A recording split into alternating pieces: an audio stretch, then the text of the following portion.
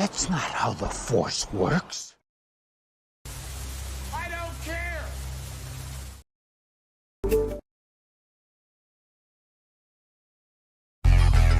Dirty dog. Mama, I'm a dirty dog. I'm a dirty dog. Mama, I'm a dirty dog. Dirty dog. Mama, I'm a dirty dog. Dirty dog.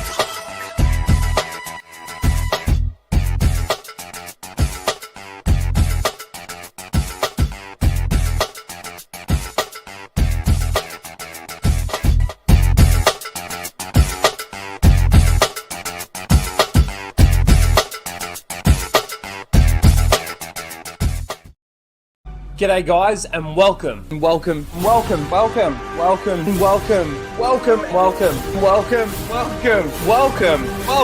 back to Casual Rage.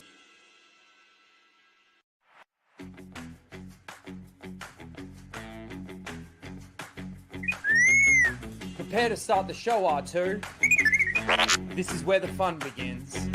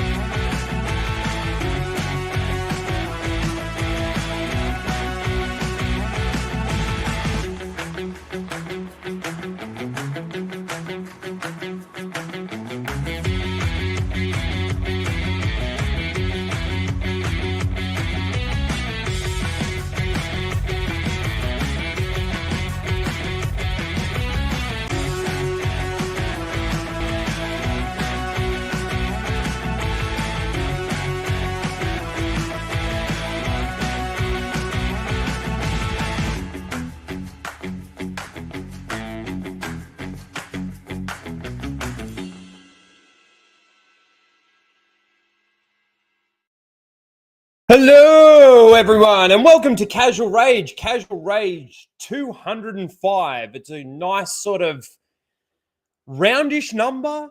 I know the 10s are the roundish numbers, but you know, half of 10 is 5. I don't know what I'm saying, but it's a good number to be doing a massive EFAP. We're going to be doing a Star Wars Theory versus Star Wars Marvel Purist EFAP. Now, I started watching the video that Justin released from the stream. I watched the beginning of the stream because I heard that he'd come in to the chat, and we will talk about it. And we will go through it all, obviously. But I started watching a little bit of it, and I'm like, nah, I need to watch this with you guys. I need to EFAP this. We need to do it properly. You know what I'm saying? So I got my drinks, I got my water. And because it is, 2 hours? Because it's about 2 hours long, I don't want to waste too much time. But how you all doing? I didn't say my normal thing because we're not going to casually rage out about the topics of the week, even though this is a topic of the week. Kind of. There is a couple of things that I just quickly wanted to go over before we do get into it, because there has been a couple of things to go over with Star Wars from this week. But let's quickly say hello to the chat. We've got OG Star Wars. How you doing, Alora? Smash the like button. Good to see you. Of course, we have Justin, Star Wars Marvel Purist. I might shoot you the link, Justin, maybe a little bit into it. I just want to react to it, obviously, by myself, see, get past where I got up to. And, you know, if you're still around and you want to talk a little bit about it or whatever, I can shoot you the link and you can jump in and we can have a chat. Chris Koss, make ya jump. I can't get enough of Theories L's. Yeah. Well, me too. The funny thing is that he keeps putting himself in these positions where he keeps copping the L. Right? Like my breakdowns, I got 2 videos out there. If you don't know, I got 2 videos out there that with from the Stargriff streams with Ryan and Mauler. And just, I mean, in my titles, I think I write something like Ryan and Mauler makes Star Wars Theory look stupid. I think that's maybe a little bit wrong because he makes himself look stupid. Makes himself look completely stupid. So I go, fucking, I don't know, drinking water, believe it or not. Fear of Fema, how you doing? Good to see you, Darth Ghostface. Crew, hail. We got Papa Palpatine's Pizza Padawan. How you doing? Pro Jack fan is here. Melissa Lord is here. Grandmaster Chris, begun. The Clone Wars has. The Clone War has. How you doing? Good to see you, Grandmaster Chris. Yes, they have.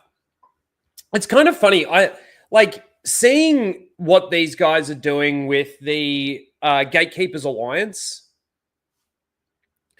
I feel like, at least to some degree, some people that I, know online and have done streams with and everything, we're kind of taking back our franchise. We're kind of taking back our fandom.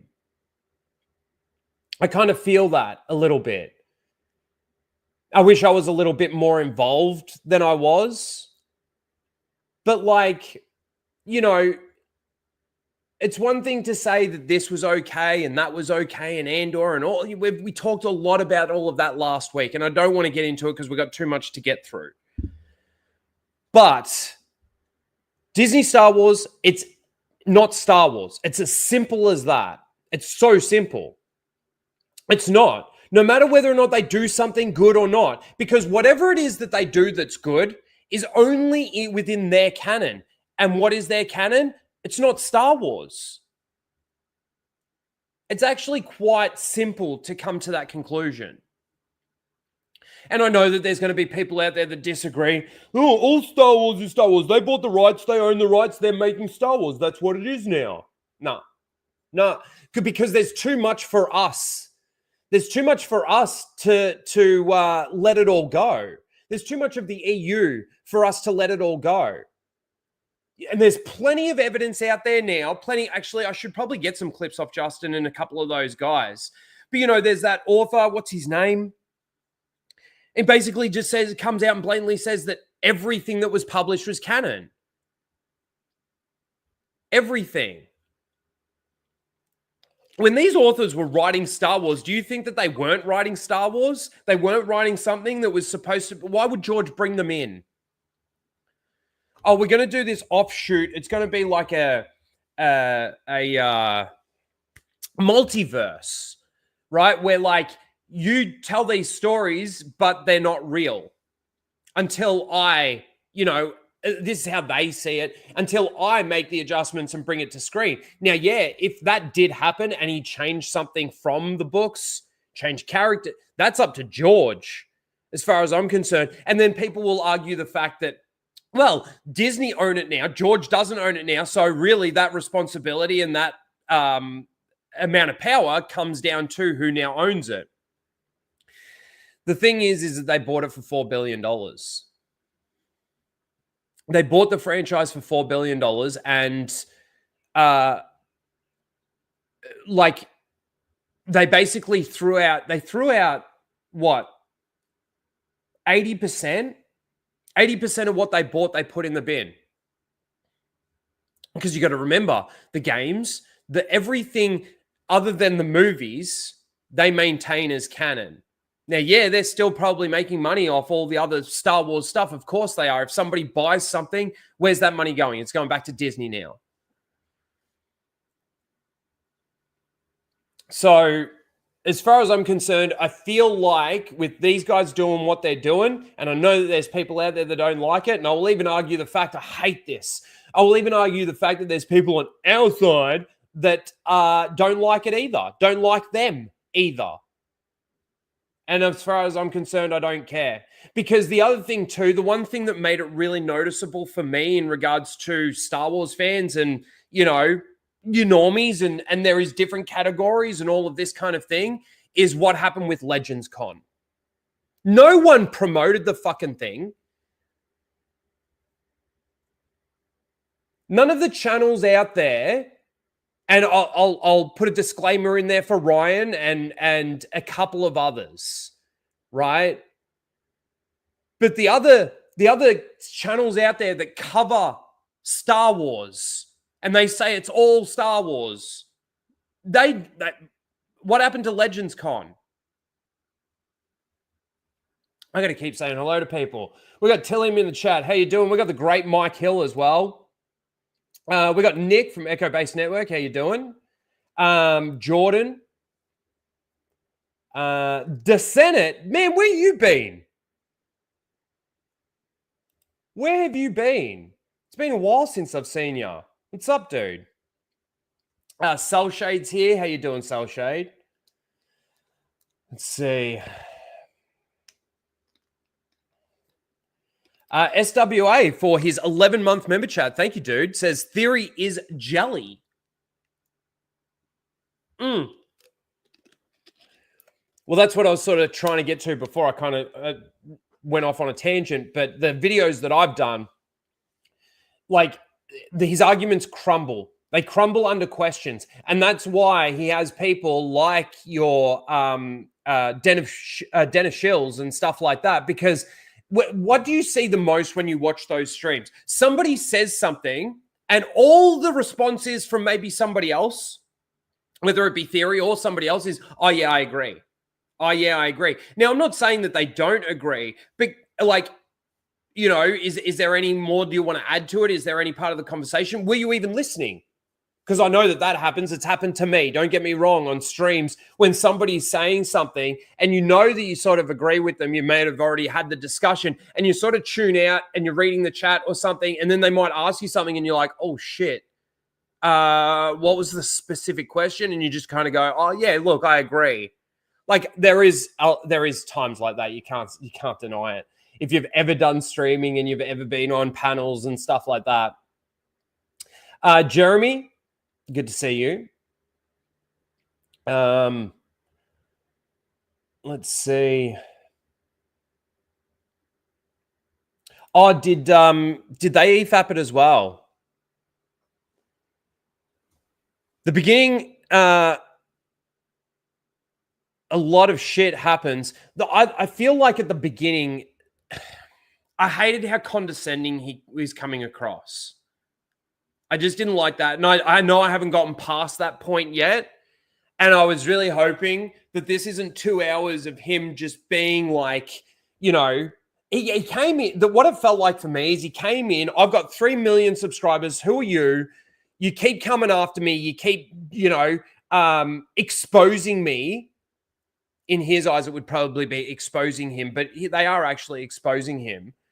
And it's not to say, this is the other thing too, I even mentioned it before, there are different levels of fandom. There are. But when you've got somebody like Star Wars Marvel Purist, for example, who I'd argue with how much I've been able to speak with Justin, with how much I've been able to do with Justin, with how much I've been able to watch of Justin, he knows his shit at, I would say, levels like Ryan Kennel when it comes to Star Wars. I mean, fuck, he's read so many books and comic books and so much knowledge, so much information is in there that when somebody like Star Wars Theory and Justin get together, I swear, I hope it gets to a point where you can really notice the difference in the level of fandom. And again, I'm not saying that Theory isn't a fan, and it hasn't helped him in his life. I don't know his life story, but I know of the story, and I've heard him mention it bits and pieces and stuff like that. You got to remember, I was a massive fan of Theory, And the one that broke me with him, I mean, I was sort of breaking with him with The Last Jedi, even though he was saying that it wasn't good, he was still sort of trying to be positive. And there was a lot of negativity out there at that time, if you remember. But it was the rise of Palpatine. And I know he's flip-flopped on that and everything. But after that, I unsubscribed. I still, obviously, there was times where I paid attention. There were little videos here and there that I watched. There was parts of streams that I watched. I usually go back and rewatch like the tail end of his watch parties so I can see what he rated the show. And so I can, you know, equate that to what I've seen. After I'd watched it. He claims to be an expert of the movies, yet he doesn't know who Joe Johnston is.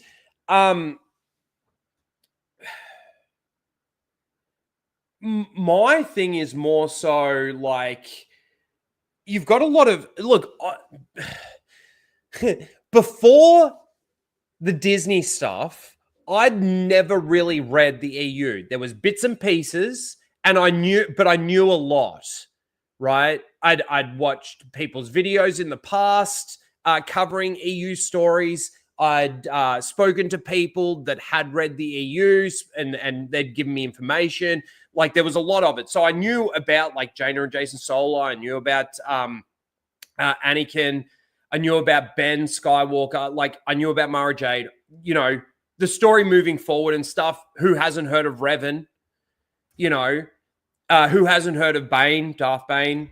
Like there was stories and stuff that I knew.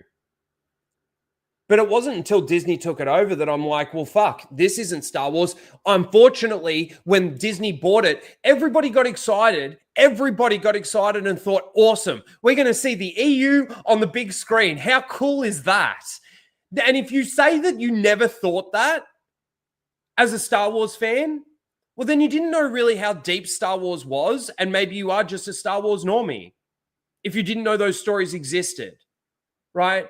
But anybody who's anybody in the Star Wars fandom that knew that the EU existed, when Disney bought it, was so excited because they were going to get the EU on the screen. And for somebody that does have trouble with reading and stuff like that, it's not the easiest thing to sit down and read over fucking 100, 200, 300 books in the EU. And that's why I like the audio books. So, and the disappointment that came from all of that. And then the people that are sitting here saying like, this is what's wrong with this. And this is why.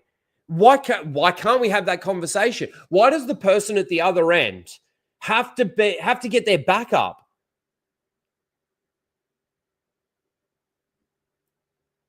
And if we really want, oh God, Star Wars is never coming back to what it ever was, ever. So there's no real getting back to where we were.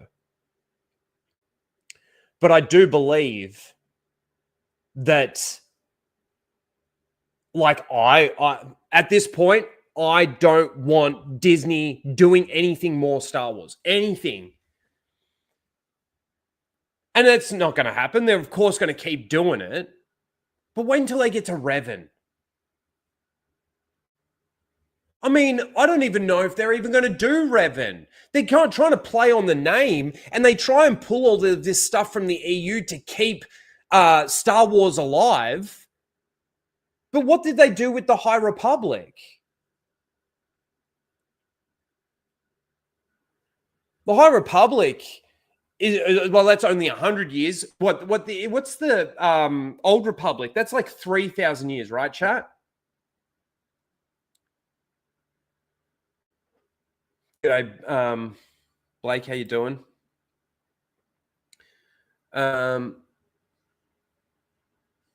So I think my whole point was just going back to what these guys are doing, the Gatekeepers Alliance people. I think that what they're doing is they're taking back the fandom. They're taking back their franchise. and they want to concentrate more on the EU, and they're going to shit on Disney Star Wars. You know why? Because Disney Star Wars, I was actually thinking about it, right? And Skeleton Crew and Andor, the two shows that you would say by they're probably the least watched and the most positively received. And I look at them both and I go, okay, both of them have, from my perspective, both of them have issues. Both of them have lore, canon, and continuity issues with other parts of their own canon. And then when they feed it out, it becomes a problem in regards to the expanded universe, right? So when they want to pluck something from the EU to bring it in, but they've changed something over here, which changes then the character, then they have to change the character to bring it in to make it something that it's not. Remember what Dave Filoni said about making something, you know, taking something from the EU and making it something that it's not? What did he say? What did he say? Oh, that's right. He said it was rude. He said it would be rude to do that. I see Matt Wilkins in the chat. Sorry, I had to scroll down. I'm so far behind in the chat. I love Matt. It's gay, but I do. How you doing?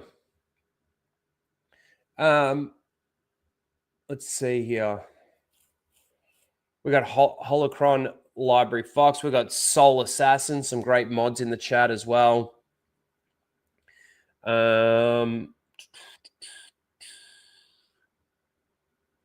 Campfire Stories Rhino. That's right.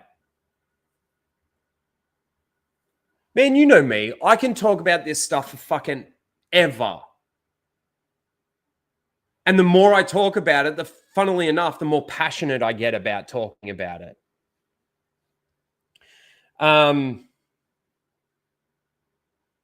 You just show us that. Just take it off.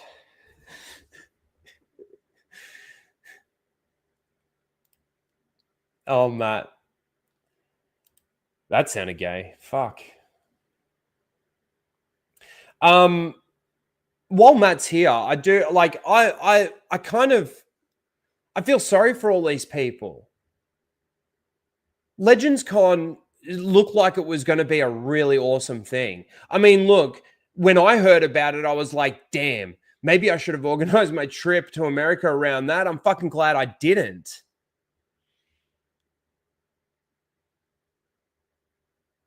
But like, you know, but like, this is the thing. Everybody talks about the EU and Legends and how good it was and all of this kind of thing. But then when something like this comes up, none of those channels that say that it was good or anything talked about it, promoted it. Not that I saw anyway. Rainbow Rhino.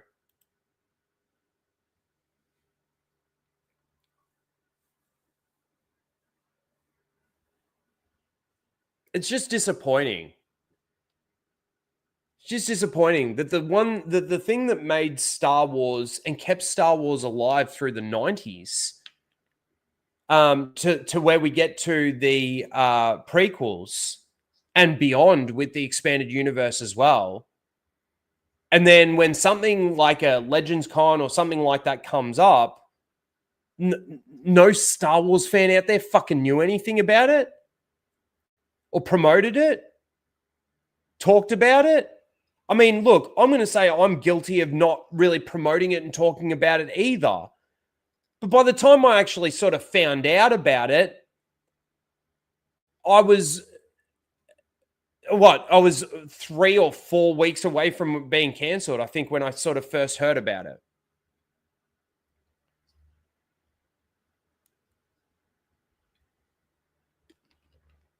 I don't know.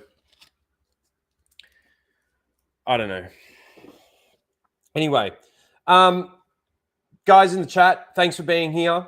If I missed you with the call-outs, I appreciate it. Smash the like button. If you're not subscribed, subscribe. All of that good shit. Let me just go through a couple of the topics that I just wanted to go over. There was a Happy Gilmore trailer. I'm not going to watch that. We're not going to have time. We might watch it next week.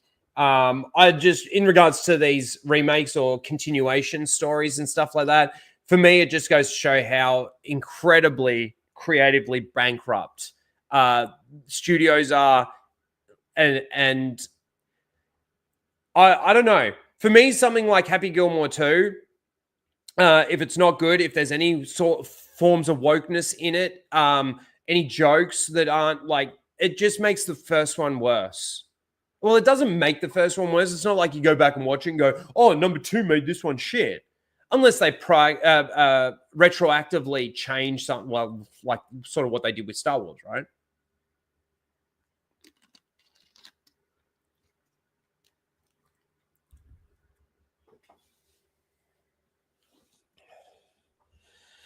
It's the year of the sequels and reboots. Isn't that a horrible thought? It is for me. And look, obviously, I think we'll talk about it on Flashcast, but it's interesting to see what's happening with Ubisoft right now with Assassin's Creed, and it's also interesting to see what's happening with Snow White right now. I think both of them are going to end up worse than even predicted, which is quite a feat. It's quite an achievement.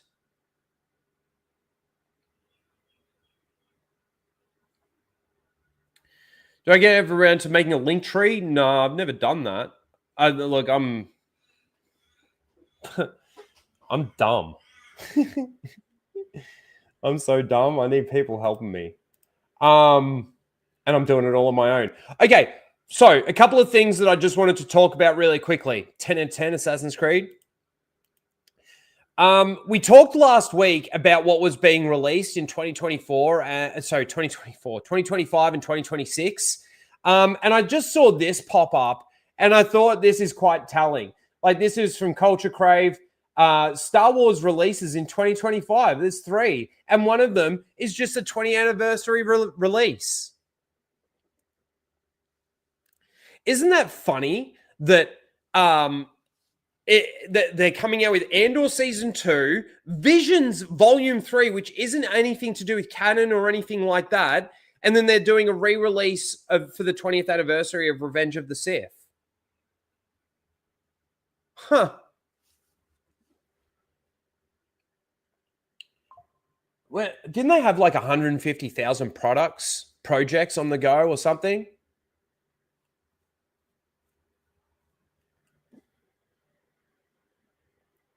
It's almost like they're releasing nothing this year. Andor's going to be so interesting. So interesting. And it's funny too, because these are the only 3 things that they've got basically slated for Star Wars Celebration. Speaking of Star Wars Celebration, we talked a little bit about this last week as well. I just thought, honestly, there's nothing on this list or on any of these lists, right? So this is the Saturday, Andor, a Star Wars story, Ahsoka. Hang on. Is there anything? Oh, Mandalorian and Grogu. And that's first thing in the morning. They're not even saving that to the, like, okay, that would be your draw for the day. That would be why people would want to go, if anything. There's a Hasbro Star Wars panel after that. People will walk out. Star Wars Visions, a screening of volumes, the whole season, volumes 1 and 2, in an hour. Okay, I don't understand that. They've already had. Why are we going back? Aren't you releasing season 3? But you know what? My biggest complaint with this little ad thing that they've done isn't even what's actually scheduled. Why have they pride colored flagged this?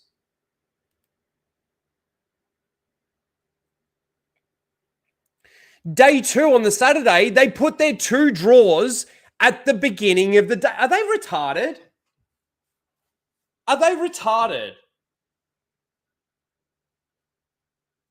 A screening of The Siege of Mandalore. That's 2 hours. Why wouldn't these two things, Andor and Ahsoka, be in these time slots? Or at least like maybe here, closer to the end of the day. What's day 3 bring us? Sunday. Fuck all. Visions, volume 3. The Fett family.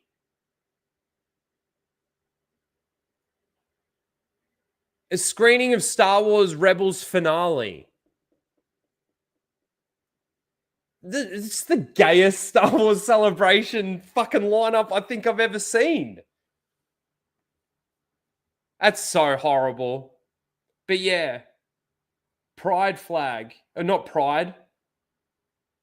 Is it Pride? And it's not Pride, it's the trans flag colors. Isn't it? That's what I meant to say, not Pride. Fucking trans flag. Isn't that the same thing? Oh, now I'm going to fuck my algorithm. Trans flag. Oh, okay. There's no blue and it's more pink.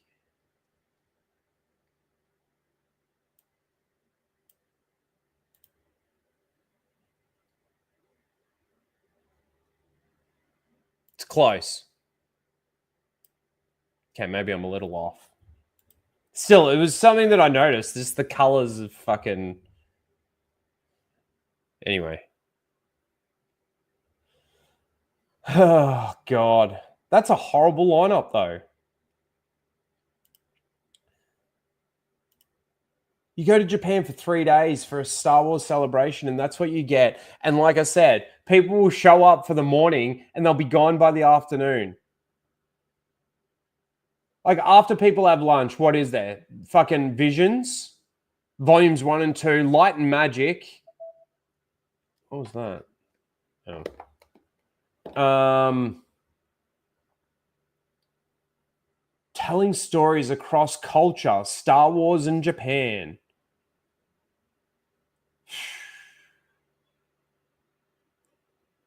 Lucasfilm Animation's 20th anniversary. No one's hanging around for any of that shit. What else have we got over here? No. Oh, that's where we were. Sorry. My bad. Star Wars cosplay showcase. Oh my God. Okay.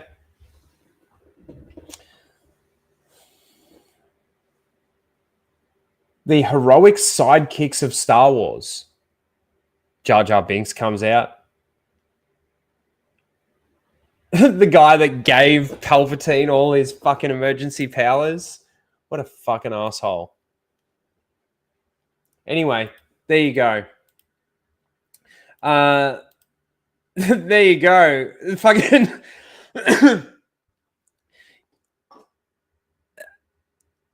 You know what's really funny? Is even though like Legends Con didn't happen and people lost money, this is still a bigger waste of money and it's still actually happening.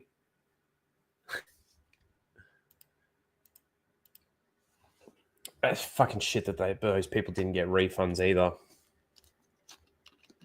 That's true, right, Matt? If you're still here, people didn't get refunds for their tickets, plane tickets or the actual con ticket, right? Jar Jar was right anyway.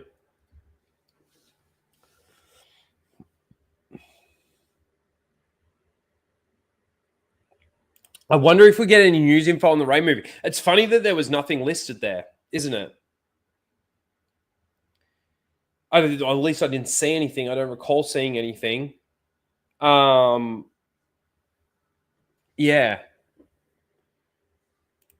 It'd be interesting if they prance her out on stage again. Now, this is such a weird thing. I had another link saved, and for some strange reason, it's not working. And I don't know whether or not that's because they deleted the post.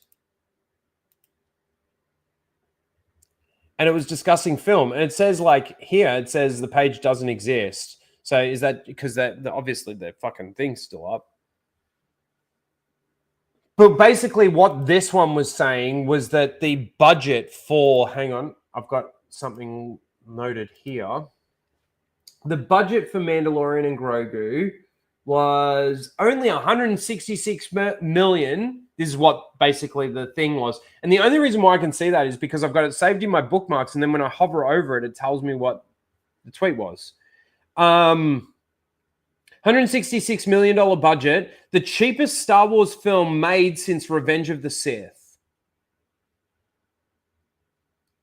Okay.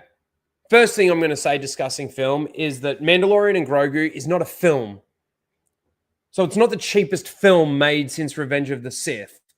And I don't think you can equate films to TV series. Have you accounted for inflation when it comes to Revenge of the Sith as well? I'm curious. But I don't buy any of the reports anymore. I don't believe any of the reports anymore. I think with Captain America, they've made it very clear that they're most happy and willing to lie about what budgets are. I bet it was more than that too.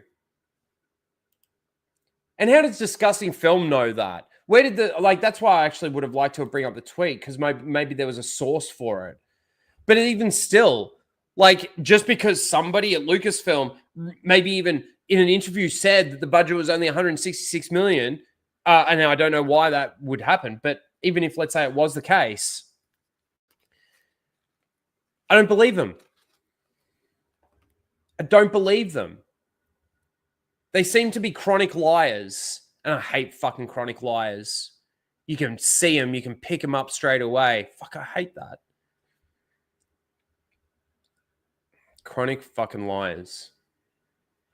So the only other thing that I wanted to talk about really quickly is the fact that they released the Mandalorian and Grogu poster in theaters May 22nd, 2026.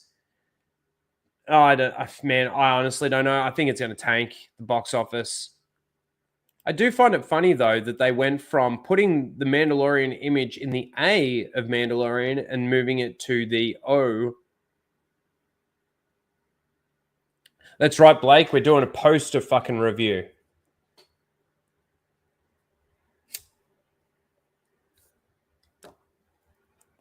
And how original is that?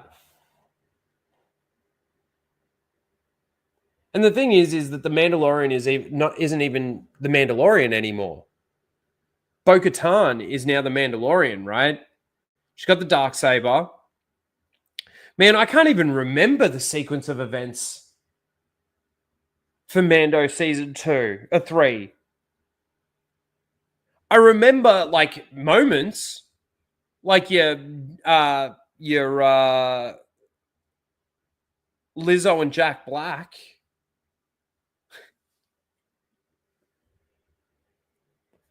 She'll be in it for sure. I don't doubt that. I don't doubt that Bo-Katan's definitely going to be in it. It's who else are they going to have to throw in it?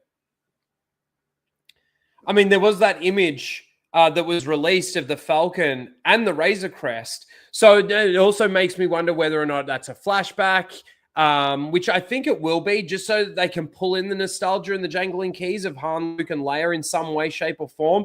And it's going to be interesting to see how they do that. But see, that's the thing. What they're thinking at the moment when they're making this stuff is, how do we get those people to come and see this movie that aren't even going to give it a chance, that don't want to give it a chance?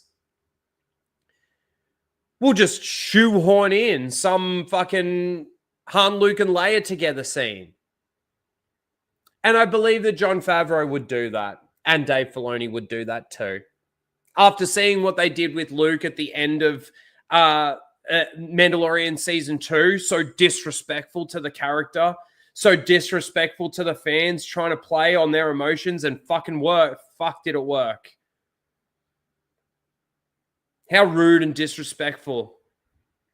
Disgusting kind of people do that. Pull out a character just to have the character on screen. Show him being powerful, but not being like a Jedi. Not really, you know. Skinwalker. That's why we call him Skinwalker.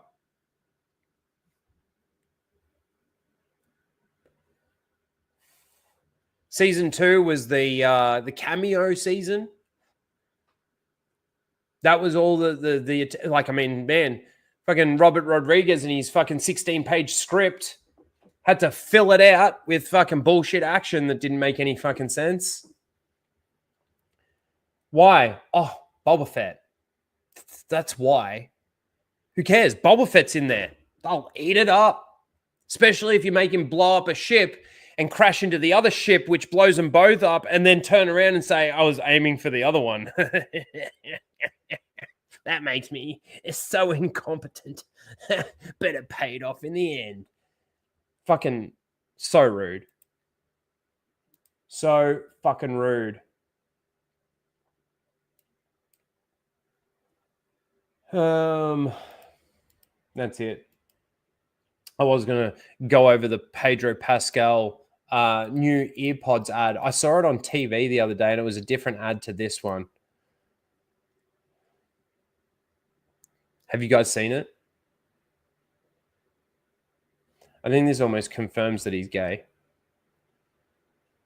I can do what I want to. I'm so nonchalant too. We global from LA to Paris, São Paulo. Eu faço o que eu quero. Eu sou muito louco. Yeah, that's Reed Richards, everybody. Tô no mundo inteiro, São Paulo pro topo. Now, look, he's being paid. It's a gig for him. Sure, he was paid a lot of fucking money. You're perfect. Now work it. You're perfect. All around the world. You're perfect. Now work it. You're perfect. All around the world. I don't understand why they make him dance so stupidly, though. They could make this a good ad. I don't think it's a good ad.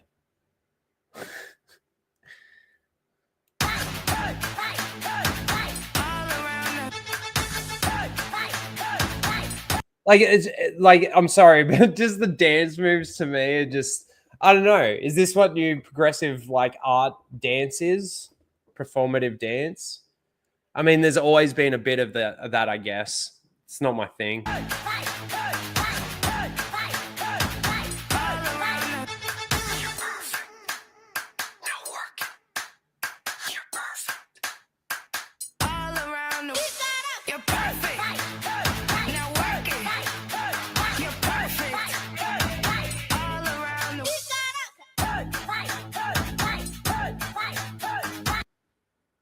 Well, there's a minute and 10 seconds you'll never get back.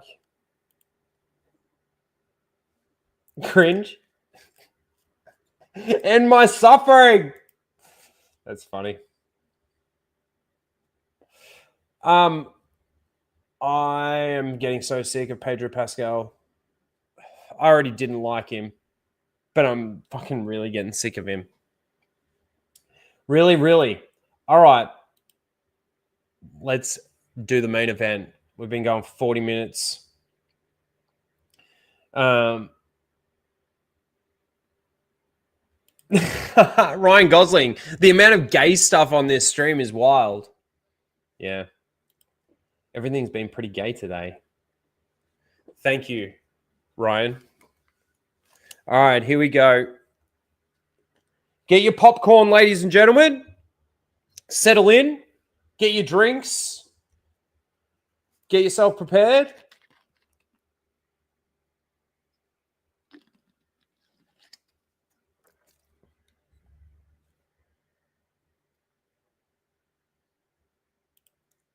Now, if you're not subbed to Justin, Star Wars Marvel Purist, what are you doing? What's wrong with you? I know the mods will help me out with that. There's a link there. Go and subscribe. Great dude. Does great coverage of Expanded Universe. Great coverage of like comics, Star Wars comics, Marvel comics. Got a plethora of knowledge on Star Wars and Marvel. And really does know his shit. I love watching and listening on my drives because it's great. Like you know, even when he's reading the comic books and he just does different voices and has different sound effects and stuff like that. I will say, Justin, your Australian accent needs work.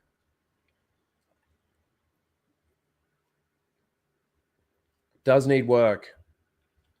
It's not horrible. I won't put you down that much, but it does need work. All right, so that's the stream there. If you want to watch the stream, you can. The stream is 4 hours long.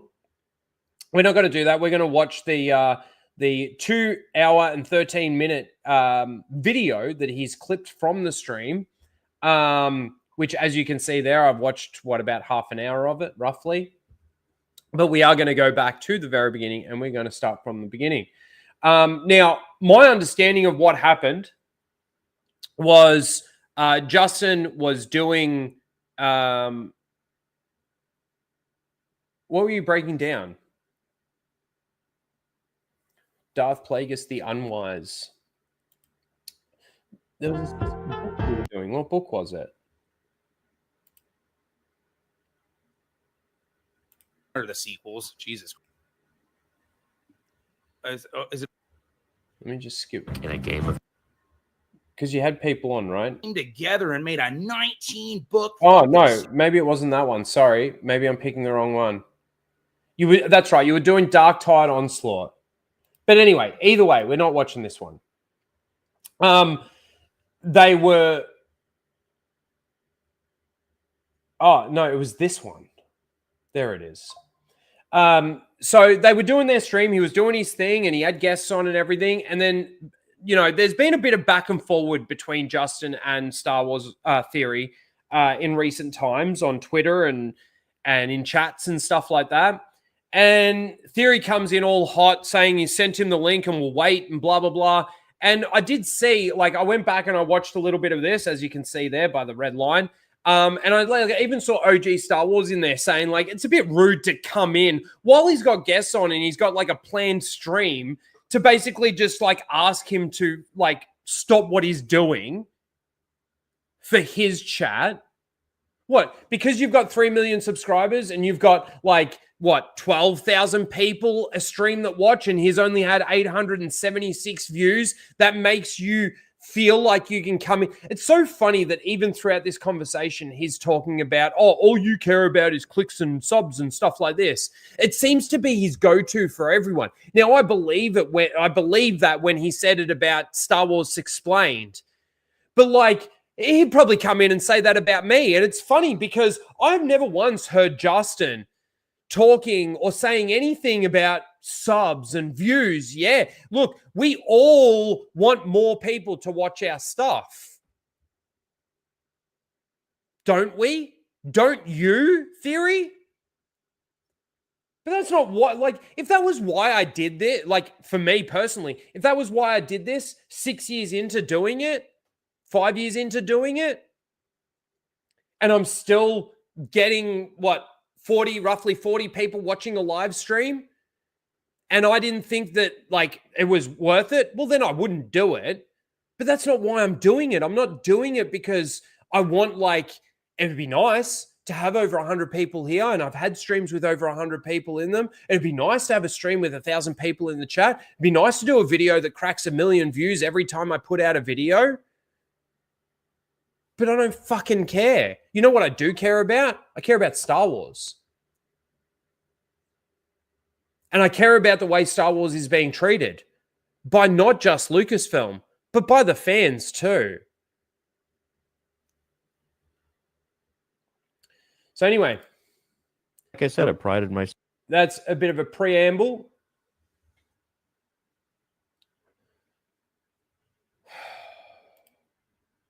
I don't like the way he comes in at the beginning of this. You guys got audio? Peace is a lie. There is only passion. Through victory, my chains are broken.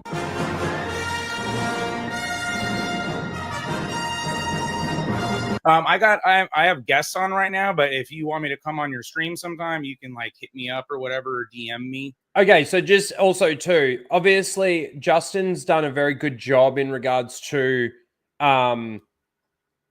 showing the sequence of events moving into it, right? So he's got guests on right now. He's like, I have a link. Haven't been asking. You've been asking. I haven't been asking. I asked one time when you guys were saying you would take dissenting opinions and whatnot.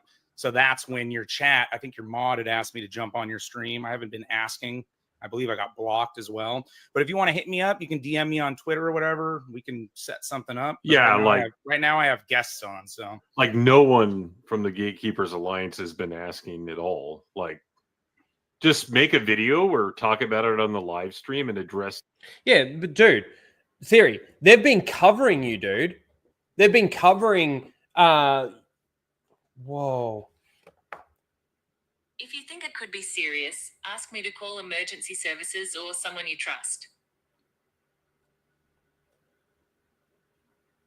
Go away. Okay. That might happen a few times, being that apparently Theory sounds like the other word. So yeah, he's got John Getz on. He's got Tim, United Spaces Alliance, and he's got Matt Wilkins on. He's fucking coming into the chat like all hot and heavy. Oh, you've been asking to come on. You've been blah, blah, blah. Now, again, these people have been covering you, yes. And showing like, just basically pointing out the fact that you don't know as much as what like even I thought you knew.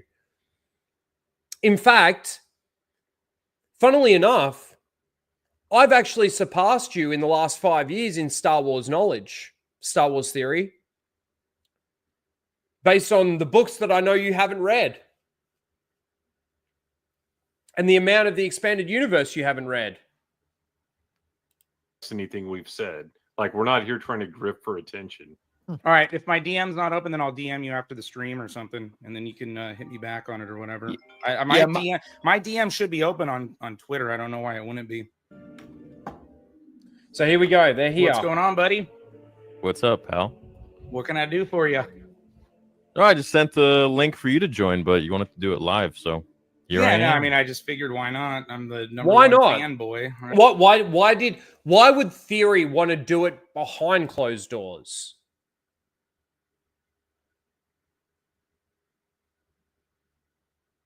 Like, you know, I think this all started, correct me if I'm wrong, chat, but this kind of all started when Theory did put out like a message on Twitter or even in his chat to say, you know, you want to come on and have a discussion, come on and have a discussion. And Justin was like, yeah, I'll come on and have a discussion, or that thing happened in the chat or whatever. And nothing happened from that. You know, and then he goes on to say, oh, I thought we weren't going to do it live, blah, blah, blah. I sent you a link. Did you send a link to a live stream? Or did you send just a link to a StreamYard so that you could have a chat behind closed doors? And then it becomes he says, she said. Because then what happens? Justin comes out and says, oh, I ended up having a closed door chat with Star Wars Theory. Basically, and then he's got to elaborate on what was said and how things were said and all of this kind of thing. And then you come out and then you say, oh, no, that's not how I said that. Well, let us make the judgment. And I'm glad that it was done live. Right? You are the number one fanboy. That's what your boy Wave would say, right? Yeah, I guess so. How you doing? going How's on? your night? How's your stream? Oh, good, man. We just got done talking about the boring Dark Tide Onslaught book. I know, I was cool. watching. Yeah, good. You I should was check there it for out, like an man. hour. Do you not have dark mode on, dude? My eyes. Jesus. What do you mean dark mode? I have dark mode on my setting. Maybe because you're on through a link. Oh yeah, I guess. I thought dark mode was your own. Like, even if you're in somebody else's StreamYard, you can still put dark mode on. Well, I've got dark mode for my actual browser. I don't like if there is a StreamYard dark mode. I don't use like it through StreamYard, but still. So what's going on? Not much, man. Now, guys, obviously, it does take a little bit to get into. These two are obviously first time talking. And I feel like Justin handles himself really well at the beginning here, I feel. Yeah. It's going good. I see you have a lot to say on Twitter and the videos, so I'm here. I thought I'd show it. Yeah. See what's going on. Yeah, I have lots to say. I mean, what do you... Now, I've also got to give Theory some credit too. You know, there has been videos, Justin's made videos, and Justin's, you know, talked about Theory on Twitter and stuff like that. There have been things back and forward. You know, to come on and be able to have a conversation with somebody that maybe from things that you've seen you might not like or whatever, you got to give some credit there. At least he's willing to have the conversation. Whereas there are still a lot of people out there that aren't even willing to have the conversation. Star Wars explained. Try to listen to what I say. His mic kind of drowned me out. What, just here? We'll go back a second. So I'm here. I thought I'd show it. Yeah. See what's going on. Yeah, I have lots to say. I mean, what do you say? It. Am I saying anything that's incorrect or what? What is it that you want me to say that you haven't already seen on Twitter? Oh, I don't want you to say anything. I just want to know what you have. Are you talking in this moment, or are you talking throughout the stream? During the arguing, yeah. No, I kind of get that. It always happens. It always happens because it's trying to do its thing. Have to say now that I'm here. I mean, I want to have a discussion with you. Respect to Star Wars and the EU, like you're a Star Wars channel. Okay, so let's start with this. Let's start with this. Okay, so well, hold on. Let me finish. No. See, the things that I would want to talk to Theory about just quickly here is like one of the questions that I would ask him would be, do you really think that the bricks and screws is the worst part of Andor? And then if he said no, I go, okay, so what is for you the worst part of Andor? You didn't like it. And then ask him, do you like, because this is the other thing too, is like, so with something like Andor, you know, the influence or the not that it has gone the other way with like Dave Filoni and stuff, but like maybe Mauler telling him, you know, talking to him about that has possibly changed his mind. So I'd actually ask the question first, did you like that? But I'd like to find something where he has actually made a distinction of how that, like a situation breaks law or breaks canon or something like that, and then give him an example of something like the tablets or whatever in Luthen's store. You know, like if you're complaining about that being out of continuity and the canon's broken and the law's broken because they've decided to put that in there, and that's your argument. Well, my argument for this is exactly the same, but why can't you see that? Because you can see it over here. So why can't you see it over there? Well, let's start with this. So what's your main issue that you have with me that you're making, you know, so many tweets and videos and because all I this think and you're that? a Disney fan and a Disney show. I don't think you really care much about the expanded universe. I know you've made a bunch of videos that you plagiarize the Wikipedia on and stuff. We've already proven that. But my whole thing is you gave up. You say this part of the EU is boring or this, that. You're too busy. You can't read it. But you got time to cover Disney Star Wars all the time. You just can't make any time for George Lucas era Star Wars. That's kind of my problem because I'm a big George Lucas fan, just like you claim to be, and I know you are of the movies, but my whole thing is, and I get this from everybody everywhere, it's, oh, this one EU book sucked, or this was, you know, whatever, but then people will like let 5 Disney shows suck, right? But they'll still keep going back to Disney, giving them their money, watching their shit product, and my channel is all about promoting the expanded universe and real Star Wars, so that's my deal. Nice. So you have a problem with me talking about anything other than what you want me to talk about? The way he sounds says like that, even the way he just frames that question, like pisses me off. That's not what he was saying at all. And if you're actually listening, no, that's not what he's fucking saying.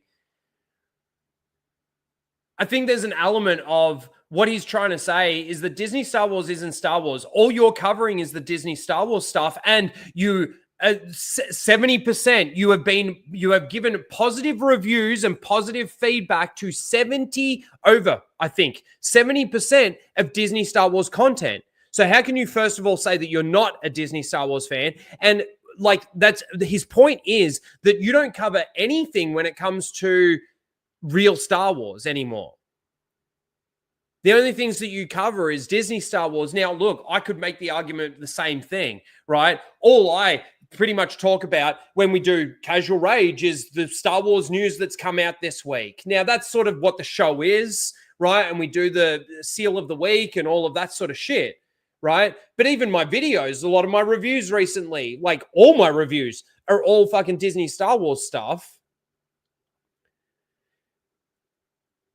Now, I think a little bit of the difference is I'm not going in with any expectations or any optimism that what we're going to see is going to be good or going to be Star Wars. I think there is an element of that. But I will also make the argument that I have covered EU stuff. We did an entire stream on the Kenobi book, and I've been on Star Wars Marvel Purist on Justin's stream to do. It took us 3 streams to get through Plagueis. That book is so dense. And I love talking about the EU. I love talking about the stories. I love talking about the characters. I love talking about how it fits. I love talking about the lore. I love talking about the canon, the continuity between books. I love, being able to identify and talk about the fact that Plagueis, and the Maul books, they all sort of seamlessly fit in together. You can read Plagueis and then, read fucking Darktide and Darktide. Fucking got that on the brain because of fucking thing.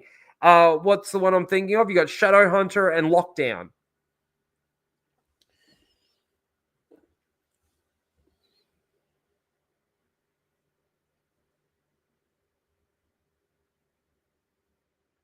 Don't forget your Star Wars debate.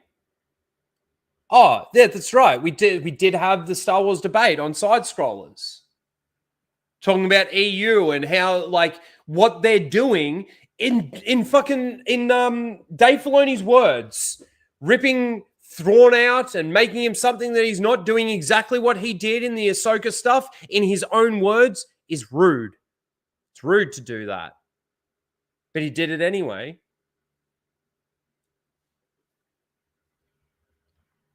Can we talk about Star Wars? Yeah. But look, for me, there's a distinction. There's a distinction. There's Star Wars and then there's Disney Star Wars. They are 2 separate things.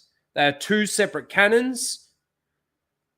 And the only thing between those 2 canons that are the same are the 6 George Lucas movies. And isn't that sad?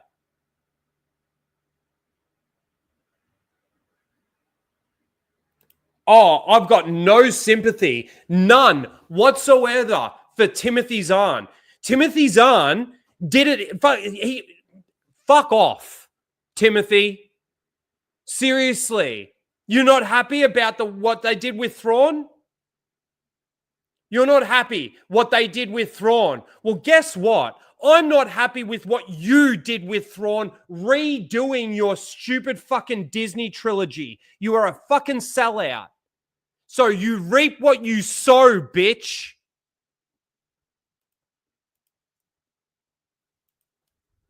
Fucking have a cry, you little fucking baby.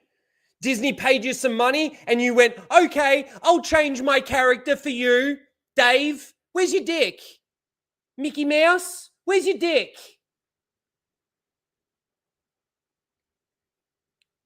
He gave them the sloppiest fucking blowjobs. Fucking so that oh man. These all, if there's authors out there that are still like, they think that what Disney's done is fucking shit, and they're not buying it. They're almost on without saying it, they're almost on the same wavelength as us. Disney Star Wars isn't Star Wars, and Star Wars is Star Wars. Yeah, fucking spazzed out there. Nick triggered me. He triggered me with Timothy's on. He's a little bitch. It's not about what I want. Your channel's Star Wars Theory, right? Just like you have Marvel Theory and I guess Movie Bros, the alt you came in on. Yeah, well, so yeah, because you blocked me. Different channels that have to do. I didn't block you with anything, bro. I don't block anybody. You did. I recorded it. I got it all. It's all good. You didn't see me blocking anything. No, it's all good. I got it all. It's all good. This is the thing. Like, I've had people blocked in my chat by mods, and I have made it very clear to anyone that is modding in my chat that no one, unless they're spamming, like non-stop spamming, or like you know that they're one of those sex bots or something like that, right? Fucking yeah, get rid of those, right? But no one is to be banned. No one is to be banned. Only I get to ban people on my channel, and I've never once done it yet. It's not to say that it won't happen. I don't block people, and one, I was on the middle of the stream. I know how YouTube works. Whatever. Anyways, I know you how don't know me YouTube at all. works. You don't know how I do anything. But my thing is, no, I don't. I know how YouTube works, though. You know how YouTube works? Well, I know how it works too. And when I'm in the middle of a stream with 3 other guests, I don't have time to block somebody in my like chat. just those condescending little. Oh, yeah, okay. I've got 3 million subscribers. I've been doing this a lot longer than you. I know. That's why I have mods. So my question is, why does your Star Wars channel not really talk about Star Wars? Like, you talk about Disney Star Wars and Kathleen Kennedy, but you're not really talking about actual Star Wars, you know, unless it's got a grift to it, right? Like your last video, right? This breaking news of this 10 years ago Underworld story. That's a story that you commented on when you shouted out HoloNet 5 years ago. But now you're acting like it's a brand new breaking story, even though what's the new breaking news on it? It is a new breaking story because 50? Like, what's the difference? It doesn't really matter. It's something that was already talked about. Listen, Justin, if you want to have a discussion, it's going to be one-on-one. So I want it to be civil, and that's why I wanted to have it on. What? Okay. He just asked you a question, and you've gone somewhere else. The amount of times that Theory does this little intro thing of like, I just want to have a discussion. I just thought we'd do it one-on-one and have a discussion. Off air. Well, it is one-on-one. Different on air right now. Yes, it is different on air. We get to see all the context of everything. Instead of then having to hear it sort of second hand from you guys individually, if you do end up then talking about it, and having to give context to your reactions. So if Justin came out and said, oh, we had a conversation behind closed doors, and for the first half an hour, he was being a fucking asshole, and he was like being real condescending and thought that he knew better and all of this kind of shit, how does then Star Wars Theory react to that or view that, even if it is true? And comes out and says, oh, it didn't happen like that. Let us make the judgment. What is it? Why are you so afraid? Why is it such a like, I want to have this one-on-one private discussion behind closed doors without anybody else? Mate, it is in the public fucking realm right now. Justin's tweets are out there. Your tweets are out there. Justin's back and forwards in chats and stuff like that. It's out there. So why are we covering up now the first time you guys actually get together? Why would you want that?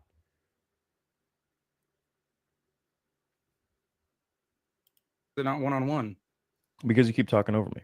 So you ask a question, I try to answer, and then just keep going. So if you want me to answer something, ask your question, and I'll answer it. I just asked you the question. He did just ask him a question. He did just ask him a question, and just like I said, he went somewhere else. Wasn't even listening. Wasn't even listening. You know why? Because he's come in hot thinking that Justin's a piece of shit and Justin's an asshole and Justin knows fuck all and he knows fuck all about YouTube and I've got 3 million subscribers. So the question that Justin asks, especially in these early parts of this stream, Theory doesn't even listen to it because he's beneath him. Who thinks like that? Oh, people that care about subscribers and views. People that care about subscribers and views act like that. Question, I'm waiting for your answer. Yeah. So Rick McCallum had an interview with the Indie Podcast or whatever the name was, and that was the new bit of news. So I wanted to discuss that and cover it. So what's the issue? Well, for one, your title is like a straight lie. It's like first time ever in 10 years this show news comes out or something. It is the first time that Rick McCallum has talked about it. Yeah, absolutely. No, that's not true. This was all brought up when the Underworld thing leaked in the first place. Yeah, I thought the Rick McCallum thing, didn't that come out when it first came out? Like, I must admit, I didn't hear about it until recently. I didn't know about it 5 years ago. I must admit, I don't know why. But I don't remember hearing about it like 5 years ago when Justin's talking about, to be honest. But when I looked at it, didn't it all happen then?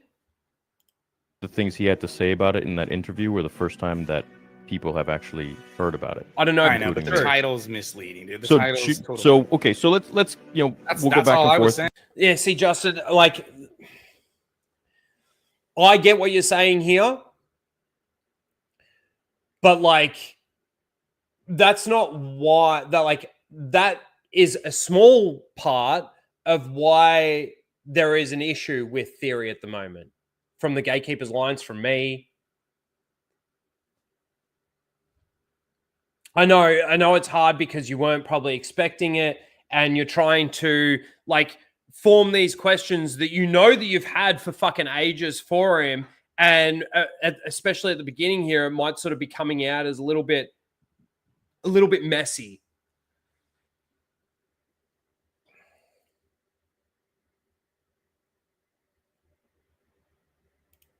I just covered a real story about Grady Ranch in detail 3 days earlier and talked to Holonet, who broke the scoop right of the footage 5 years ago. Yeah, and he'd also been streaming for... Well, the entirety of your stream was like, what, 4 or 5 hours? So, and this is 2 hours of it. So you were streaming for about roughly 3 to 4 hours before he came in, which is exhausting. I know that when I get casual rage to fucking 4 to 5 hours, I start getting real tired. Flashcast, by the end of those, start getting pretty tired. It drains you streaming. You wouldn't think that like it could exhaust you, but it does. It does. Do you want me? No, the whole stream was 6.5 hours. Oh, there you go. My bad. Other information. Yeah. Do you want me to send you an email each time I want to make a title and thumb? Oh, see, that's condescending too. Like, fuck, man. You said that you want to come in here man-to-man and have man-to-man one-on-one conversation, and you're coming up with comments like that? That's not man-to-man, boy. Thumbnail and just check with you and see if it's okay. What I want you to do is not have a sarcastic fucking attitude because I'm not Levi, okay? Yeah. I know you may think that you're entitled to talk to people a certain way because you have X amount of subscribers, but you're always condescending. See, man, this is the thing with you and people like you. This is the thing with you and people like you. So here we go. Going into the generalizations of small channels, right? You haven't watched Justin. You don't know Justin. And it's funny because you say that he doesn't know you. You don't know anything, and you clearly haven't watched. The funny thing is Justin has probably watched way more of your stuff than you have of his stuff. Right? And you just basically come in without ever having any evidence of ever seeing Justin say or comment on subs and views and all of this kind of thing and being worried about it or anything like that. Like I said earlier, we all want more. We all would like more. But I don't think it's a massive necessity for a lot of people. For a lot of people, this is just a hobby that they can maybe make a little bit of extra bucks out of every now and then. It's basically what it is for me. But no, we got to generalize it and turn it into you and all the people like you. You're so obsessed with views, and you think that subscribers. Well, it's all you talk about. No. What he's trying to say is the fact that you've got 3 million views gives you a head this fucking big. That was the point that he was making, not the fact that he's like, you got 3 million subscribers and fucking I don't, and I know more about Star Wars than you. It's not what he's fucking saying. I would argue you've got 3 million subscribers as a Star Wars channel. You have more responsibility to cover Star Wars properly. Now, you could sit there and argue, this is good, oh, this is bad, but it's an 8 out of 10. Like, shit like that doesn't fly, buddy. It just does not fly. You guys are so jealous of Star Wars Theory. So far from the truth. So far from the truth. Like I said, I used to be a fan of his until he went Disneyfied. Fence riding. All you talk about is subscribers. All you talk about is how I have views and how I'm this person. You don't know anything about me. You know absolutely nothing about me. And you know nothing about him. All you do is talk about me in tweets. You lie about me in videos. I don't lie. And there's going to be consequences to that. So if you want to have a civil discussion here, we can do that. But if you want to just talk over me, then that's not going to go anywhere, pal. And we can take it to the next level. So if you want to have an actual discussion and get somewhere, then we can do that. I want to know what the next level is too, Justin. We can take it to the next level. What is that? Well, you're going to get your lawyers involved? What level is that going to go to? You can see if you want. Not plagiarize. You can see if you want. Is that a threat? Is he threatening him? It certainly came across like that to me. Is he trying to threaten him? Yeah, this guy that has 3 million subscribers doesn't ever come in and strong arm anyone. Views and subs don't matter. We'll see where it goes. Fuck off. What do you think you've got on Justin that you could take to court and sue him on?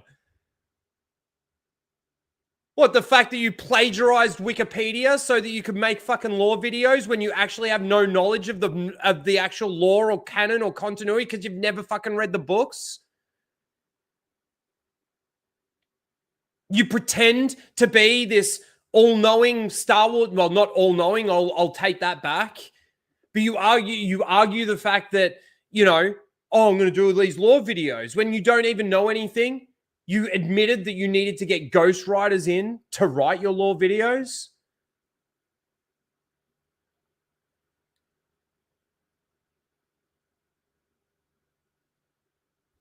I completely agree. It's not, like I sort of said, it's not to say that people doing YouTube and people doing social media stuff don't want more subs and more views. I'd like more subs. I'd like more views.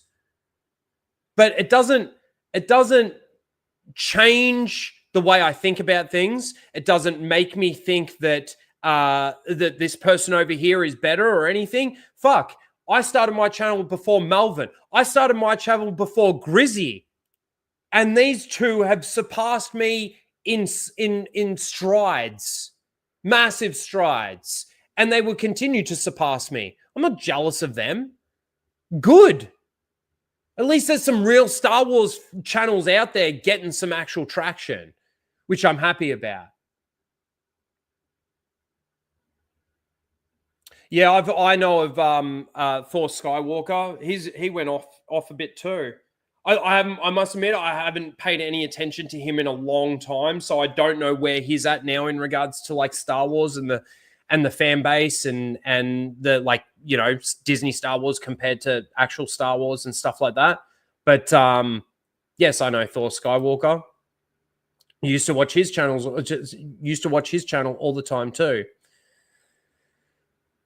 Subs and views can be bought. Just saying, yeah. Well, did you see that fucking Twitch streamer? I know he's still making videos. I do know that, but yeah. Like, for me, it's so funny when sort of people, and I know that it was you, Derek, that I think it was you that said it, in regards to being jealous of Theory.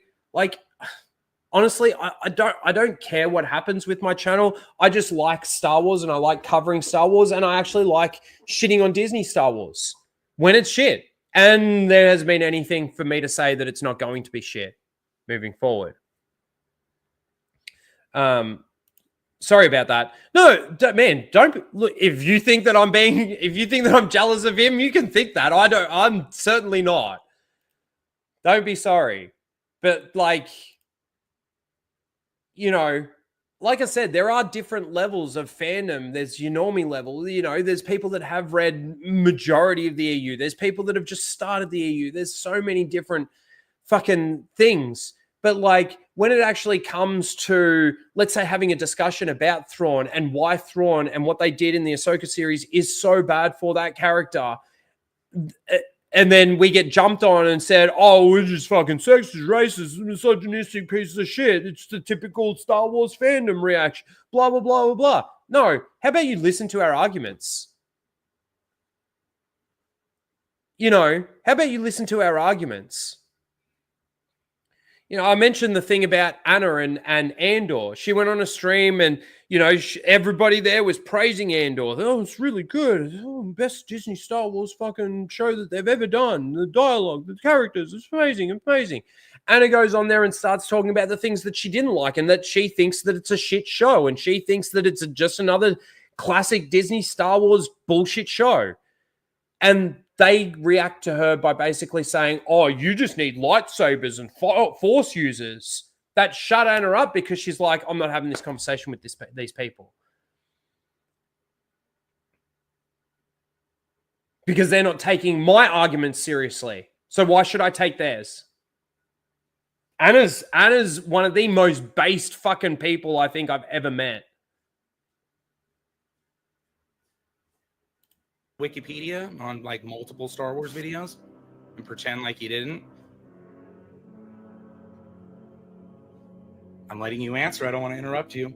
Oh, that's nice of you. How did I plagiarize Wikipedia? No, we got the literally evidence. read paragraph by paragraph on several of your videos, and I zoomed in on them and showed them as your video. The funny thing too is that Wikipedia can be wrong. So the fact that he plagiarized Wikipedia, he could have mentioned some element that's incorrect. Can't anyone just go on Wiki and Wikipedia and all of those things and make updates and do this and do that? Isn't that what that is? So because he doesn't have the knowledge, he does have to read it from somewhere else. But instead of reading the book himself and then making his own determinations in his own judgments and then reporting back in regards to those, he takes it from Wikipedia, which could be incorrect. Video was playing. Yep. Incorrect lore on there. Well, dude, they changed in real time. If Star Wars Theory can't see a problem with him having him reading from Wikipedia, and he was the one that was streaming when they changed the age of Ki-Adi-Mundi in real time.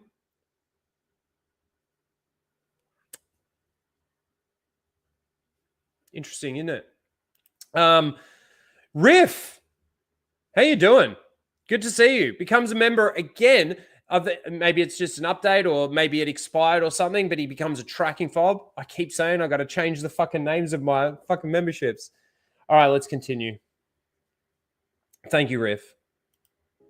And that's called plagiarism. You didn't cite your source or anything. You didn't give any credit. Cite the source? Yeah, cite a source, yeah.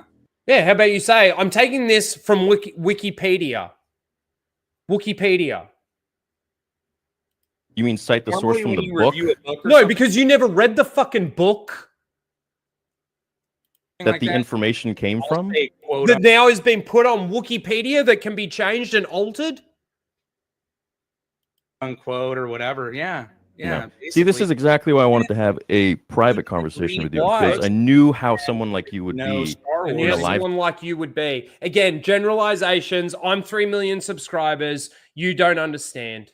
Stream, but you were too soft to actually join the link that I sent, and you wanted to do it live. So now you can make clips and make views off. He was in the middle of streaming. This is what I mean by him coming in hot and condescending, and the ego is fucking huge. He has the biggest head right now. He's on a channel that's got 1,200 subscribers. This 3 million subscriber channel, and he's trying to come in and strongman and bully Justin. And Justin handles it so well. So well. I'm soft because you want to talk to me fucking in private, and I want to talk to you about it in fucking public because so you can get views. Exactly. So I know. So you can get views. Exactly. You're not listening now to what he's saying. You're talking over the top of him now. How angry can I get by the end of this stream? Exactly how it works. Like I'm look at this fanboy in public, but then now you're talking about views. Now you're talking about views. You want to come on my stream and tell me to pause my stream while I have 3 fucking guests on and I'm soft? No, I sent you a link. And I waited. A link and interrupted the stream and act like, hey, I sent you the leak, buddy. Hey, I know you've been wanting. Right, which is exactly what you've been doing to me for the last many months by coming in my streams with you and your friends and literally telling me to join your live stream or to bring you on my stream. So what is it? It's okay for thee, but not for me. What is this? How is it? This is an accolade at it. You're an idiot. The only time that I believe that people were even saying like let Justin on, or Justin was saying oh come on, it was when you threw out an invite to people. Once, I believe. Am I wrong, Justin?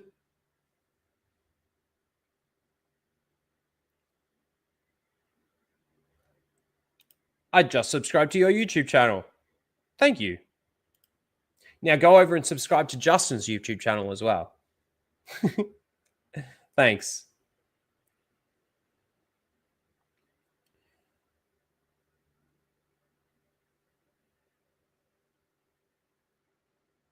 Not even that time. I was waiting for your stream to start. Oh. There you go. Attitude. No, Acolyte. Yeah, that's the only Disney Star Wars show you don't like. If you ever watched my videos, you would know. You loved it. You were excited about Boba Fett. It's green. The lightsaber's green. Yeah, Luke's lightsaber's green. I was very excited for it. I mean, you were really excited about it, dude. You cried on that one. You cried on fucking Kenobi. Kenobi, you think sucked, but you wanted Stuart Beatty, but you gave it like a 9.7. You loved Boba Fett. You've liked just about everything. You deleted your TLJ videos. Good. This is I didn't delete any TLJ. The only video I took off was the episode 9 review. No, your live review of TLJ when you said you'd go back and watch the flashback scenes because you loved them so much, you got rid of that. I go back and where's this? What video is this? What is going on, everyone? Here's the evidence. 4:30 in the morning, and I just got out of the theater about a few hours ago now, and I've been writing and thinking and just kind of sitting here contemplating everything that I just saw in The Last Jedi. The Last Jedi is a great film. The Last Jedi, great film. That said, I did enjoy the film. As he held his green Return of the Jedi lightsaber and was about to slash down at Ben to murder him in his sleep. I really enjoyed that flashback. I would see the film twice just for those 2 flashbacks alone. I don't remember. You're out of saying I want to go back. Now, I do want to make the argument that people can change their minds on movies. People can, shift. I'm not going to say that can't be possible. I think a lot of people shifted on The Force Awakens, if you remember how that was originally received. The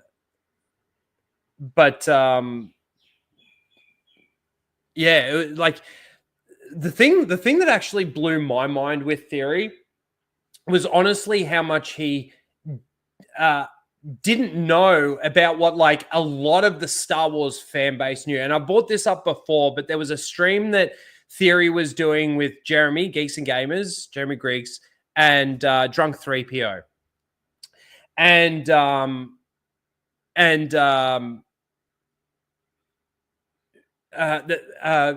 Jay brought up Robot Head's video about the throne room scene, because they were talking about the throne room scene, and I think Theory said, "Oh, the throne room fight scene was actually probably one of the best parts," or so. There was something along those lines of that movie, and and then fucking Jay brings up the guy that throws his thing away so he can get stabbed, or the constant like hitting the ground and the disappearing dagger, and he knew nothing about any of it. And this was 2 years later or something. He knew nothing about any of the controversy behind the choreography in that fight scene. Nothing. He was shocked and surprised by it. I think he was even making the argument that it was on par with another fight from like either the OT or the prequels or something like that. I'd have to go back and check, so don't quote me on that. But yeah, I might have to speed this up because we've been literally streaming for like half an hour and I've done 9 minutes. Back. The Last Jedi, the movie you hate, except for the fact that you didn't used to hate it. Right. So is your whole narrative trying to... It's not a narrative. It's like we actually have your voice and your video like on the audio describing how much you like The Last Jedi until you change your mind. Yeah, I did change my mind. Absolutely. Okay, so they just say you change your mind about it, but you... I mean, I've said that many times, but you like to just keep going on the same... Hater like myself. Literally talking to you is like impossible. You just talk over everybody. Okay, well, here, oh my God. There you go. Are you gonna ask a question? Or? Well, I mean, I was in the middle of asking it, and then you were like trying to change. Yeah, and then he talked over the top of you. I just can't stand people like this. He reminds me of a leftist fucktard that just talks over the top of you all the time. You're in the middle of asking a question. It's all right. Soon he'll get back to the fact that he just wants to have a one-on-one conversation with him. So I'm trying to get a straight answer out of you. I'm not changing anything around, man. So, I mean, do you want me to stop making videos that are exposing you for not really knowing the EU, but yet making lore videos on it? Do you want me to like stop making videos about you plagiarizing the Wikipedia and pretending like you actually did the research on? No, you are one of many over 9 years of people that have come and go that have tried to vilify me or make up shit about me. It's nothing new. I'm not here to prove stuff. I end up actually using receipts, right? We use actual footage of your own words. Yeah, cool. Yeah, that's great. So you can paint me however you like, but at the end of the day, I'm showing up and I'm here on your channel. When I wanted to do a private little chat with you, but you want to make views out of it, and that's fine. I understand. I want to make views out of it. We're coming back with this is the third time now in the first 11 minutes that we're coming back to the same point that he just wanted to have a private conversation. How about you listen to his question and then you answer his question? I do. Notice there was like 20-something people watching earlier. Okay? Right, but now you're gonna clip this and you're gonna lie. We know how. I mean, I would have really clipped it if you didn't even show up on stream. So I mean, I guess it's probably better that you did show up and Yes, exactly. So my point of being here is because you've been tweeting me nonstop and you've been making videos and this and that. So I'm showing up. Clearly, you have a lot to say. I'm just gonna start tweeting Star Wars Theory nonstop now. Every day, I wake up in the morning. At Star Wars Theory is a tool. At Star Wars Theory is a Disney shell. At Star Wars Theory is a... So I want to talk to you. I'm not here to fight with you. I'm not here to argue with you. I'm not. Yeah, you've said this before. You've said it already. And we have one mutual friend, which is Melvin. That's it. Yeah, Melvin used to tweet about you too, and you'd rip him when he years ago, and we had our issues, and then we fortified and came together. Where do you think that? Yeah, and Melvin still thinks you're a dickhead. Banner of his came from? What do you mean, what banner? So what are you taking credit for Melvin's channel now? His banner for his channel? I gifted him that banner. Okay. I consider him a friend. So anyways, I'm saying we have a mutual friend. And that is the only reason that I'm here, is that if he sees you as a friend, then I want to talk to you. Okay. Because I think that we're both fighting for the exact same I think Melvin sees me as a friend. Theory, can you talk to me? Can we have a conversation? I'll have a conversation. I want to talk to you specifically about shows and lore and episodes that you've given fucking 7s, 8s, and 9s out of 10 when you've said that they're actually bad. I want to really burrow down into why you see problems over here and not over here. You know, let's get into the lore, man. Let's go. Let's get into some Disney Star Wars lore and see how it stacks up against things that you've actually said about it. However, you have it in your head that because I am now, and this is what happens, is when you're a small channel, everyone's fighting for you. And then when you become big, you turn into this corporate entity that people like you that just pop in out of nowhere start to look at and say, well, this guy's in it for the money. He's just doing it for this, that, and the other thing. And you're not, all of a sudden, you're not a person. You're not allowed. Well, dude, you are in it for the money. It is your job, which is understandable, and that's fine. But I don't see that Justin is sort of coming after you because he thinks you're this big wig making a lot of money, blah, blah, blah, blah, blah. He's coming after you because of things that you've said and things that you've done and videos that you've made and your lack of understanding and knowledge and your lack of understanding of where even Justin's coming from here. Allowed to have opinions that change, not allowed to like things. And I'm here to say that that's bullshit. So I want to show up man to man and tell you that that is bullshit. I find that a lot of your tactics seem to be very dishonest and disingenuous. And that's fine. And that's and it's unfortunate that I've come across that. Well, instead of saying, and that's fine. Yes, it is fine for Justin to have that view. But how about we could you ask him, give me an example? And I'm sure Justin would give you an example. And then can you elaborate on why you did that or why you now disagree with that? And would you I don't know. Again, this first fucking half hour is so condescending. 1 to 2 lore videos every day. And again, you bring up channel size and all that, but just talk to me man to man. We don't need to bring up who has what subs and all that. You keep claiming I'm about subs and clicks, but you keep bringing up size. Well, that's all you talk about, man. It makes me so angry. Justin even in this stream hasn't even really said it. He mentioned, yes, your channel size, and I think he was trying to give you a determination in regards to how much responsibility you've got being that size. Now, I'm not saying that being that he's got that responsibility, he needs to change the way he feels or what he views or anything like that. You've still got to be genuine, right? But if you are being genuine, then as far as I'm concerned, you're not a Star Wars fan. You're not you're not committed to Lucas Star Wars. You're just not. You might understand it. You might get it. It may have helped you with personal stuff in your life in the past and all of that sort of thing. And great for that. But really, when it comes down to the nuts and bolts of it all, how about we say not nuts and bolts? How about we say when it comes down to the bricks and screws of it all, you kind of know nothing.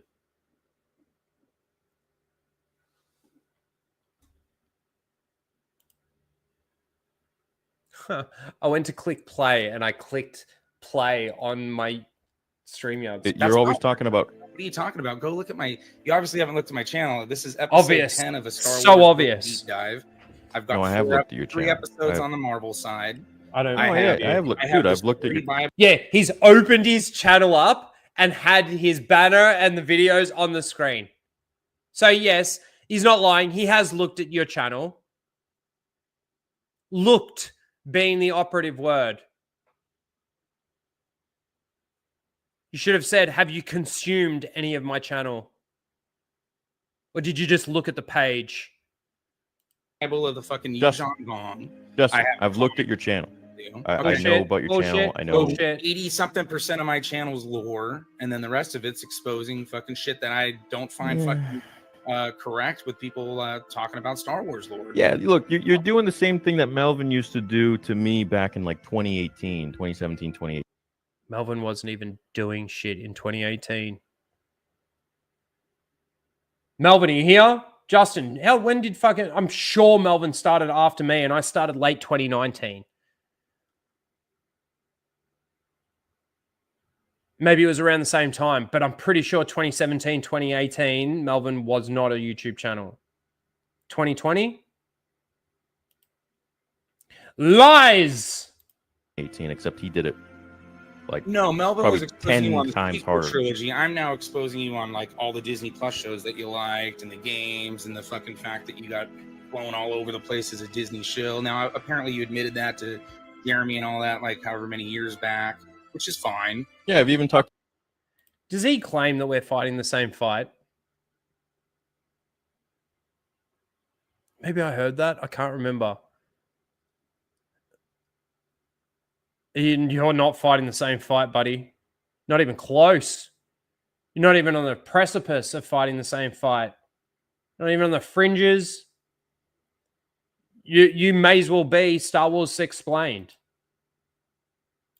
To Jeremy about you too. There's things about what does like? I'm curious, Justin. Jeremy from Geeks and Gamers. Like, I could understand. Like, I think he mentions that he asked Ryan, but like Jeremy. Okay. There's things about, you know, his... Why is he talking to Jeremy about me? Yeah, there you go. He even brings it up on the screen. Star Wars, you're not allowed to talk to because... What would Jeremy say? I could almost guarantee that Jeremy has never once watched Justin's videos. DAs and stuff because your previous 100%. relationship with them, and we all know that. But one of my main concerns is like, what did you laugh at there? Previous relation, you know. Yeah, I've even talked to Jeremy about you too. There's things about, you know, Disney and Star Wars you're not allowed to talk to because of NDAs and stuff because your previous relationship with them, and we all know that. But one of my main concerns is like...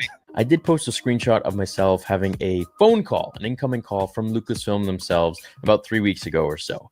Now, while I can't talk about a lot of the things that went on in that call for obvious reasons, thanks to those big companies that support me and like what I'm doing. The Battlefront 2, when EA sent us out to Sweden a bunch of times, you guys went to Sweden? that, right? No, where DICE Studios are. No, I went to Germany. I went to Gamescom. Like they Gamescom. I saw you there. Yeah. So oh yeah, I love the little what? What are you talking about? Yeah, I think they sent me out to it was three. It was three different like Battlefront things. Anything about the NDA? One of them, which I like signed a contract to like never speak of. Oh, were you sitting next to me? NDA? I could have been. I remember it was we talked Alex a lot during that sat next to me and his wife, and then on the left, I think it was you. I don't know. A lot of times what you do is you make all this big ruckus with your fan base and all this, like, hey, I'm going to poll my audience. Hey, you want more lore videos? And then you promise you're going to do 1 or 2 lore videos a day. How many lore videos do you think you've done since you originally announced you're going to do 1 or 2 lore videos? Because you not found many. out the picks weren't there for you. So you like let all your audience, kept them all hanging, even though 81% of the ones polled wanted to see lore videos. Yeah, I haven't done many lore videos at all, actually. But why not? I thought you're Star Wars Theory. It's a Star Wars channel. Well, I've done like 4,000 videos, man. I think it's because you exposed him, Justin, for using ghostwriters and plagiarizing Wikipedia. Gets to a point where then why would you call your audience and ask if they want lore videos if you know you're not going to give them to them anyways? What's the point? Well, it's not that I wasn't going to give them to him anyway. See, you're coming from this point of view that I'm here to... But you just said that you were too busy, you've been too busy, all of this kind of thing. Well, then why would you even put the poll out there if you're too busy? You thought that your ghostwriters would just write them, you could sit down and record them, you give it to your editor and done.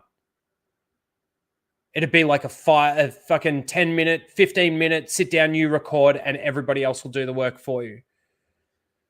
But then you got exposed for your ghostwriters. Stick it to the audience. I'm here to lie to people. And I'm trying to understand where that comes from. I don't get it. The fact that you said I'm going to provide 1 to 2 lore videos and then you never did it. As for lore content, found a couple writers. So you guys are getting lore content, found really, really good, passionate Star Wars lore freaking masters, essentially. Been kind of screening them all week and making sure that they are exactly what I want on the channel. Their scripts have been pretty much more or less how I would write while I record stuff. I like switch it up here and there, but this allows me to get back to the content that I was doing, that there's like over 3,000 videos of on the channel. You guys will be getting a lot of like the reaction stuff that I've been doing lately and like commentary, plus 1 to 2 lore videos every single day. And the fact that later on, when you said when your lore videos were not as successful as your other videos, which is why you dropped them, you explained how small channels like myself, right? We'll bring up channel size again. You explained how they shouldn't hate on you and Stupid Ass Wave or Mrs. Dash, right? We should be happy when you guys make videos because you feed the algorithm because you're the big channels, right? Right. So that was a. Isn't that what you said in your video? So using that logic. I'm literally trying to answer your question, but you just keep. Go for it. I'll let you answer. Oh, thanks. Yeah. So that's usually how conversation Fuck you. works. So that. I can't stand that. He was still sort of making his like, you know, yeah, you jumped in to answer the question sooner than he'd finished, and you take that way. And then when he goes, oh, okay, you obviously understand my question, so I'll let you answer it, sort of thing. And he's like, oh, thanks. Fuckwit. That's what he's thinking. I know you think that everything revolves around you, but before you showed up. See? Oh my God. I need to get a drink. I got nothing left. Fuck you. I'm literally trying to answer your question, but you just keep. Go for it. I'll let you answer. See, okay, let's just listen to this again for a second. I'm going to go back another 10 seconds or so. So Justin's asking his question here. Because you're the big channels, right? Mm-hmm. Right. So that was a. Isn't that what you said in your video? So using that logic. I'm literally trying to answer your question, but you just keep. Go for it. So he tried, Justin. So he sort of stops talking for a second. This is how conversation sort of takes place sometimes, especially when there's disagreement within the conversation. I'm literally trying to answer your question. Okay, sorry, I'll let you answer it. It was all Justin was doing was elaborating in regards to what you've done in your videos. And then he says this. Oh, thanks. Yeah, so that's usually how conversation works. So that, I know you think that everything revolves around you, but before you showed up. 3 little barbs in there. Oh, thanks. That's normally how a conversation works. What was the last thing? Fucking. Works. So that, I know you think that everything revolves around you. I know that everything revolves around you. Before you showed up. See, there was this guy called Star Wars Explained, and he would get very, very angry whenever I would make videos about Darth Vader or anybody else. And the reason for this was because it would take away from his views, as he thought. However, what it does is completely the opposite, which you know, since you watched the video and every other video that I've done, is that it actually boosts the algorithm. It helps. So that had nothing to do with you. I don't think Star Wars Theory's massive Star Wars YouTube channel is boosting any algorithm for me. I don't think it's boosting any algorithm for Justin. I don't think it's boosting any algorithm. That means that you think that you, Star Wars Theory, have basically sort of this monopoly over the algorithm of Star Wars within YouTube. The algorithm for all Star Wars YouTube channels, it works better when your channel's doing better, and when your channel's doing worse, everybody else is doing worse. No, I think it's just based on people's content, based on people's personalities that attracts audiences. I will not deny, Star Wars Theory, that you've actually got a good narrating voice. When you used to do your videos and you were never on screen before your face reveal and all of that shit, right? The way that you would narrate your videos and the emphases and stuff that you would put on, it's a good radio voice, you could say. People got attracted to that because they certainly weren't attracted to you as what they see because they never saw you, right? You came across as knowledgeable. How blind were we? I don't think about you when I talk. I don't have anything to do with you. You're not even on my mind. But I've been seeing your... Yeah, and when I talk about Star Wars, I don't think about you. When I do think about you is when I've finished saying my piece about what I've just watched, and then I go back and see what you've just watched. See that you've just watched it, and your reaction is, let's say, the complete opposite, so that you can ride the fence, so your audience, your Disney shill audience and your real Star Wars audience can at least still both watch you. Your tweets pop up. I mean, obviously, my tweets stay in your mind. You've been dreaming about them like no, sex, obviously. If anyone's dreaming about anybody, I mean, look at how many tweets of you I make, which is 0, except for that one time I tried to give you advice when you called me out. Well, that's because I was being a nice guy. Kathleen Kennedy, and you can't get clicks off him. So obviously, look. Here's my thing. If we're okay, using your logic, you can say that. You can say this right after I say this. So, I want to have a very civil discussion with you here. I don't want to go back and forth like over each other. So if I'm talking, just give me the respect that I'm going to give you, and you talk, I ain't going to say shit. So and then we'll hopefully get somewhere. And if we don't, then fuck, we'll part ways and we go back to whatever. That's perfectly fine. I'm high energy, man. Cool. And I've been streaming for 4.5 hours, so go for it. Well, no, I finished what I said about Star Wars Explained. So now you were going to say. So I'm using your own logic on that, right? We're using your logic. So Sexplained was whining like a bitch. I fucking don't like Star Wars Sexplained. So if you think that I do, let's get that. No, I don't think you do. But now he was whining like a bitch about that. And like you said in your video, when you big channels make these lore videos, you help the algorithm, correct? That's what you were getting at? Yeah. So you're basically tanking the expanded universe then, because what you're saying is, well, I did those videos in the past, but now because I'm not getting the clicks, I'm going to stop making the lore videos, which is going to damage the algorithm, which is going to ruin all the other lore videos that's also being pumped out by the smaller channels that my lore video would also help. Because I would rather cover things like the last convention I was at, Kathleen Kennedy, the Acolyte sucking, which everybody already knew before it even came out. Do you understand what I'm saying here? So you're admittedly tanking the algorithm as the biggest Star Wars channel out there for Star Wars in general, because you just don't feel like making the lore videos now because... Well, that's a great point too. If you use his logic, he is actually doing... That's so funny. If you use his logic, he's actually doing more damage to actual Star Wars and boosting Disney Star Wars. If you use his own logic.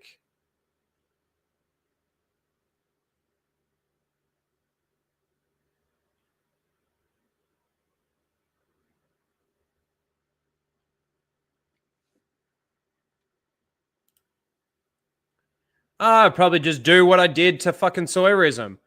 Walk up to him and say, good on you for being a Disney Star Wars shill, loser. I can't say good on you for trying to cancel YouTubers because I don't think he's done that. See what I did? Yeah, I saw what you did. It was great. You spun his logic around, and let's see his response. You don't want to make them because whatever. Check your DMs, Justin. Whatever reason. I'm assuming it has to do with the clicks, but you know, you can correct me if I'm wrong. No, it's got nothing to do with clicks. To be honest, I don't look at YouTube as a form of income. Sure you do. You said it's your livelihood when Sexplained and all them. Oh, I'm sorry. I just can't stand chronic liars. I just can't stand them. I used to be one of those people that used to lie a lot, and I used to be good at it. And I used to say the key to a great lie is in the details.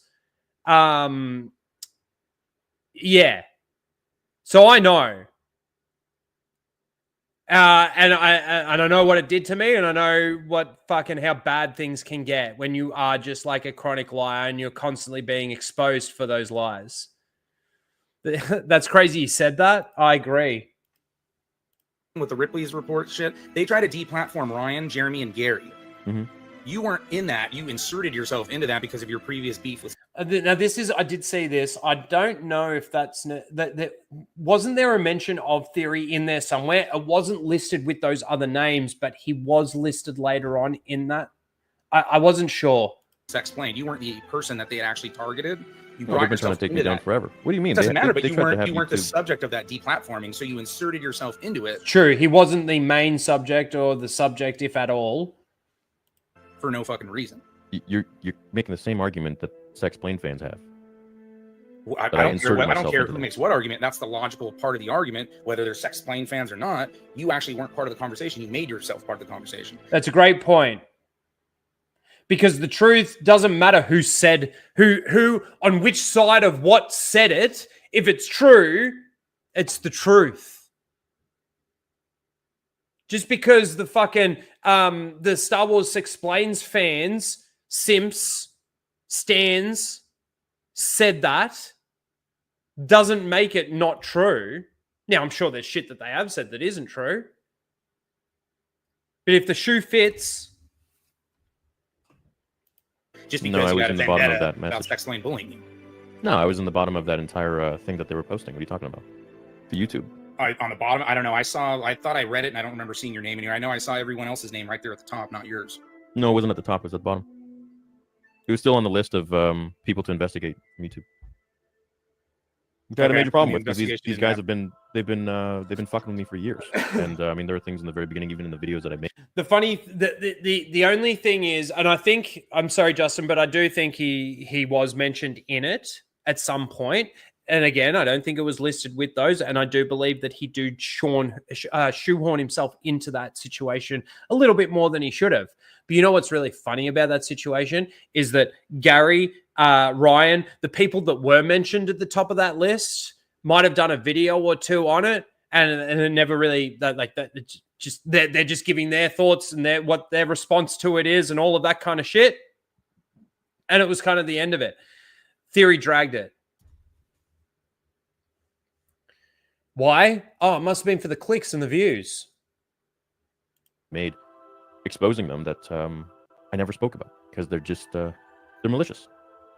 Oh yeah, I mean, well, they're dumb, dirty liberals. I mean, and don't get me wrong, I liked the exposure that Theory put out there on. It was the last straw, which is fine. It's good.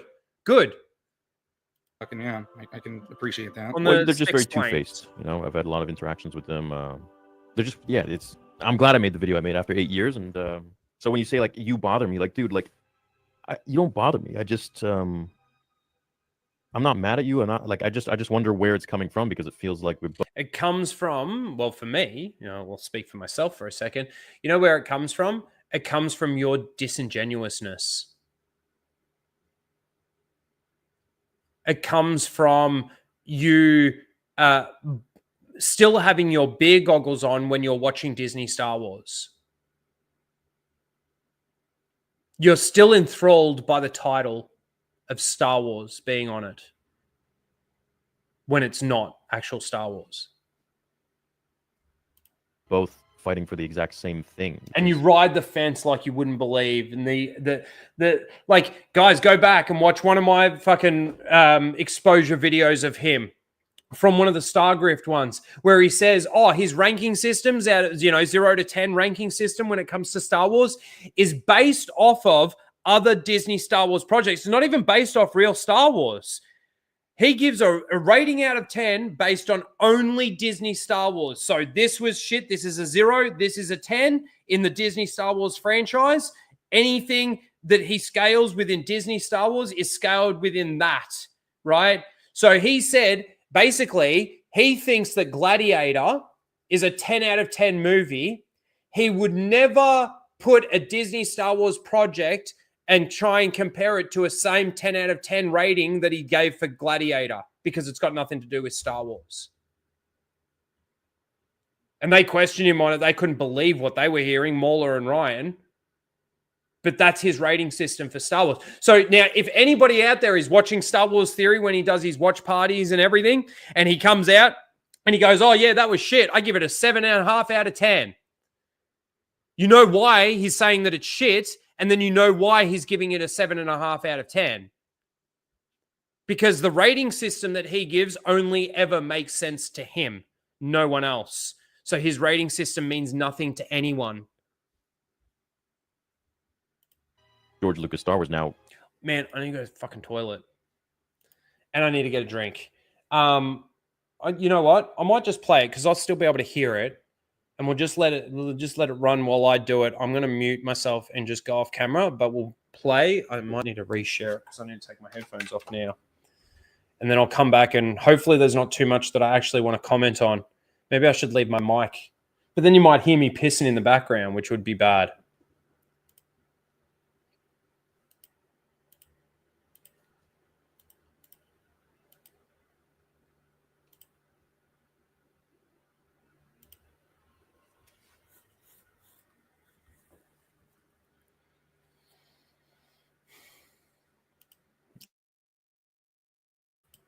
I'll be back in just a sec, but we'll continue playing. Keep watching.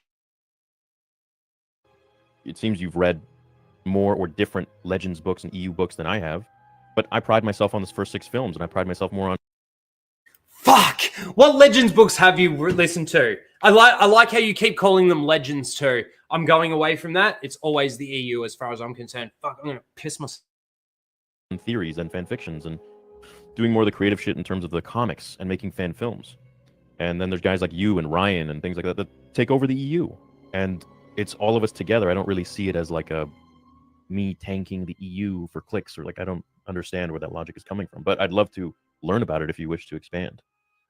Well, I mean, again, I'm just going off your logic. If the big YouTubers control the algorithm and whatnot, then you pushing out lore videos, and then us, because it's the same thing, right? If people are only talking about Kathleen Kennedy, then what am I supposed to talk about Kathleen Kennedy because that's what the algorithm wants? She's got to go, and she's got to go, man. I know she's got to go, but her leaving doesn't change anything. I mean, we all know that. Then yeah, probably not. You're probably right on that. But for years I was doing lore. For years I was doing comics and books and shit. I mean, there's literally thousands of videos on my channel about it. There's some that have millions of views. Stuff that you haven't even read. So I'm asking you to actually, because you'll find that What do you mean I haven't read? You haven't read any of the lore stuff that you did. I proved that. Like, obviously you've done lore videos on Jason Solo, but you don't even know whether New Jedi Order, Fate of the Jedi, or Legacy of the Force comes first. I mean, you obviously haven't read them. No, I have not. Shipment at the end. So how did you do a Jason Solo lore video? That's like 80% or 85% of the books that Jason Solo's in. I would research look them up. You researched it by reading Wikipedia. Right. So I'm asking. Well, Wikipedia and other mediums too. The books that I have on it. Still have the books and I skimmed through them, but I didn't read. It wasn't my interest. But the thing is, it should be your interest. So your Star Wars theory, it's a Star Wars channel. If I'm telling you, if you give the EU a chance and you read the fucking EU, you're gonna have more content than you know what to do with. Oh, absolutely. And I don't deny that. That's why I bought the books. The amount of clicks and stuff, and I think that's the problem. Like, because I know you keep saying I'm about the clicks and all that, but I'm going to keep covering. I don't. You know what? To be real, like all the bullshit aside, I don't think you're about the clicks. I think you are. Why do you say that? Then? You came on here saying that literally right when you got on the channel. Because you're always fucking digging into me, man. But then why would you lie about me being about the clicks if you just said I'm not about the clicks? Well, because I'm talking to you now and I'm starting to get to know you a little bit better. But it seems like in the beginning, when all you were talking about is how I have 3 million subscribers and he thinks that. It's like, you don't know anything about me. You don't know who I am. You don't know my story. You just see a subscriber number and you think, oh, well, this guy obviously thinks this and that's not true, because Ryan has he doesn't have 3 million subscribers, but Ryan's got like 300,000+ subscribers. And I look at pause for a second because I'm going to see if this works just without my headphones. So, he lied about you. Who, Justin? Oh, yeah. You can't skim through 30+ books and make such a detailed lore video. It's true. It's true. Could you imagine skimming Plagueis to make a lore video? Can you imagine trying to skim Plagueis? I had to listen to Plagueis like 5 times before I really got like that. I really felt like I've really got everything in this book. Now, I don't know whether or not that's a retention of information or knowledge problem on my behalf, but I just think that the book is so dense and there's so much in that book that it does take so long. Look at Ryan as a person. I look at all YouTubers as a person. There's certain ones that rub me the wrong way, and there's certain ones that I feel are more genuine and real. Yeah, but you gatekeep. You're like I'm Disney part of the Gatekeepers Alliance. I am. Exactly. Real Star Wars. I gatekeep like George Lucas, Star Wars, and the expanded. Well, the funny thing is in Disney's canon, it's not canon. And I always ask that question: was Plagueis, because of when Plagueis was released too, I think, is Plagueis still an canon in the Disney canon? And I don't think it is. I think it got decanonized with everything else. But even if, let's say, it wasn't, it has certainly been decanonized now with the Acolyte. Just that little showing of him changes his entire story. Universe, correct. Yeah, and so I gatekeep a lot of the George Lucas stuff, but the expanded universe stuff, I mean, I haven't read all of them. Clearly, you've read more. You say that's what I'm asking you to do. That's what I ask everyone to do. Like, you don't have to watch my channel. Like, learn about it yourself and talk about it. You can make so much content on New Jedi. See, the thing is because he hasn't read so much of the EU, that's why when it comes to some of the things I've got problems with when I watch some of the shows, he doesn't see it. He doesn't see it. He can't make that argument for something like the Andor thing, those tablets that I was mentioning before, because that's it from Rebels, and he's seen Rebels. He knows how that all worked. But yet, I don't know whether or not he just never saw it or didn't see it or whatever, right? But yeah, the reason why, like, you know, the amount of people that say to me, oh, who cares when I mention that thing about Andor? It's like, what do you mean, who cares? I care. I care about continuity in my story. How the fuck did Luthen get them? How did he get the 2 holocrons? He's just got 2 fucking big-ass holocrons sitting on the shelf behind him, you know? And then make the argument of how did Palpatine and Vader allow this Force-sensitive store just to be on Coruscant and sell shit out of it? You know, you got helmets of fucking temple guards. You've got fucking, what's his name's armor? Starkiller's armor. He went to the Battle of Naboo, picked up a Gungan shield, you know, from the battleground so that he could sell it in his store. Gungan shield! Gungan shield! Yay! Yay!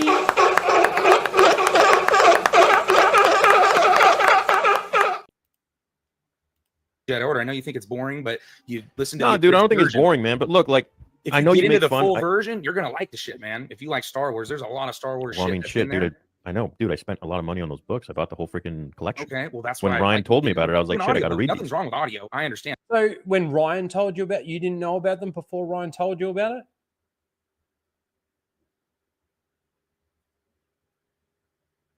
But you've done lore videos on Jason Solo. Like, make that make sense. When Ryan told me about these stories, I had to buy them and I had to read them. I had to know what the stories were.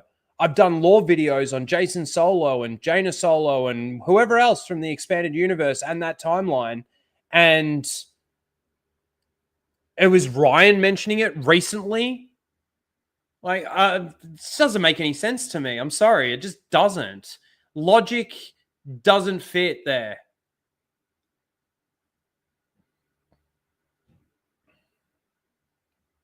Yeah, most of them are pretty good. I know that there's people out there like, I think I heard Justin mentioning on his stream the other day that he doesn't like Shatterpoint. And look, I'm not going to say that it's the best EU book out there, but I don't mind it. I thought it was fine.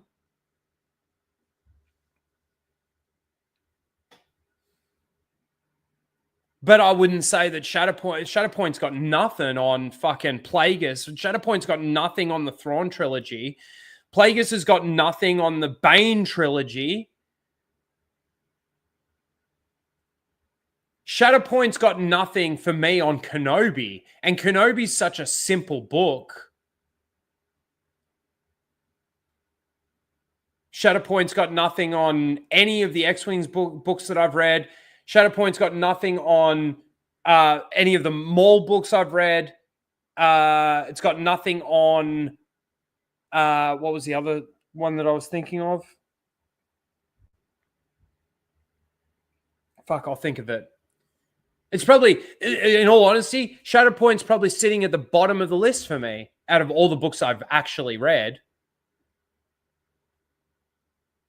But I still thought it was fine. I didn't like the narrating of it. There's this one sound he always makes. It's like this, and it's like, it's the way Mace always starts talking is, it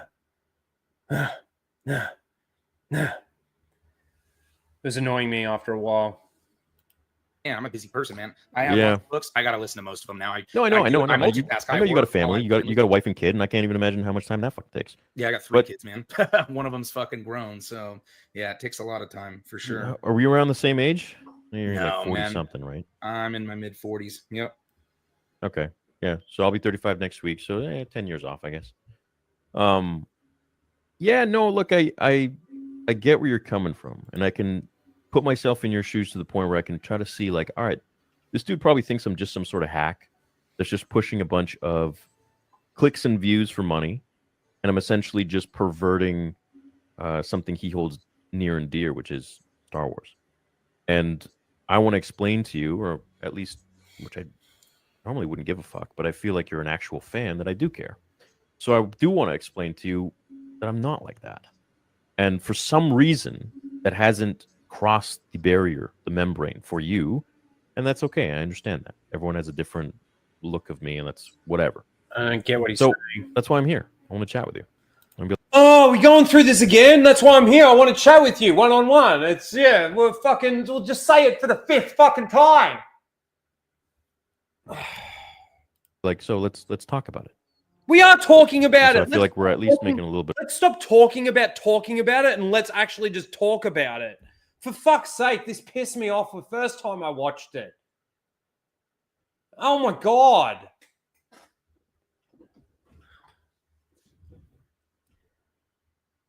Are you saying that because you've got nothing to say in response to what fucking Justin just said?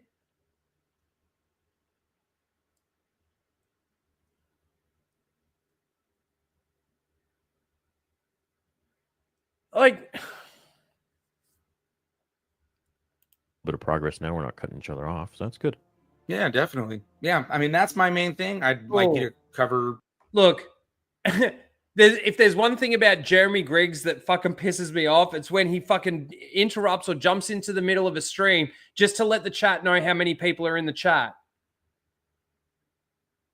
That's what that is. Stop it.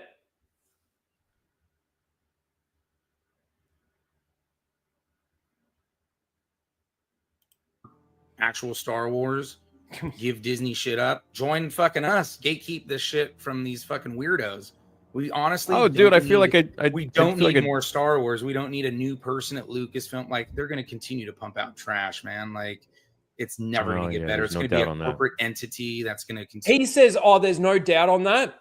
As soon as I heard that, Justin, I would have said, "So, what are your thoughts on Dave Filoni?" With everything that we have now got and everything that we've now seen and everything that he has supported in regards to the Acolyte and everything, if Kathleen Kennedy goes, is Dave Filoni still the guy for you? That's what I would have asked him right then. As soon as you're saying, oh, even if Kathleen Kennedy leaves, nothing's going to change. And he's like, yeah, I agree. Bullshit, you agree. I don't believe you.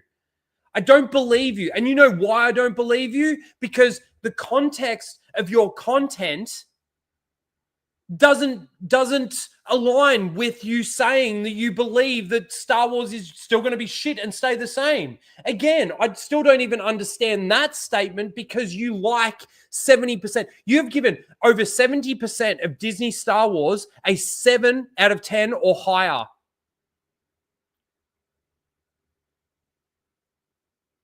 And this is why I don't understand it when people like Star Wars Theory say, oh, we're back, baby. We're back. Or even the shills that we do see on Twitter saying that we're back, baby. We're back, baby. What do you mean we're back? Everything that has come out, you've been positive about. So what are we back from? Are we back to being shit from being good? Because that's the only equation that adds up to me.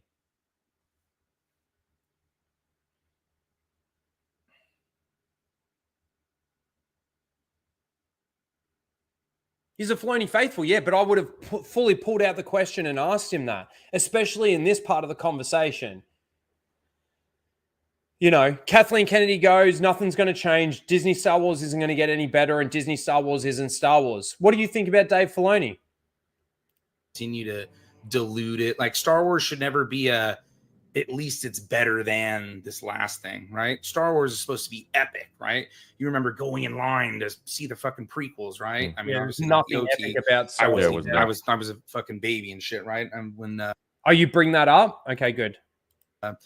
Return of the Jedi came out, I was 3, right? But I remember sitting in front of the TV when the fucking Ewok movies were going to come on the Sunday night movie as a 4-year-old. You know what I'm saying? Yeah. So that's what Star Wars is supposed to be. Not a, hey, well, this one's about kids, so it's okay that it sucks. And, oh, hey, at least this one, you know, doesn't have, like, you know, lesbian shit going on. Like, none of it should be that, dude. It should be, man, this is fucking Star Wars. This is amazing, right? Of course, and I agree with you on that. Okay, so we agree on that at least. But I don't believe that you do. Your criticism for Andor was bricks and screws, man. That means that the worst part of Andor, the thing that stuck in your mind the most about what was bad about Andor was bricks and screws and that it was boring. I don't believe you. I don't believe him. At the same time, when my audience is looking for me to judge something, I can't be like, well, this is fucking shit because it's not amazing and blows my socks off like the first 6 films did. Why not? Which you ask anybody, they know that I'm a huge, first 6 films. Why not? Why can't you sit there and I say things are shit all the time? And it's funny that he brings up he can't say that to his audience. Does that mean you're censoring yourself, Theory? You're riding the fence? Knowingly riding the fence? Man, that's essentially what my interest is. Like, it was to the point where it was so much that I didn't really care all that much for all of the extended universe. I pick and choose when I was younger, but I didn't read everything like you or Ryan. I was like, whatever. But and straight away then, I would have gone, okay, you picked and choose. Give me one title that you did read as a kid.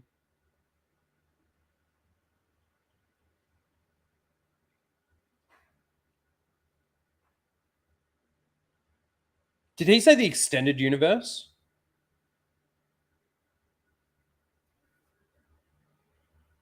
There were books I would pick up because of my interest in Star Wars, and I'd read maybe a few chapters, and then I'd put it down, or I don't know, maybe ADHD or some shit, or I just lost interest.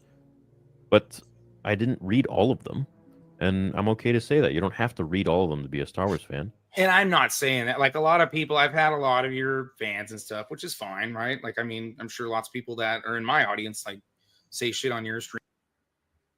You should have pulled him up on that. What'd you call it? I would have just stopped right then. What'd you call it? What'd you say? What universe is it? Streams or anyone else's streams. There's not a barometer like, oh, he hasn't read this many books. I can tell you I've read like 92, 93 EU books. That's like, I'm like intermediate. That's dope. I'm not like a fucking guru, right? I'm not Ryan or Matt Wilkins, who was on here earlier, or like Tim or Laura.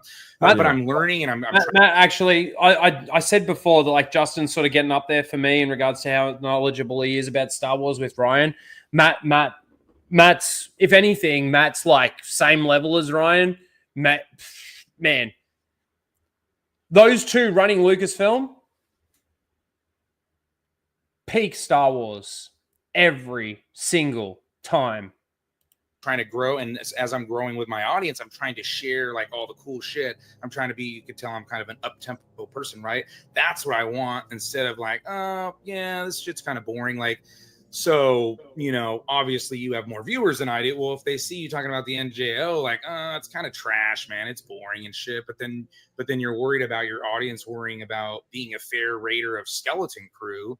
Like, I would just appreciate, and again, it's your channel, do what you want to do. But I would hope that you would try to pump up and motivate the real Star Wars expanded universe as much as you have to have that honest opinion with your Disney Star Wars fan base. I don't have a Disney Star Wars fan base. Yeah, you do. I mean, think about it. I don't have. Did he just say that?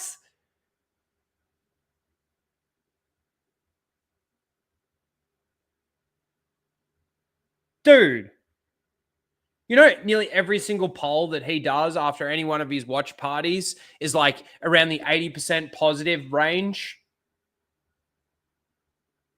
80% positive. I break it down. Let's see. X amount of subscribers. Half of them probably like Disney Star Wars, right? Like, let's be honest. Man, come on. I would say at least. Have you not been on? Well, you have been on Twitter, but I don't know if you've seen any of the stuff that people say about me, but they definitely don't see me as a Disney Star Wars fan or someone that even caters to that audience. I mean, there's definitely Disney Star. I know, because I know people from, other Star Wars circles that follow you, and I know they like Disney Star Wars. You have a lot of them on your streams a lot. Like in the stream itself, like guests? Yeah, like when you have guests on and stuff. They were on when fucking way back. Melvin was on. You had all kinds of way back when, dude. Yeah, well, that's fine. Whatever. There's a reason that isn't happening. More of a outreach to everybody about Star Wars. That's fine. I get it.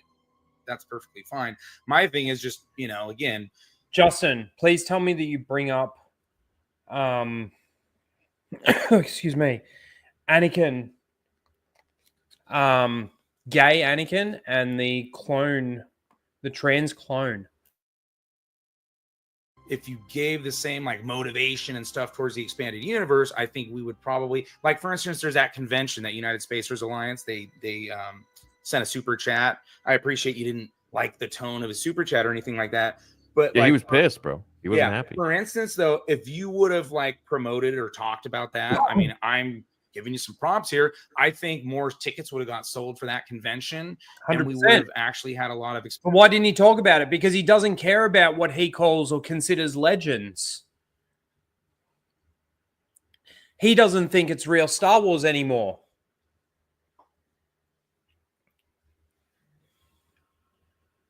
Expanded universe fans that would have got to meet a lot of their. Oh, dude.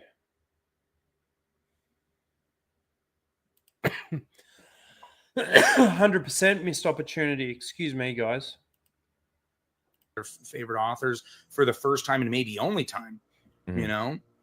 So I can see where you're coming from. But because it wasn't asked in the right way, or, you know, this and that. I can see where you're coming from. And don't get me wrong, they fucked up too, because there was some internal people that were running the shit that should have and could have reached out to Ryan, and Ryan could have promoted it and would have promoted it, but he's too toxic for them, so they're fucking stupid for that as well. Fair but enough. My thing is, at the end of the day, the minutia of all that doesn't matter to me. What I wanted to do, I'm actually in the Texas area, so I wanted to go meet fans and meet these authors and talk to these authors about the books they wrote and stuff like that.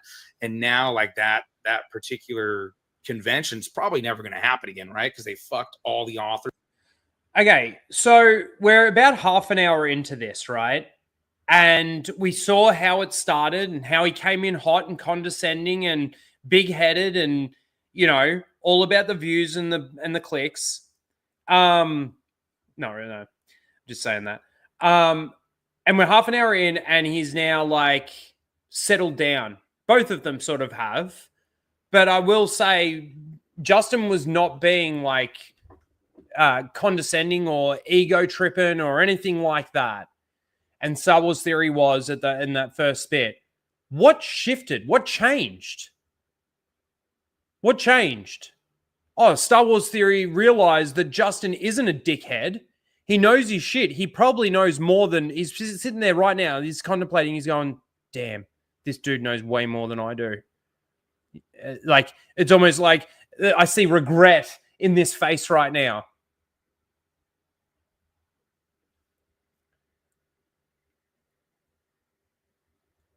And the funny thing is that, you know, now Justin might be able to do it a bit more with a bit more decor than I would, let's say. I get hot, heavy, and fucking, you know, like this.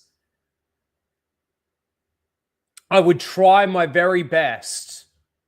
Flash has said to me that he'd like to get Theory on Flashcast. I'm like, all right, I will do everything I can to be as cordial and as good as I can possibly be. But I will have the debates. I'm not going to necessarily hold my tongue if I disagree with something. And I think Flash would be fine with it in that sense. Like, it would be like Lofty, right? Lofty was always going against the grain, and there was always arguments happening and stuff like that. There was always some hot shit going on. You never know. That might happen. But fuck. Like, I don't understand how he can sort of say right now some of the things that he's saying. I don't have Disney Star Wars fans. What are you talking about? Hell in a Cell, book it. There's over, you know, a bunch of people got, you know, non-refundable flights and stuff like that. So what's the name of this convention again? It was Legends Con 2, which I'm not a big fan of the name. It should have been called Expanded Universe or UCon. Where is it? In Texas? It was in Arlington. Yeah, it was supposed to be this week, actually, this weekend. I'm actually buying a house in Texas this year. I knew nothing about it. I'm working on my visa right now. So you're in Texas. We should actually hang, probably San Antonio or Dallas. I'm looking at right now. Yeah, I'm in the DFW area, but San Antonio's nice. It's chill. It seems quiet, man. I got some friends there. It's more humid. The more south you go, the more humid it's going to get, though. I like humid. I like Florida. I like humid. It's pretty chill. But no, I can see where you're coming from, dude. And you know what? I've been trying to put myself in your shoes, being like, because I'm not the type, like, if it's like an Acolyte fan where I'm like, oh, these people are deranged. But if it's someone who's like on the same sort of wavelength that I feel like I am, like, you're not an Acolyte fan, you know, you're a Filoni fan. You like everything else but the Acolyte. You go to the Geeks and Gamers meetups. Jeremy has seen you in his group chats. You know, you like Ryan, you like Melvin. So I'm trying to think. I'm like, hey, what the fuck did I do or say that rubbed this? I like Melvin. I think Melvin likes me. I like Justin. I think Justin likes me. I like Ryan. I've met Ryan. And I think Ryan likes me. I've spoken to, I've streamed with, I've gamed with, not on any massive or consistent basis, but with Jeremy. As far as I'm concerned, or as far as I know, he's got nothing against me. I've got nothing against him. You want to have a chat theory? If that's what it takes. If that's the levels of vetting that I've got to go through, I'm already there, buddy. I'm already there. Let's go. I guess Star Wars will never be great again. It's an unfortunate truth. It really is, Derek. It's sad. It's fucking sad. Trev, how you doing? Guy the wrong way so much. He's got this like hate boner for me. So that's why I wanted to chat with you. To get a job in any writer's room at Lucasfilm, you should be required to have read, listened, or watched all. Look, there's so much that you could have, as long as you got people that are dedicated to it, and you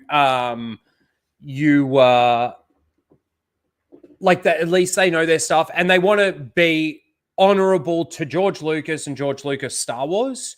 You could have 3 people, let's say, that like this person's read this portion of, like, again, there's so much stuff. And it's not to say that you couldn't have one person that's read everything, but like you could have it broken up in sort of sections. This person knows this stuff. This person knows this stuff between, let's say, these years and these years. And this person knows all of this stuff between these years and these years. Not to say that there wouldn't be any crossover or anything there, but I think if you had something like that, like, I don't truly believe that a director would have to be a fan, like a full-on fan, to direct it. The writer, however, certainly has to be knowledgeable and understands the universe and understands the laws. Because the laws are the rules. The law, or the canon, actually is more so the rules. You know, when we talk about the hyperspace law, the rules around hyperspace, it actually is more the law, isn't it? It's more the rules of the universe. I feel like finally it's good. We're getting somewhere. So, okay. So the convention. You want me to? So there's a couple of things here I want to discuss. So it's kind of like an issue I always have with a lot of the Disney fans is they're so goddamn pushy with what they want me to say on my channel. They're like, you should be talking about this. You have the power to say this and do that and change this. And I'm just like, dude, like. Well, but this is the thing, though, is I kind of see that too, but I see it from the other side. So it's 2 sides to every coin, right? I'm saying you're a big channel, you've got a lot of influence, and you talk to a lot of people, and I think that you should be being honest about these things, and I really think that you're being quite dishonest about them, especially when I hear things like your biggest criticisms of Andor being the bricks and screws. It's so shallow.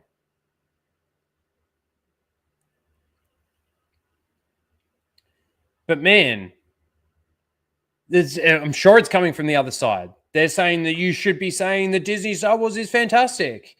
And what they did is good. And the rematch of the century is fantastic. And, Boba Fett, they did him good. And Thrawn, they did him good. Wasn't he quite positive on Ahsoka? If I remember correctly, chat. Tell me if I'm wrong. Was he good? Was he okay with Ahsoka? Until maybe talking to Mauler about it. I think after talking to Mauler about it, he kind of went off it. I'm pretty sure that's how the sequence of those events went. Now, I'm not saying that talking to somebody about something can't change their mind, because I swear that happened between Critical Drinker and Mauler when it came to Andor. One was originally saying that it was shit, and one was saying that it was good. And the one that's saying that it was good overwhelmed the arguments of the one that was saying that it was shit. And now it becomes the disclaimer series. It's the disclaimer series. If you don't know what I mean by that, every time these people talk about how shit Disney Star Wars is, it's always except for Andor. Andor's the outlier. And I'm getting that sort of feeling from you. Like, you want me to talk about this. You want me... But the fact is that we're both fighting for the same thing, so it'd actually be in my interest. So, do you combat that? Please tell me you combat him saying that we're fighting for the same thing. Some of the things that you want me to do on my channel, I'm open to hearing it. Well, I think, like, for instance, when you take, like, oh man, I would just the way that Justin's come in to answer that question. I haven't heard his answer yet, but I think I would have answered it differently. Like almost a whole stream to poll your audience about doing a book review, right? An EU book review on like Plagueis. Probably follow through with it, And again, it's your channel. You don't have to. Like, I've told my audience, dude. I'm behind on. For me, it's like, can you please pay attention to the things that we're watching and actually like tell me whether or not you see Star Wars in that or not Star Wars in that? And actually be open and honest with your chat and with your audience about these things and why they shouldn't be like this. Shit too, but I'm also a one-man show, right? Like, you obviously have some assistants and whatnot, which is fine. You've earned your way to that. Dude, I am a one-man show. You get them hyped up. No, man. I mean, you got 10 channels, you got editors, you got ghostwriter, you got all that stuff. So I got writers. editors, and I know stupid ass calls them they're just writers. Yeah, you own Star Wars Theory. We get that. You are the sole owner of Star Wars Theory, but it's not like you don't outsource fucking editing and fucking this and that. You've already mentioned that you outsource fucking script writers, ghost writers. But they're technically ghost writers because they're writing the video for you. So let's discuss that, and then we can discuss the Chinese sabers and all that stuff too. So it will be a good stream.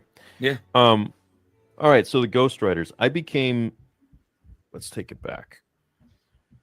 With all of the videos that I've done, I got to a point where, I wasn't really happy talking about Disney Star Wars all the fucking time. That's all you talk about. What are you talking about? I have a clip for that. What are you talking about? What are you talking about? Not going anywhere. They've fucked the brand. They've destroyed it. And they're taking it to a point where I don't want to be discussing Kathleen Kennedy every other day. So the only way that I can change that is by making lore content. And so I was doing that for a long time. But, and as I know you like to poke a lot of jabs at, I also used to really love collecting sabers from other companies. And over time, my audience was asking me, why don't you open your own brand? And I'm like, well, I don't want to be another Jake Paul. I don't want to be another guy just like slaps his name on some sort of thing and then just sells them and gets money because he's a YouTuber and that's it. So I spent time. I took years and years and years to find an actual manufacturer I like. I don't believe that. I don't believe that. Once you've hit it big on YouTube and stuff, and you can, maybe build another company out of it, and then you use your YouTube channel to try and sell that product. Man, what difference would it make if, let's say, he wasn't doing sabers, he was just doing face moisturizer? Nothing to do with Star Wars whatsoever. It's not even got branding of Star Wars, nothing. And then he tries to sell that through his YouTube channel. You would do that, wouldn't you? Fucking, it's like Flash in his comic book. He's got this idea of this comic book. He's had this idea of this story for a long time. He's, you know, being able to be successful on YouTube, and the revenue and the ability it's given him the ability to now bring this to fruition. It's not like he's not going to use his YouTube channel to then try and sell that product. Of course he is.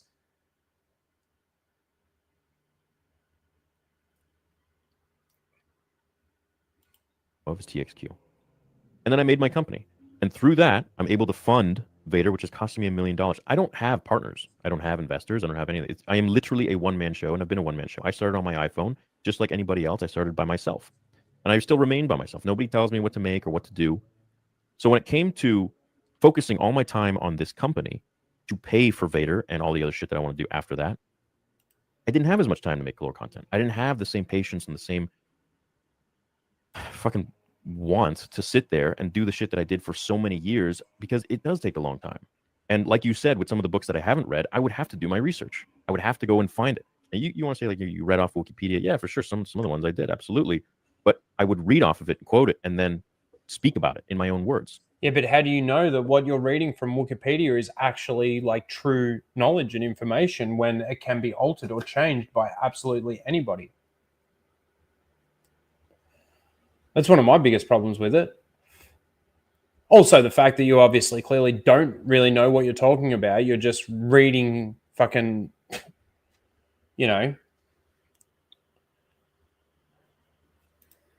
Or take the rest of the information from another book or another source or whatever it might be and put it into my own understanding and make it into my own kind of content. And so, but you picked up on, you know, he's reading this and that. So yeah, okay, sure. I mean, fuck. All right. It was like 5 or 6 paragraphs at least per video. Not one of my scripted videos has ever been like plagiarized from something. If anything, I've played clips of audiobooks so that you've got the context of that, and then I go on and speak about it. And I'm not reading anything other than what I've actually scripted out myself. There is one time that I plagiarized myself, and it's because I did a little spiel about like a bit of a recap on Luke Skywalker's life, and I loved it. I liked it so much that I actually put it into another video. Yeah, and that was more probably like an older video. But I re-recorded it and everything. I put that little blurb into my script. And I was probably just trying, you know, it's not a highlight, but at the end of the day, I was still putting pictures to voice, and I was making music, putting music on it, and I was trying to make a nice. Any of the information of the lore or canon or anything that I put in my videos comes from here. Piece of content. Yeah, like YouTube definition, right? It's changed content. Yeah, like literally. Yeah, YouTube, like the older. I'm old school. Like I said, I'm about 10 years older than you, so I'm about citing my sources. If I quote, like tonight we were reviewing a book, so I would say like Leia said, quote, blah blah blah, unquote, right? That's just the way that I am, right? Yeah, so no, like I noticed when I do my videos, like when I do Bane, like I don't like do like a generic like, and then Bane was born in this year on, which I mean those are informative too, but I try to make it different where it's just me kind of talking about it like naturally and stuff, because it's more real. It's like really about the story and the way the story makes you feel versus just generic. I wouldn't necessarily. It's like easy to make videos if you know what you're talking about and stuff, and you can. I will say my scripted videos are so much better than my just like sit down and record a video. The reason for that, I feel, is it does eliminate a lot of ums and ahs and things like that. And the script is obviously you're just reading the script. You can emphasize words and you can do all this, but you've just created a script that you're now just reading. I wouldn't necessarily say that it's so easy to do, because you still need to be knowledgeable and you still need to then go and edit and all of that sort of thing yourself too. But if you know your shit, it shouldn't be hard to sit down and actually write a script or anything. Directly reading like a script about a story you didn't read. You know? No, I mean that's lifeless. That's robotic, and that's. I would always commentate after I would read the excerpt. I don't know if you ever made it that far. I'm sure you. No, because that's not even necessarily true. It's not. And we've got evidence of that from Justin's video. We watched it a couple of weeks ago. Because I remember saying, like, we watched the whole video and, like, I reckon 80 to 90% of the video was Wikipedia plagiarized. So yeah, he might be elaborating on some things in between, but the little elaborations in between are just to get him to the next excerpt. Right? Watch it and go back and watch Justin's video, guys. Seriously, go and subscribe to Star Wars Marvel Purist. Right? He's got great streams. He does great content, great stuff. A lot of his videos are just from his live streams because a lot of his content, a lot of the book reading, the comic book reads, a lot of the stories and stuff that he does talk about, he just clips out into videos. But the one where he exposed the Wikipedia stuff and how he's just reading straight from there, again, that's a lie theory. It's a lie, and we've got the evidence that that's a lie. You're trying to save face right now, and it's not working because we know the truth. It would be like the JFK files coming out and saying, oh, no, the CIA still had nothing to do with it. There was still only one shooter, blah, blah, blah, blah, blah, blah, blah, blah. It's what you're doing right now. Wanted to make your claims. No, I'm honestly on your lore ones, man. I've only looked through about 15 of them, and that's when I found a bunch of the plagiarism shit. But whatever, that's neither here nor there. Yeah, no, I mean, hey, like, yeah, I'm not happy about it, but at the same time, I felt like, okay, well, this is a bit of information because I didn't read the books through and through. Then, well, it's not just a bit of information, though. Again, it's 80% of the video, 90% of the video is plagiarized from fucking Wikipedia, which can't be trustworthy either. Obviously, this person knows, or Wikipedia would know better than I would in this case on certain characters. And like I said, I prided myself on the first 6 films, and I mean, that's where the bulk of my videos come from. There's like 4,000 videos now, and they're mostly about Anakin and Vader in the first 6 movies and behind the scenes and blah, blah, blah, blah, blah. But when it came to stuff I didn't know about, I didn't want to just talk out of my fucking ass and make shit up. I wanted to actually, of course. Right. Grizzy's going to be doing a stream on Last of Us 2. Well, I mean, I didn't play the game, and I'm a normie on the show, so I'm like, well, I join you, bro, but I mean, I'm not an expert in that, so why would I pretend like I am? Like, that's just kind of normal. Well, because, it gets to the point where people are like, I want you to do a video on this character and that character. And I'm like, all right. And then you... Oh, dude. The amount of times... Like, I know I've seen George the Giant Slayer, like, in one of his intros or the intro for his stream or something. It shows, like, some of his outtakes. Man, the amount of outtakes. I just ask Skirmitar. Like, the amount of times I've recorded stuff for Skirmitar, I'm like, fuck. And then, like, I just send him the whole file. I'm like, take it from this bit and this bit. And that's sort of it. He comes back laughing at me. You kind of get to this point where it's like what you say, where the channel has grown to 3 million whatever subscribers, and it's not really like how it was in the beginning, where it's like I have room for error. I have room to kind of do what I want or make mistakes. It's kind of now held to this corporate professional level where people are like, he's Star Wars Theory. His fucking shit don't stink. Everything got to be squeaky clean, and it's like, it doesn't get fun anymore like that. It doesn't need to be squeaky clean, but when they come out and say that Anakin was gay and you're all okay with it, I got a problem with that. When they come out with a trans clone and you seem to be just, it doesn't change anything, it's fine, fucking who cares? I've got a problem with that. When these shows come out and you say that was a shit episode, but you still give it a 7 out of 10, I've got a problem with that. Where it's like I started talking about Star Wars and it turned into a career, but I never wanted to lose the aspect of the love that I have for what George made and how he changed my life. You've lost you don't talk about any of that anymore. And I mean, what we all enjoyed. So yeah, it's not a highlight, those quotes that I read. I mean, I'm not happy about it, but at the same time, I'm not like regretting it. It's just whatever. That the information is out there, and that's what the information was, and that's what I read, and I put it together in a video.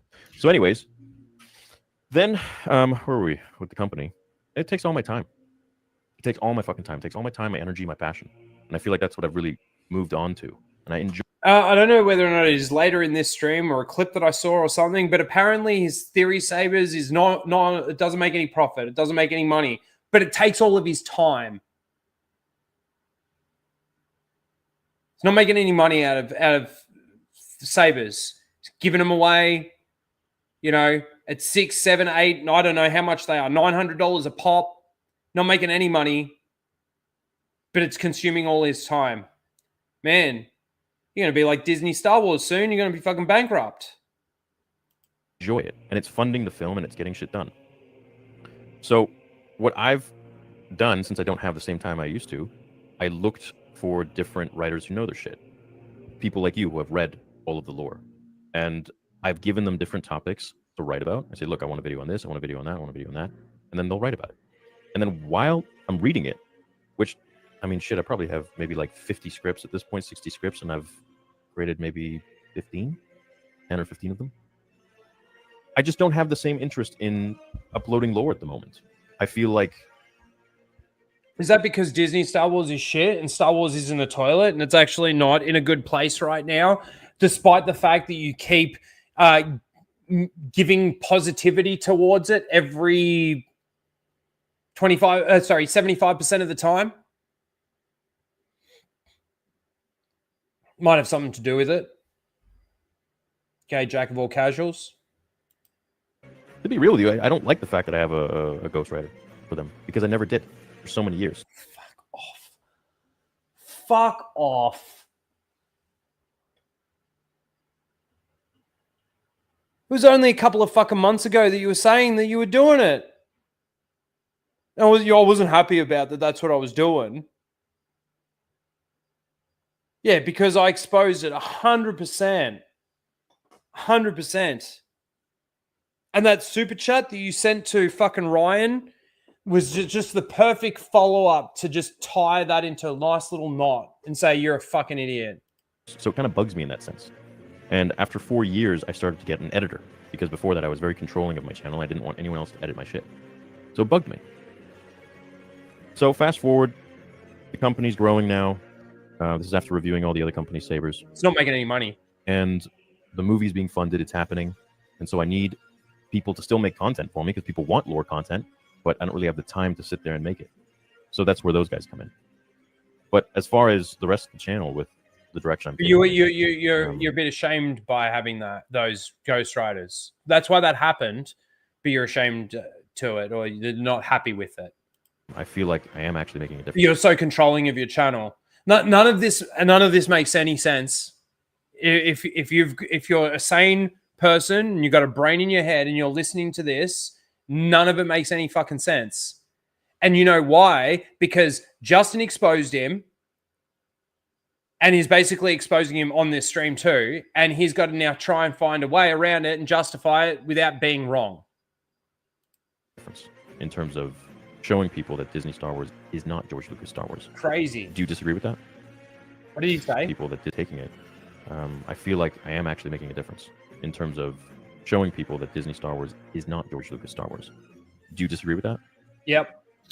I mean, it's kind of hard, man, because then you tune in and you're saying that Skeleton Crew is pretty good. It hasn't done any lore destruction, but again, admittingly that you didn't know, like, a lot of the EU, like, there's lots of retcons to the original expanded universe lore that occurred in that show. Everybody, just the narratives, it's a kid show, so it's okay. Goonies, like, you literally use all the talking points that the shills get when they get their scripts, you know, when their gift baskets, like, hey, it reminds me of Goonies, it reminds me of this, makes you feel like a kid again. Look at Neil and laugh. Like you were like on. Now you did it more tactfully. You spread it out to like a 30-minute video. The shows just go rattle them off within like 30 seconds.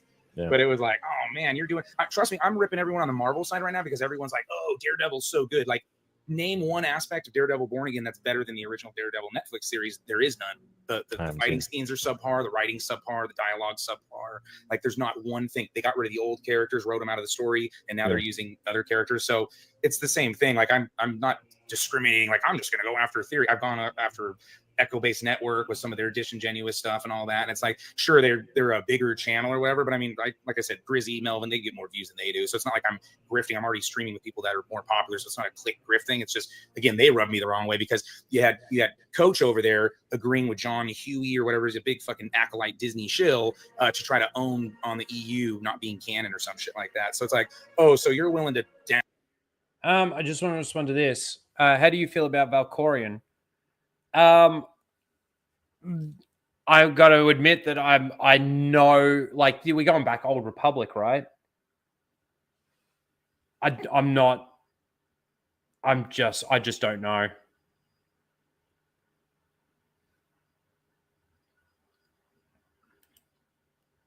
See? Like, and this is the thing though, is like, I would never make a lore video about Valkorion, That's the Sith Emperor, right? Or is that Vitiate? Or are they one in the same? A lot of lore about him.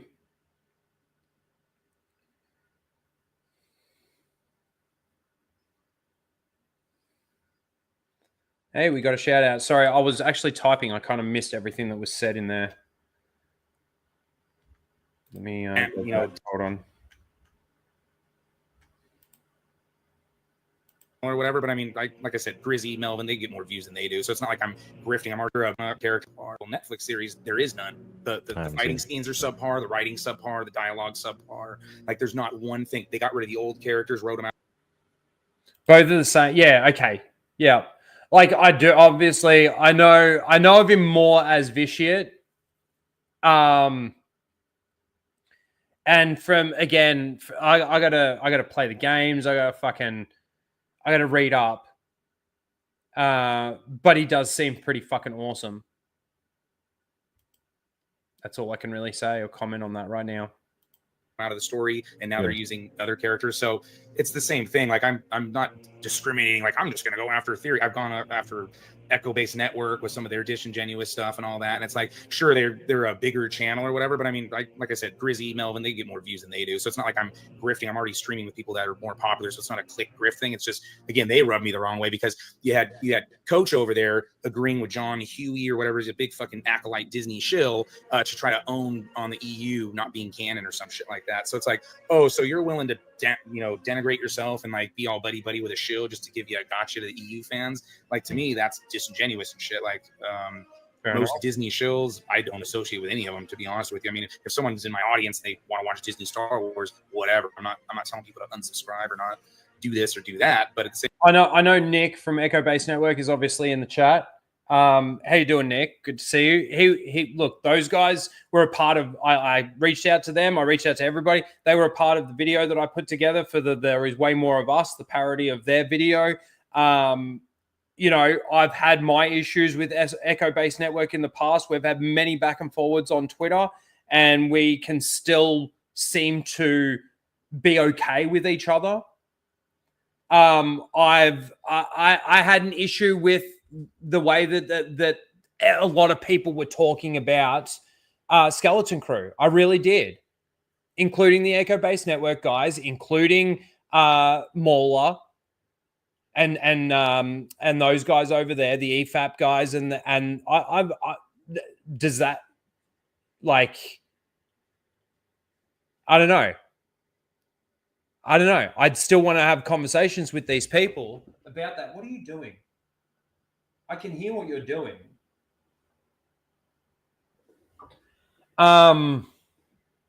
Yeah. There's disagreement there on certain things. Same time, I'm not like, you said earlier, oh, well, that's what Sexplains. Well, I mean, if they make a point and it happens to be a point that I make, that doesn't mean I'm siding with them or anything like that. But I would never like cite Sexplained as a source just to kind of try to own somebody. Like, that's just beneath me, you know? Yeah. No, I get it. I don't really care like who you stream with. I don't care with the amount of stuff. One thing you don't know about me. Oh, dude. You should have seen what I was being called when Mando Season 1 dropped by our side of the fandom. Because I was one of the only ones that was saying that this is shit. I was one of the only ones that was saying that this feels like the Force Awakens of the TV shows for Disney, Star Wars.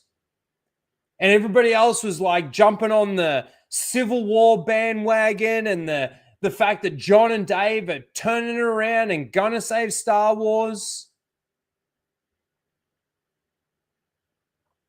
Fucking joke. And then you get season 2, which was just as bad, if not maybe worse. And then especially with that final episode, Luke Skywalker, everybody having a fucking orgasm, jizzing all over the place. It makes me think of that fucking South Park episode where the dude's sitting there in the chair and just jizz everywhere, right? That's what happened after Mando season 2. And it's like, I think most of those people now look back on it and go, it wasn't really as good as we kind of reacted or thought that it was. You know, Now that people have had time to realize that Luke Skywalker in that moment acted nothing like a Jedi. Nothing like a Jedi. People still sit there and fucking justify it, and people still sit there and say, oh, it's still really fucking good. No, it's not. It's so far from good that it's not Star Wars. So far from it. Who's this moth laying on the ground that you've seemed to be able to arrest? You know, why am I on this fucking ship? This Imperial ship? Why? Why is there a Mandalorian and a fucking... Who are all you people? I just come for the kid. Just come for the kid. See ya. Thanks. Bye. Massive fuck up from them that they had to fucking reverse all of that in a whole different fucking series. I mean, I honestly do not give a shit about the size of someone's subs. I started at 0, and it has never gotten to my head, despite of what you want to think about me. Oh, I don't care about subs.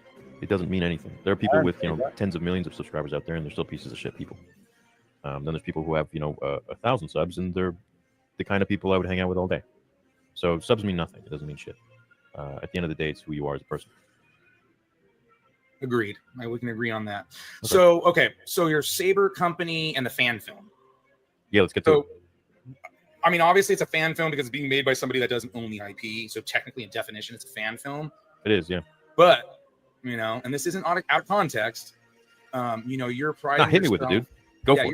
Well, I'm trying to find the clip, but I fucking reorganized. It's like when you need to clean your desk and then you can't find shit. That's kind of where we're at. I get you. So here we go. So this is here. what you say about your fan film. And I obviously have an issue with it because, again, you're siding with me and you're against Disney, Star Wars, and, this and that. You know what I don't like about his fan film? Probably the only thing that I don't like about his fan film is the fact that Mace Windu's alive. Or at least that's implied at the end of Vader 1. Because that's playing on the, it's not really dead. Another fucking very powerful Jedi that can beat Palpatine, still alive. And the other, and you want to show how it's not good. But then when you sell your sabers to fund your fan film, right, this is what you say about the fan They film. are industry professionals. They are working on a lot of the films that you've seen come out into blockbusters today. And, Marvel, Star Wars, you name it, all of them. They are so gung-ho to work on. So, and I'll let you respond, but this would be like me being like, well, I'm going to show you by teaming up with Sex Plane or something like that. Because you're like, well, I'm going to show Disney how, a Vader fan film should be, but I'm going to hire people that worked on Disney Star Wars to show them. Right. Which is kind of odd. Those are all VFX professionals that I was speaking of. Were you aware of that? Or did you think I meant writers? I mean, I didn't know who it was, but the fact that they're attached to Disney Star Wars, I mean, I categorically reject Disney Star Wars and anyone affiliated with it. Right. So I have guys that, including EU people that turn their backs on EU fans, and they're flip-flopping on previous statements they made when they were working for Stephanie Genocide. Disney for Star Wars under George Lucas. But then when they Pablo Hidalgo, Leland Chi, Timothy Zahn, right? Like, I love the Zahn novels, but he's a fucking traitor to the EU. He's like, oh, it's not this canon and that canon, it's the canon, like propping up Disney. Like, well, he diluted Thrawn in those new novels. Like crazy. It's not the same Thrawn from Heir to the Empire. Yeah, well, it's not only that, but what I'm saying is he used to, he's on record talking about the expanded universe being canon. It was always canon. But then when he became a Disney writer, because obviously he doesn't want to bite the mouth that feeds, he flip-flopped and he's full of shit. So, yeah. Well, anyway, so about that clip that you showed, that was about all the VFX artists that I have. So the first one did not have really like big-time industry professionals. It had mostly like college students or, major fans of Star Wars that were very proficient in VFX. I got to say, Justin, the music... You picked good music to play in the background. If you guys haven't noticed, he's got... What music is it? What's it from? I know it. I just can't put my fucking finger on it. Whereas in this one of the reasons that it is so expensive, and the whole thing is CGI, made with VFX, is that we are using industry professionals. So we're using people that work at Lucasfilm, people that have worked on a lot of the Disney movies, and I don't think there's anything wrong with that in the sense that Disney has... obviously a ludicrous budget for their films, meaning they want it to look as good as possible, at least. When that's the thing comes on. Meaning that I have those guys. Yeah. I have the world's most expensive, I have the world's best, the world's most proficient when it comes to making shit look good. Yeah, and that's fine. But the thing with fan films, like, and there are ones that look good. Like if you've seen Wingman, that's a really nice one, dude, with a good story, with some good effects and whatnot. But at the end of the day, it's the live action one. It's about 45 minutes long. It came out about. This is the I had pretty good views on it, but I didn't get a lot of watch time because I was directing people to the actual channel to watch the whole thing. I covered it on a live like 2 or 3 months into my channel. But it's by somebody's basement, Dan's I can't remember what it's called, but it's really good, dude. But anyways, like that's high quality and all that, but you could feel like the love and the passion and all that. And I think like when you overproduce it and stuff, it feels like it starts to water down. Like Everest, right? Everest is doing a great job with Plagueis. You can definitely tell the production value from episode 1 to episode 2. At the end of the day, no one's going to give him an award for the nicest looking fan film ever. Who's he talking about? Everest, right? Everest is doing a great job with Plagueis. You can definitely tell the production value from episode 1 to episode 2. At the end of the day, no one's going to give him an award for the nicest looking fan film ever. But what the creativity of using that engine that he used from Jedi Knight, Jedi Academy, and I believe that's the engine he's using, right? And then and then the creativity and how he kind of changes the story a tiny bit, but to where it's in line with the actual Plagueis novel, and he highlights different parts of it. Like that's really great. He has original voice actors instead of cut and pasting the audiobook voice author and all that. Yeah, I know. Based on what they did, Finn would have been fine if they had have like done something with his character. But you know what I wanted to be in 7, 8, 9? Jason, Jaina, Anakin, and Ben. That's what I wanted as a Star Wars fan. You forgot who you were. I think Mrs. Dash said you were Tenebrous, and you're like, yeah, Tenebrous, but you were Venomous. But whatever. Yeah. Potato. Yeah. But yeah. So I don't know. I find those to be like more like passionate, you know, like. And then also, I don't know if you. I mean, I'm assuming you know this too, because this was back in the day when you were plagiarizing Wikipedia stuff too a little bit. But when you made Vader fan film episode 1, you do realize like you took direct lines from Dark Lord, Rise of Darth Vader, and like I think those you shuffled the words up a little bit, but you literally. Did you quote them or cite those? I don't know because I didn't watch your like the whole thing. From the fan film? Yeah. No. So you didn't put that you got like the dialogue or anything? No, dude. So what? You're born 1980? Yeah. Okay, so I'm 1990. So you're still using that Dewey Decimal System, dude. You're like full on about like every single quotation, everything's gonna be quoted. I mean, you used to do it. You used to say, "Hey, the thumbnail was made by this person" or whatever. Like that was all. Yeah. So I do that, and then you went back on all your old videos because you have Theory Saber ads, and go to theorysabers.com on all your old videos too. So I mean, It's not like you're beyond going back to old videos. You know what? That's a better option. Absolutely, I agree. Yeah, I want to grow my brand. I love my brand, and I think we're doing a lot of very good stuff with the brand, and I think we're saving the actual Saber community from everybody else, or at least most people. I can say legally. When I used to buy from them, from a lot of the other companies, I mean, the absolute, you want content, the absolute shit I could tell you about. You want to get into scamming? I mean, it's I'll be careful what I say here. Well, I know stupid ass Wave used to do fake lightsaber giveaways. I think that's no, I'm not talking about that. I'm talking about the lightsaber community. I'm talking about. See you, Mr. T. Take care, mate. Thanks for being here. People who just literally resell, and I know it's easy for you to say, "Oh, he resells." You're 79. I'm 83. 78. You really don't know the amount that goes into what we do and the people who actually resell and literally scam audiences. I would. Well, there's no. I know you're friends with Sam Kim, so I know you have access to his. I'm not talking. Oh no, dude. I'm not talking about. I'm not. Oh, look at the youngins coming in, the 90s babies. I could maybe tell you one day, like off stream and or like even in person when I move to Texas or whatever, if you ever come out to a convention or we just fucking actually end up hanging out or something or whatever, Geeks and Gamers meetup or something, I would tell you off the record, but I don't want to be caught saying that shit. That's fine. Live or recording because other companies could potentially say some shit or make it legal. And I don't want to deal with that. But there's a lot that I know now about the industry that I never knew as a consumer, and it's my birthday now. I just turned 26. Happy birthday, Ghostface. Give Darth Ghostface some love, chat. We got 87. We got 94. 99. Party like it's 1999. Rogue One is garbage. I just know that we're treating a lot of people really fairly, despite what you want to believe.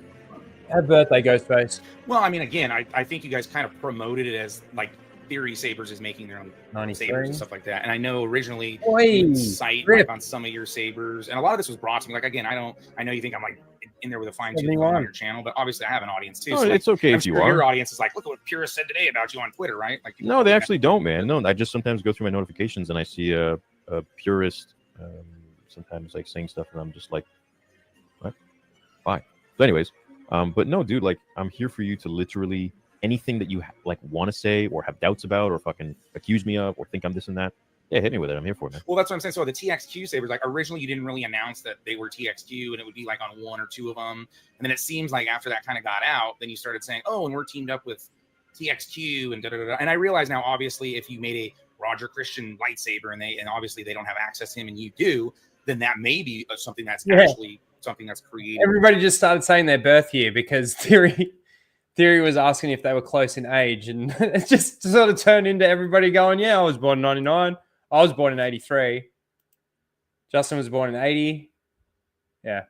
By Theory Sabers or something like that. But at this point, that hasn't happened, right? I mean, at this point, it's just modifications made on TXQ sabers that you're reselling and marking. And then people are like, well, he always does sales. Well, TXQ does sales all the time. That's probably why when you buy in bulk from them, right? When they have their sales instead of, or you have a deal because you're getting shitloads of them anyways. No, not at all. It's not how it works. So, what was the first question about Roger? It wasn't a question. I was just saying, like, obviously, if you bring him into the deal or something like, hey, I'm friends with da-da-da-da, he's the first one to ever create a lightsaber, they could use that as a pro for them, right? To make their own, authentic lightsaber that he designed or whatever. Like, no, Roger and I work together exclusively.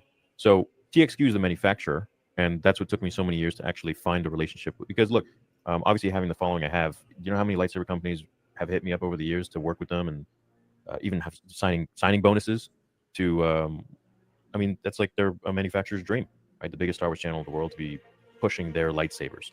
And I didn't want to do that. I was given big money. I was offered big money. I never took it. I never signed. nothing.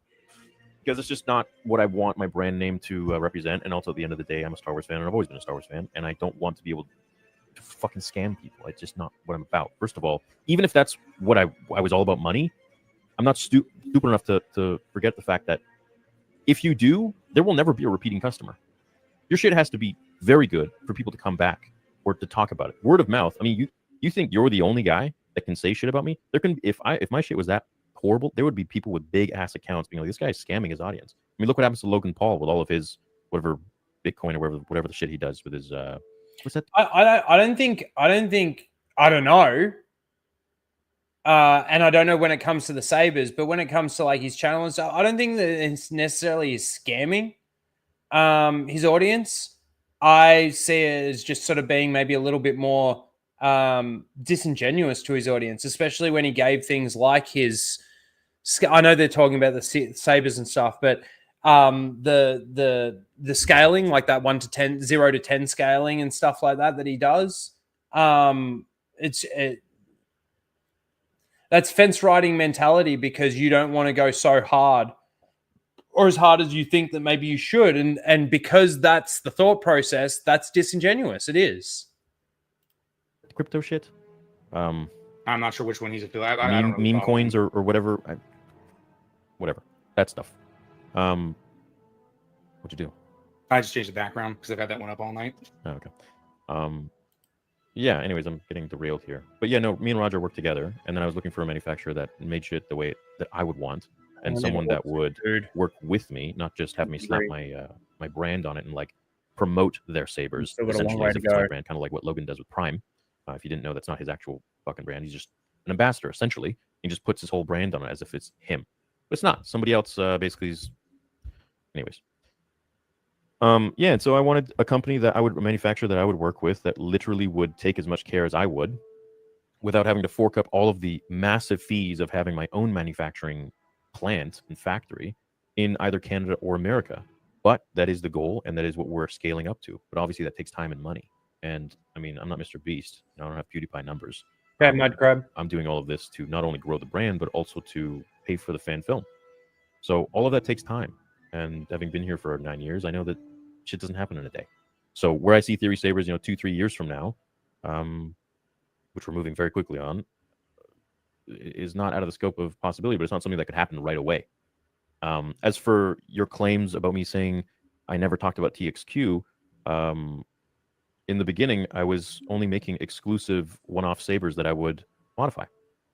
So I worked a couple times with LGT, did not like their sabers. So I saw in your video that you made about me, you compared my shit to LGT sabers, and like, I don't know if you've ever had any of these sabers, but LGT is well, you had some that were, that's why. Yeah. The stream that Justin did after this, he made a very, very good point, and I just want to touch on this. Is, you know, it's funny, and I don't know if he brings it up in this stream. He might, but it's funny how, like, you know, Theory does talk about being, you know, dedicated and honorable to George Lucas, Star Wars, and all of this kind of thing, but he still sells Disney sabers. Disney Star Wars character sabers. Now, people might not have a problem with that necessarily, but if, let's say, we're wanting change and we don't want this bullshit, that we don't like this bullshit, then why are you? Yep, that's coming up. Then why are you even bothering selling fucking Disney Star Wars character sabers? Why don't there's so many just from the EU alone that you could fucking make and sell. And I thought that was a really, really good point. Yeah, so right in the beginning when I didn't know much about the industry, I worked with Notice them. the title, I put TXQ. I didn't say LGT. It just happened. No, I know, but in the video there were a couple before. And did I see the new Snow White movie? No, I haven't. I haven't watched it. And hello, how you going? But I don't know. There's a possibility that we might get our free ticket from Flash and we might watch it before Flashcast, but I haven't seen anything. And because I haven't seen anything by now, it's probably not going to happen, but there's every possibility. But I'm certainly not going to see it. And I got don't want to see it. Sorry. Oh, excuse me. Saw it, you know, when you released it, and then you took something out because you compared me to some other company or whatever. And then, well, one of the Google searches on LGT was incorrect, and it was somebody who does lightsaber modifications, and he was fucking pissed off. But I corrected it. I corrected it within an hour. And this is the thing, though, too, is like I've talked a lot about Star Wars theory over my time being on YouTube, done some videos here and there. I truly don't even think Theory would know who I am. Now, I don't know whether or not that's true or not. And again, I would like to be able to have an opportunity to debate some of these people. Like I'd like to hang out with and speak with Mauler. Now, Mauler and I agree on a lot of stuff. The main conversation that I'd want to have with Mauler would be in regards to Andor. But yeah, I still don't think he knows who I am. He knows, you know, Melvin. He knows Justin. I don't know if he knows Grizzy. He probably would by now. Yeah. I know. I'm aware, dude. I see you. So we would send the sabers that we would buy. We would, like, our first one we sold 30, and then our second one it was like 50 or something like that. And they were just one-offs. So what we would do is we would have a saber made according to how we wanted it by the manufacturer. Then we would send it to one of our. What do I want to eat, chat? I'm looking at either fish and chips, chicken and chips. There's Nando's or McDonald's. I seem to just getting a burger from McDonald's. It's easy, but like I don't know, kind of wanting something else. One of our guys in the States. So one of the guys is Starlight. He would Wings. modify the shit out of it. And with the first one, he created this cool acid finish. We put a wrap on it, and funnily enough, I had Chinese last night for dinner. It was a different look, and it had a lot of weathering, and it just kind of looked like how we wanted it to go. So that's how we started, is that it wasn't supposed to be like we're reselling stuff, because a lot of my audience, when I was reviewing other people's, what are they saying? When I was reviewing John said, please, Theory, one book at a time. Gatekeeping is fine. Right. Because gatekeeping gets a bad name. We should have gatekept Star Wars from the get-go. Then maybe we wouldn't be in this fucking mess. Well, maybe. Where the fuck was I? Sorry, I'm not trying to. McDonald's or Macca's? Macca's. It really is Macca's. I distract. I know. It's just been a long ass day. My brain's. All right, now, man. I've been streaming for 5 hours now. I got it. I know. I had mine with the boys, and then before that, like anyways. Yeah. So we started out to do like a one-off thing, like a unique thing, and people were like, "Well, we want you to sell some of the stuff that you're reviewing in videos, and they'll be like, you know, Corbin's Qui-Gon or Anakin or whatever. I'm like, bro, I don't want to do the same shit everybody does. And so it took me from 2019 until about a year ago to start my own company because I was in search of that. And I mean, in the videos, like in 2020, I announced that I wanted to make a company called Theory Sabers. And dude, I was hit up with so many different manufacturers saying work with us. And I was like, no, I'm not doing this until I found the ones that I wanted. And now TXQ, I mean, shit, I'm going to go visit them at the factory this year.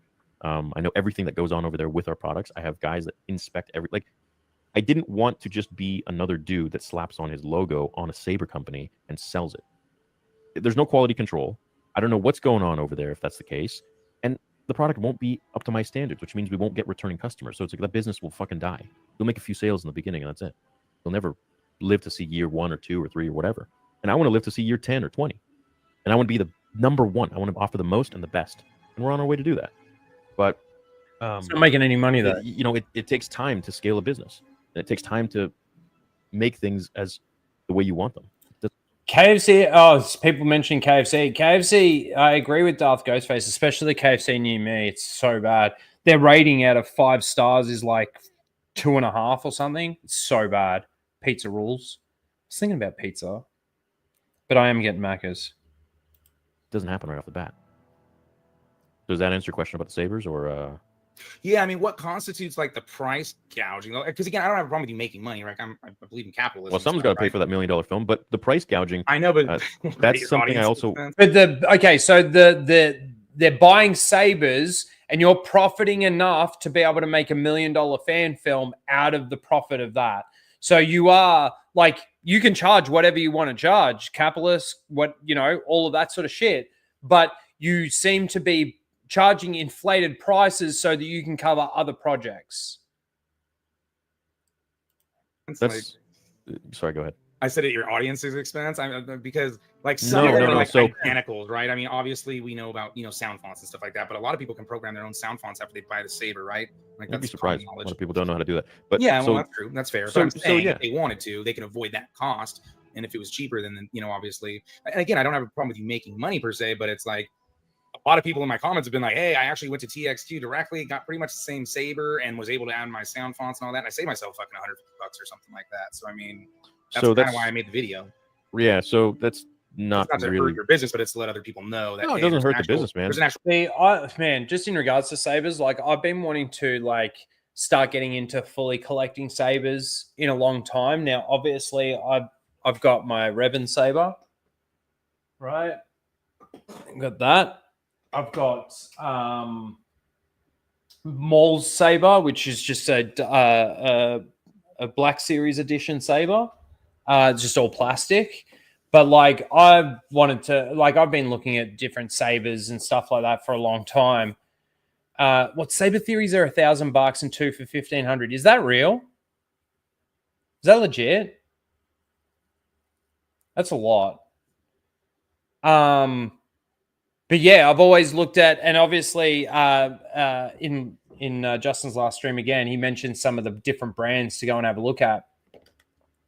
The problem for me is that most of them are in America, and shipping and exchange rate and stuff like that, it ends up costing me.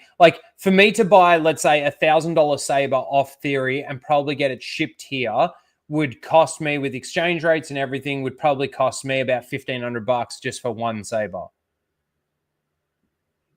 Not fucking investing that.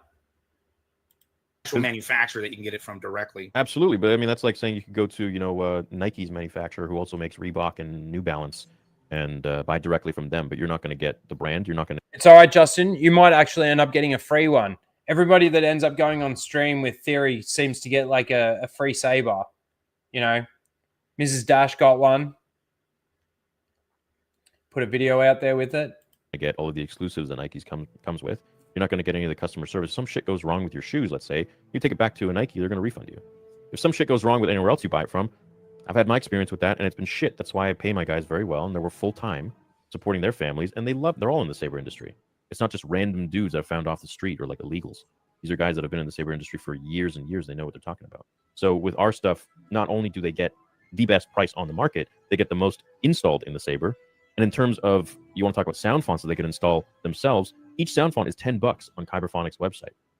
He is, in my opinion, the best in the market when it comes to that. The guy is a literal. Cyberphonics, they promote all their packages are like the Acolyte and like all this shit that you claim to hate, but yeah, they're promoting all that Disney shit on their resale. Like there's no like sound font. And I think this is where theory is not understanding, where people have got a problem with this. Like, you are still promoting, advertising, and equating Disney Star Wars to be normal Star Wars. Like, stop doing that. Stop selling Ahsoka sabers. Stop selling Rey sabers. I have no doubt you've got Rey sabers. Stop selling Kylo Ren sabers. I have no doubt that you've got that crossbar, stupid, retarded T-saber. Tell me if I'm wrong. Does he not have Kylo Ren saber? If he doesn't, I'm sure he's probably making one. Just have regular, like, I mean, also like a lot of the hilts you have are like Disney Star Wars, but you claim that half your audience isn't Disney Star Wars, and actually all the Disney Star Wars fans don't like you. Well, but if that was the case, wouldn't you have no Ahsoka sabers, no freaking White Wolf sabers, no Shin Baddie sabers? Like, why would you need to have those if all of your audience wasn't Disney Star Wars, or some of your audience wasn't Disney Star Wars fans? Like, why would you feel the urge to slang Disney Star Wars lightsabers when you're not for Disney Star Wars? Well, I'm not for Disney Star Wars, but we are still offering sabers, and we're offering them at the best price and putting the most in them. And we have actual customer support that gives a shit you didn't answer if something the goes wrong or someone doesn't know how to do something. That's why we're paying so much money every month to our customer support guys, which are all guys located in the States. Thank you, Kamala. But again, why sell a Rey saber or a Kylo Ren saber? Like, if you're not for Disney Star Wars, I'm here to sell sabers, dude. If someone wants a Rey saber, they're. But I thought you're fighting for George Lucas. Like, George absolutely, Lucas I am. Great Kylo Ren. Absolutely, I am. It just seems kind of hypocritical. Like, I mean, again, it's your business. Hypocritical. Got to do it. Like, I would never sell a Disney Star Wars lightsaber. I'm obviously not in the lightsaber business, but if I was, no, you're not. I would definitely not make it a point to sell Disney Star Wars character lightsabers. Cool. Well, we sell a lot of other character replicas. Why don't you talk about those? But it seems like you only talk about the few. And I've been offered to sell. I think you have more Disney Star Wars characters than you have EU ones, if I'm correct. I could be wrong. I know there's lots of movie lightsabers. Yeah. Well, we're working on increasing that roster, a lot of the EU replicas, but it is expensive. Every saber that I make and adding it to the the roster is quite expensive to make, dude. And again, I'm not going to tell you you're obviously more successful when it comes to the business side of YouTube and stuff, but if majority of your audience isn't made up of Disney customers and a majority of your audience is into George Lucas Star Wars or the Expanded Universe or Legends, if you want to call it that, why are you making? Then wouldn't you have made all the Expanded Universe lightsabers first and not the Disney ones? Well, like I just said, fan base doesn't consist of Disney fans. Like, dude, you're expecting me to have like my own TXQ in my garage with like every single saber replica? No, that's impossible. So it's just based off their inventory. They don't have any EU characters in their inventory. Oh yeah, they do have a lot of EU. Melissa for $10. Thank you, Melissa. I appreciate the super chat. Says Theory forgets who Dash is. LOL. He said he doesn't want to just slap his brand on it, but that's what he does. Yeah, 100%. I'm so disappointed with Dash. Anyway, he says he's about G Canon and sells Disney hilts. He admits he's a fence rider because he likes the dollars. Yep. Thank you, Melissa. 100%. 100%. I sell sabers. Why are you selling Disney Star Wars sabers? Because I sell sabers. That was his answer. In a nutshell. Thank you, Melissa. 100%. EU characters, but there's different catalogs that you can offer, and I mean, LGT has a very vast Disney inspired catalog that I just don't work with. Okay. And so I can see the point you're trying to make, and it's that like, oh, I'm trying to make it. I am making it. I mean, it's something I'm trying to make it. It is. I mean, if you had the choice, well, no, you're trying saber, to essentially saber, a Nihilist saber, but instead you chose a Kylo Ren saber, a Shin Baddie saber, and a Balin whatever saber. I don't even know his name. Then well, you just said like, it is. It's Balin. I can't remember. Yeah, I heard about that. What do you want me to say? It's just stupid. despite the fact that it's like a parody kind of thing, whatever it is that Jesus Christ Superstar is. But it's still fucking dumb. Last name, whatever. I wasn't a big Ahsoka watcher, but like, why would you choose those ones over the, again, the Darth Nihilus and the Darth Revan and the Darth Zana, saber or whatever. Again, I don't know what they have, but if they have an inventory of EE sabers, why weren't those frontlined? If you're more about George Lucas Star Wars and your fan base is more in that, I think it would make you more money as a business if you were hitting your target audience, which is the non-Disney shill audience. Right. So as I said, that's part of the catalog. Those ones that you're mentioning aren't part of it yet. But he's asking you why. Gotcha. No, Justin. He didn't answer you again.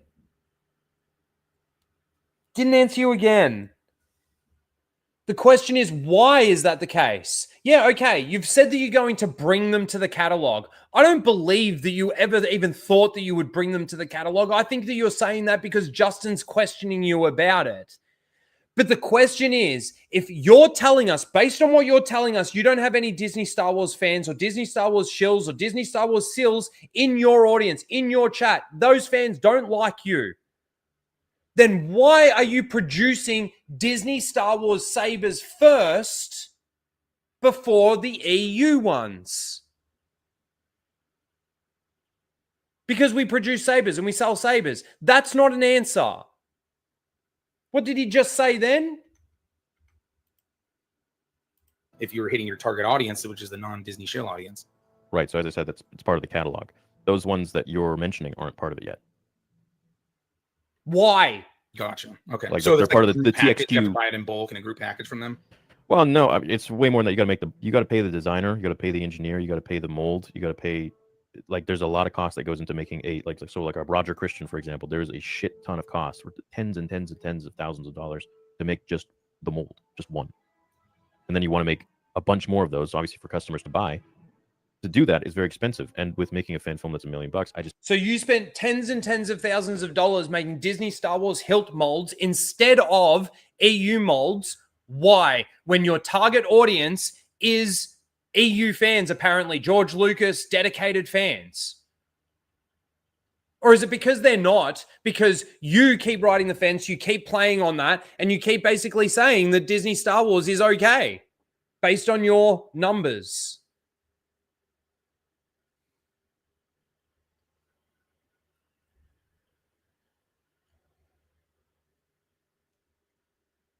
And what, like, they don't make molds.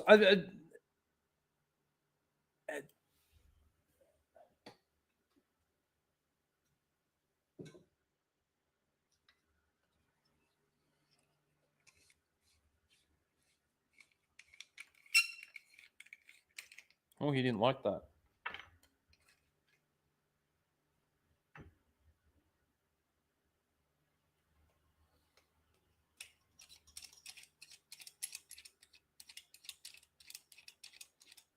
Understand, like, there's got to be some sort of like design thing that you can make so that you can make them in bulk, right? Like, somehow this, maybe that opens up. Somehow this has to be able to open up because there's obviously components and buttons and, there's like those sets. Oh, see those pins down there?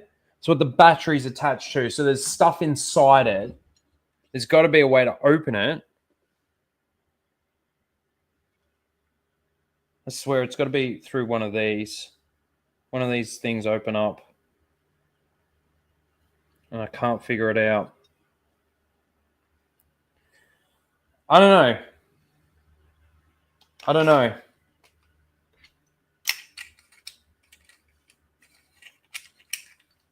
Honestly, once you've made one, like, I wouldn't expect it to be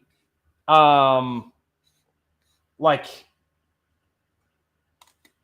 continued bulk buying and continued supplying. Like, I couldn't see it being too expensive.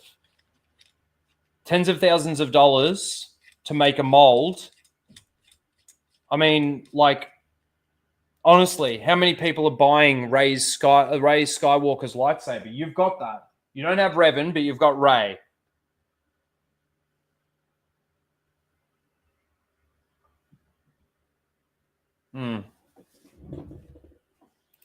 just do not have that budget.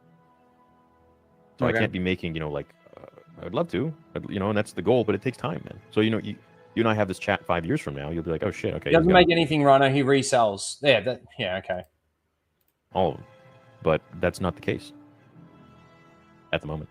Well, we'll look at your career with great interest in 5 years and see where it's at. But the a lot of the hilts though, they're the same hilts that every other TXQ reseller has. They're like literally the same. So I don't know what modifications are you talking about that you make to them. Oh, I missed this. Thank you, Reformax. Thank you very much for the member becoming a member. Jesus, why can't I speak? Became a tracking fob. Thank you very much. I appreciate that. How you doing? Can't fence ride forever. He's been doing it for a long time with blatant problems in his face. I wouldn't put it past him. He will fence ride for as long as he can. I know that much. Well, everything that we install inside of the hilt. So again, back to Kyberphonic. Each one of those is $10. So let's say in our Mark 1, which is free, there's 23 in there. So that's $230 before tax, not even including tax, put into the Saber for free. I mean, that's literally like a Saber itself. Nobody else is doing that. Everyone's just putting in copyright music. They're just throwing in whatever shitty font is in there. And I know because I used to spend a lot of money on these other companies' Sabers. And I'd get their stuff. And I thought it was really cool until I started to really realize and become friends with Jesse to know like what actually goes into making these sound fonts that are actually so much fucking better and actually increase the experience. And so I started to install my own fonts with Jesse. The first time I did it took me 5 hours. And with Arduino, this is a program that you use to install the fonts into a Profi board. And it took a long time. Not yet. And I fired it up. I'm like, not yet. We haven't got to Filoni discussion yet. It's what I'm really waiting for, to be honest. This is actually a game changer for the Saber itself. I'm like, why is nobody else doing this? They're just using these generic, shitty-ass, cheap fonts. And the reason is because it's cheap.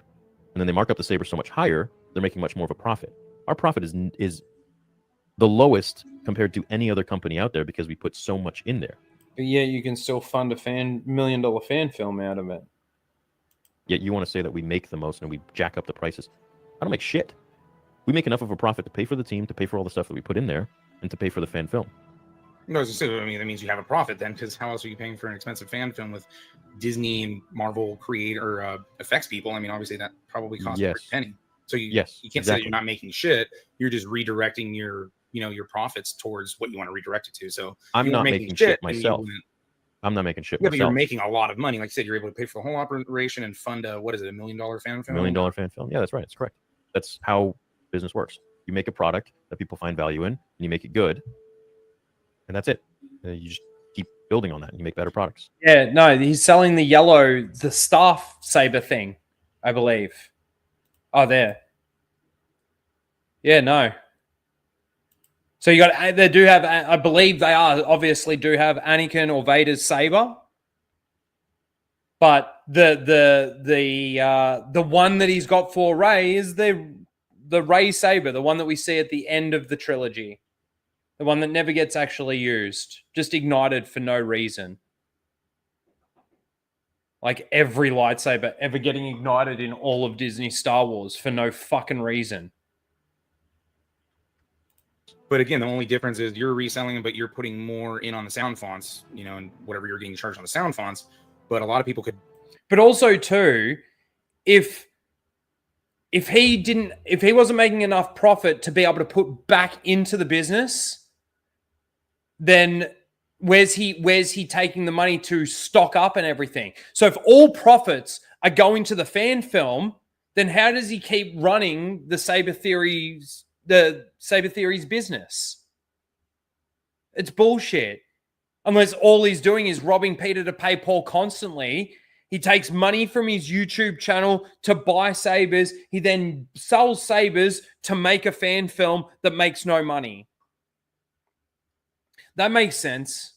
That makes sense. When this is your life and your income revolves around what you've been doing with Star Wars and your social media presence and all of that kind of thing, it makes sense that you would continue moving funds until there's no profit being made out of the final result.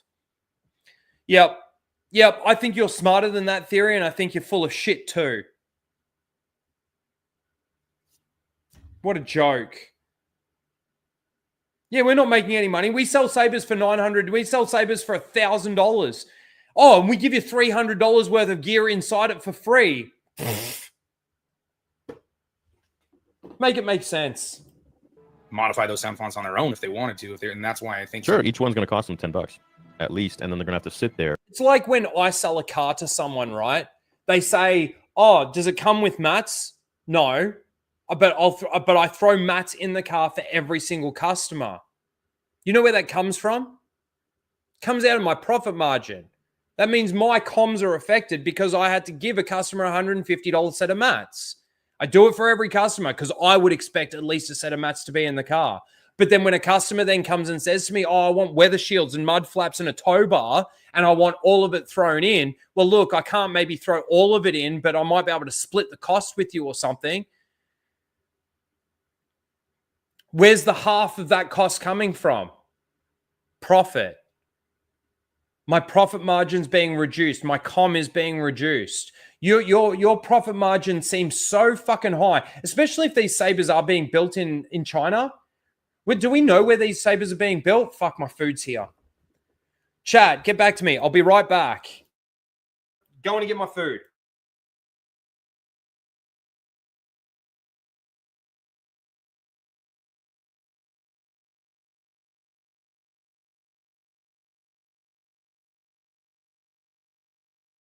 Let me play you something.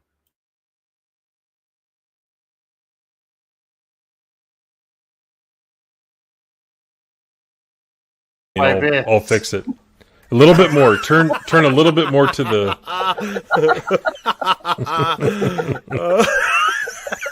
Is that better? There it is. There it is. I gotta see what I look like on the playback. You're fine. It's good. You want to sit in your bed? I'm missing my bottom teeth, and I've got a triple chin. Derp. Derp. I make Star Wars. He looks like Kramer addressing Newman. He does. He does. He looks like he's like, Tim, what the fuck? Oh my god, that's great though, Tim. That's great, man. Yeah, I'll fix yours right. Birds of Prey is going to deal with the misogynistic crap that you guys have to deal with on a daily basis. I'm missing my bottom teeth. I'm gonna have a heart attack. I know. Oh my god, dude. Rhino looks like he's gonna take a bite out of Tim's head. Nom, nom, nom, nom. Yeah. Hey Tim, that ear looks quite delicious. Oh boy. Hey, I like the way you style your hair. It's kind of cool. Man. Oh my god, dude. Holy shit. Wow. Oh, that's you semi-bisexual like me? You can be a part of our alphabet squadrons. Yes, the alphabet squadron. So ridiculous. All right. Where were we? Let me get my food out.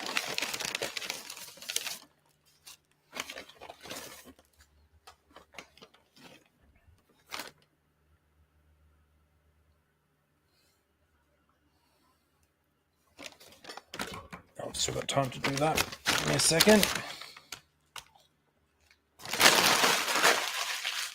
All right. I might mute myself while I eat. I'll play. And then if I've got to commentate, I'll come back in. But I am right here eating my macros. And try and figure out how to do it, which we have a guide on the site on how to do it. But for those who know how to do it, it's still going to cost them money for each sound font that they want. But with our stuff, it's already in there unless they choose a different font pack, which, again, costs us a lot of money, as well as the music that goes in there. Each one cost me about $1,000, which you probably have heard before since I assume you've watched the videos. So, any other question you have, I'm happy to answer. I mean, I think I can jump off the no. Another thing I want to mention is when I used to buy from everybody else. Did we answer whether or not they're built in China? I know the margins, and I mean, obviously you have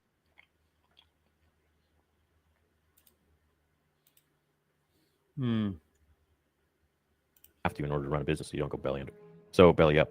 So I know exactly what is going on in the industry with all of the other companies, and when I see that you're picking on me, and I'm the only one that's literally using the money to give back to the community with a fan film that's not monetized, I'm sitting here wondering if we're both fighting for George Lucas Star Wars, then why are you so angry at me? Because nobody believes you're fighting for George Lucas. I'm just sharing information with everybody. There's no anger here. Hold on, bro.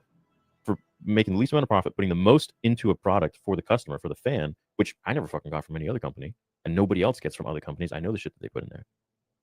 Saberforge has some pretty badass sabers, and they're made in they're headquartered in. I think they're the main one that I was looking at, Saberforge. They're the main one that I was sort of looking at. In the United States, I'm sure they probably have bonus to their. Let me tell you something about that. So we're opening up our warehouse this year in the United States, and I could literally put and this goes for anybody in the companies that I fell for when I used to buy from them. You could literally.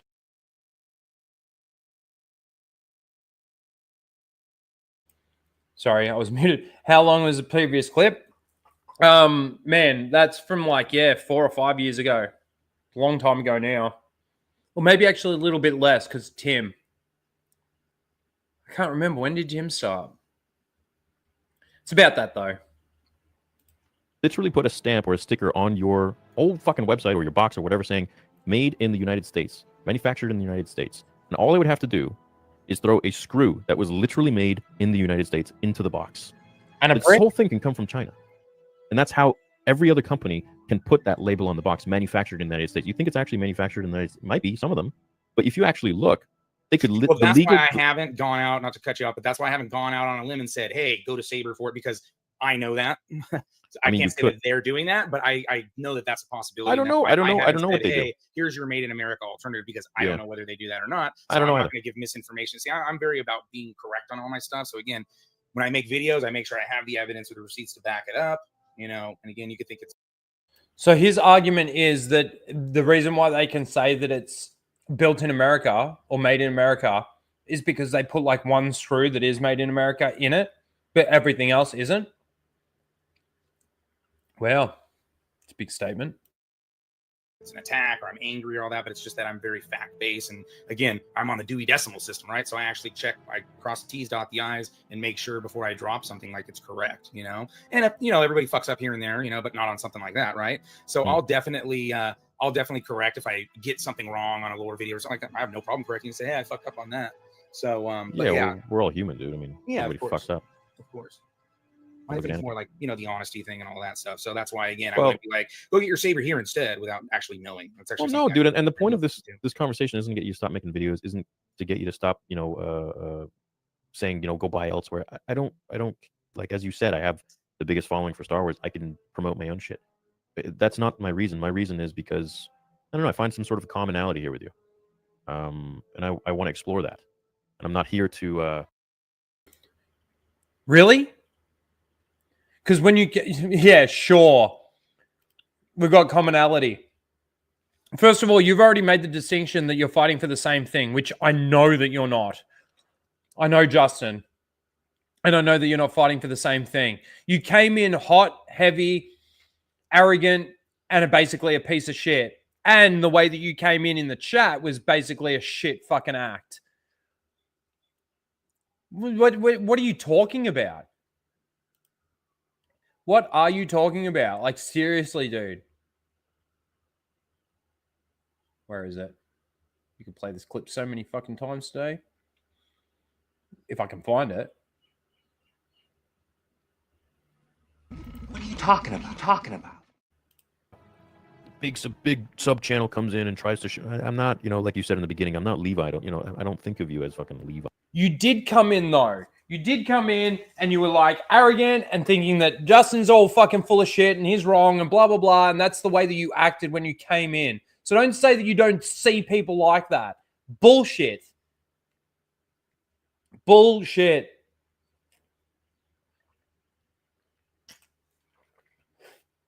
You know how good it would be to actually do a stream with Theory EFAPing this stream?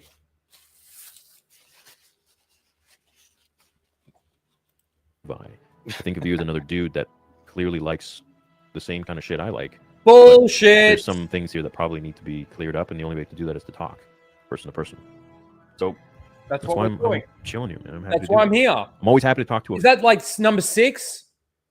Number 6 or 7? Yep, that's why we're here, so that we can have a chat. Because we haven't been chatting for an hour and 16 minutes already. But I'm here to have a chat, one-on-one. Fellow fan who's actually like about George Lucas Star Wars because they're so fuck off. You keep saying this shit, and then you keep sucking up Disney's anus.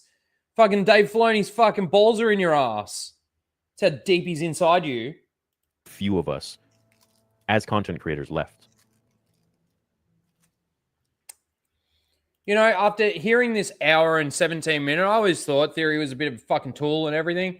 But, mate, you come across as the kind of person that eats a Mars bar upside down so you can feel the veins on your tongue. Yep. I mean, that's why I'm trying to push George Lucas Star Wars and the expanded universe. And that's why I think, you know, obviously large creators covering lore and doing all that, again, would help the algorithm out instead of worrying about Kathleen Kennedy and who's going to replace, you know, Dave Filoni or Kathleen Kennedy when she leaves, or maybe it's Favreau. Hey, maybe it'll be Sam Witwer. Like, Sam Witwer has absolutely no, like, I don't think sure he's a nice guy, whatever. We know he's totally vaccinated. Here we go. Like, he doesn't know like how to run an executive position at a fucking multi-million-dollar billion. Listen, you're living in the place that I'm trying to move to. Okay, there isn't much I can say right now with Trudeau. Okay, so yeah. Well, that's fine. I don't want you to get in trouble. We don't need the fuck. At least let me make it out of here first. But you know what I'm saying? There's always going to be somebody else can save. I know what you're Star Wars. saying. And I know feel what like you're saying. You, along with a lot of others, are still pushing that narrative. You know, Ryan.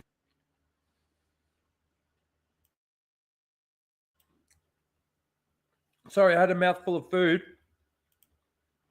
and I just wanted to address this. Honestly, I don't know because I've never bought any.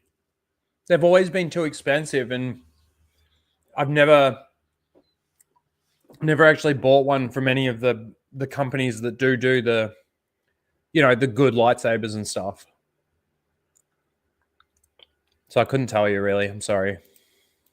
And that's why I like Ryan a lot, man. He's a very genuine and honest fucking person. He's not going to sell people like a shitty bag of goods, right? He even interjected when I'm like, well, who the fuck's Puck News? You know, and he explained, oh, well, hey, the dude used to be the, you know, whatever, executive editor or whatever the fuck his position was, right? And then he started his own company, but he used to be with Hollywood Reporter or whatever. But Ryan even said, like, hey, you know, even if this news is true or it's not true, even though I think it's true, it's bullshit because there's not a realistic way to save Star Wars. It's fucked already. And there's no changing it. But other people are like, just get rid of Kathleen and everything's going to be okay. And this, that, no, etc. It's a step, though. That's just hopium. It's just hopium. It is. But at the same time, see, what I'm trying to do is I've done the lore stuff over the years, and I've done the fan fictions, and I've done this and that, and I've done all the different types of Purist. Bring up Filoni. Including Sexplained. And I think the best way that I can actually make any sort of difference is that fan film.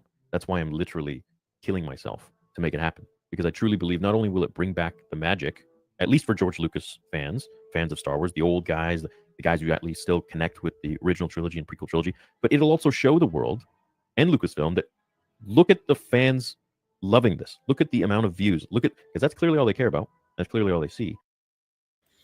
That doesn't change anything. You can make the same argument for Angelus. Is that the name of the channel? The one that's doing the Thrawn trilogy animation?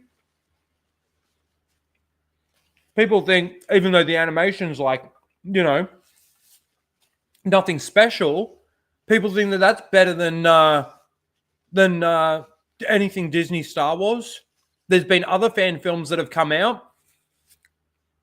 I think there was that Maul one, right? That did actually have connections to some Disney Star Wars canon bullshit. which is still well received, and fucking all of that kind of shit. Look at the extended fight between Vader and Obi-Wan on the Death Star, that fan film thing. Think any of that has shown Disney? You think have they seen and noticed the response to those fan films and gone, oh shit, maybe we should actually do it fucking different. Maybe we should do it better. Maybe we should actually do Star Wars. No. So what makes you think your fan film is going to make any fucking difference? Oh, you want to give back to the fans? Oh. You know what would be given back to the fans? Talking about George Lucas' Star Wars. Talking about the EU. That would be given back to the fans.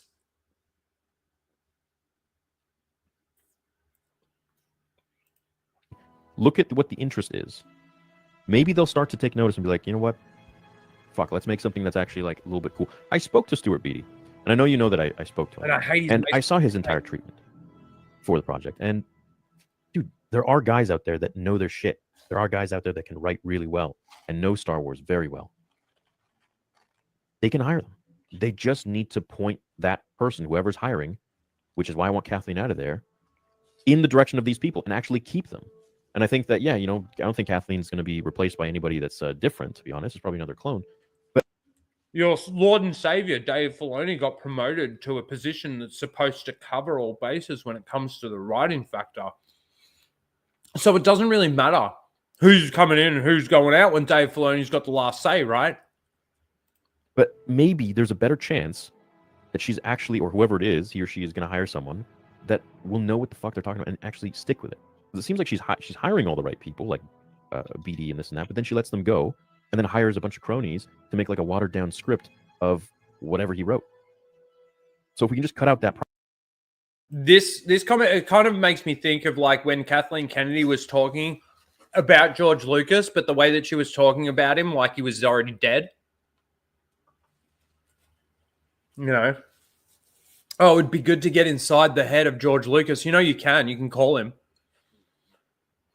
You don't even have to get inside his head. You could just ask him. Process. And I mean, clean house is my motto with all of that stuff there.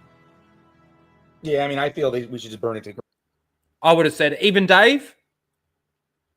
Around, because they already destroyed everything the fans actually loved, and that's the thing. Like, so there's this argument like the EU was canon, it wasn't canon, this, that, and all this bullshit. At the end of the day, George Lucas created Star Wars. He created ILM. He created Lucas Arts. He created Lucas Publishing, or Lucas, Lucas Publishing. He created all those different factions and created and oversaw. Now you can get into the minutia over, well, he wasn't there doing the grips on the fucking, the movie, or he wasn't doing this or the sound effects on it. Like, let's be realistic. He's a fucking busy guy. He's a CEO of a massive fucking company. He was planning to do the prequels, obviously, when we were waiting after the original trilogy. He had a lot. I mean, I have 2 out of my 4 videos out. He had a lot to do with a lot of the fucking expanded universe, and that's under his era. And we got the best Star Wars under his era, and all that Star Wars lore under his era. Just because a company buys an IP, they don't get to just change it and bastardize it and say, well, now this is canon, because canon is established. It's not dictated, right? So you know, it doesn't matter. That's why categorically it's easy for me to just say Disney Star Wars is fucking trash. And somebody's like, well, you're not being fair, da da da da. Well, I mean, you didn't watch the show, so you can't comment on it. Well, I could tell those same people, well, you haven't read the expanded universe, so you can't comment on what the real lore is because you actually didn't consume it. You know what I'm saying? Instead of bending to their will and like, oh, well, I guess this is lore. Like, I always bring up the Ninja Turtles, right? So if I buy the Teenage Mutant Ninja Turtles next week and I turn them into fish and Master Splinter is a fucking octopus, right? Obviously, that's radical, right? But hey, I own the IP. No, it's the same sort of mentality. That's not how it works. You know, that's not how it works. No, I agree, dude. You're preaching to the choir. Yeah, I agree with that. So I just don't understand how that's like, well, but if we give him another chance, if we can get the right person, you know, this and that. Because I do believe that, like, if we had gotten BD's 3 films, I think he created Reva. Isn't that the main character that everyone, including yourself? But it was not. Yeah, but it wasn't. She was barely focused on in his script, and it was completely different than what Joby Harold did and Deborah Chow. Completely fucking different. Because here's the thing, like, why? I think originally Theory spoke positively of Obi-Wan. I think, can't remember exactly.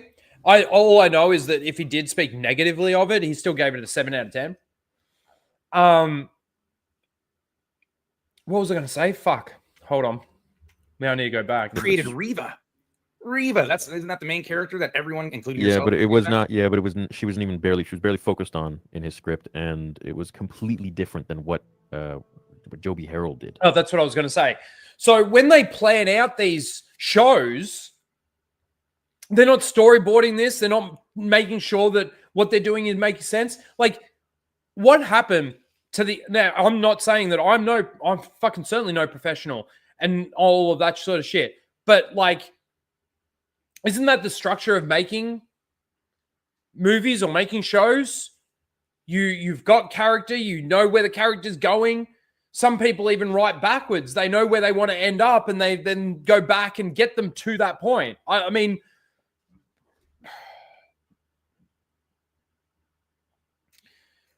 it's kind of like Solo, right? Apparently, fucking what's his name had to come in and reshoot the fucking pretty much the entire movie.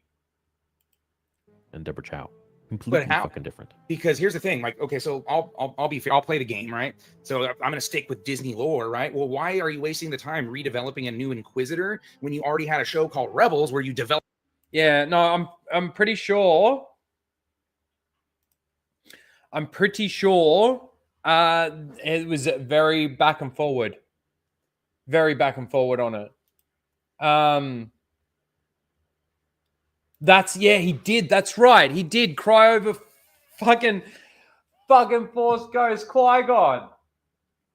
He did.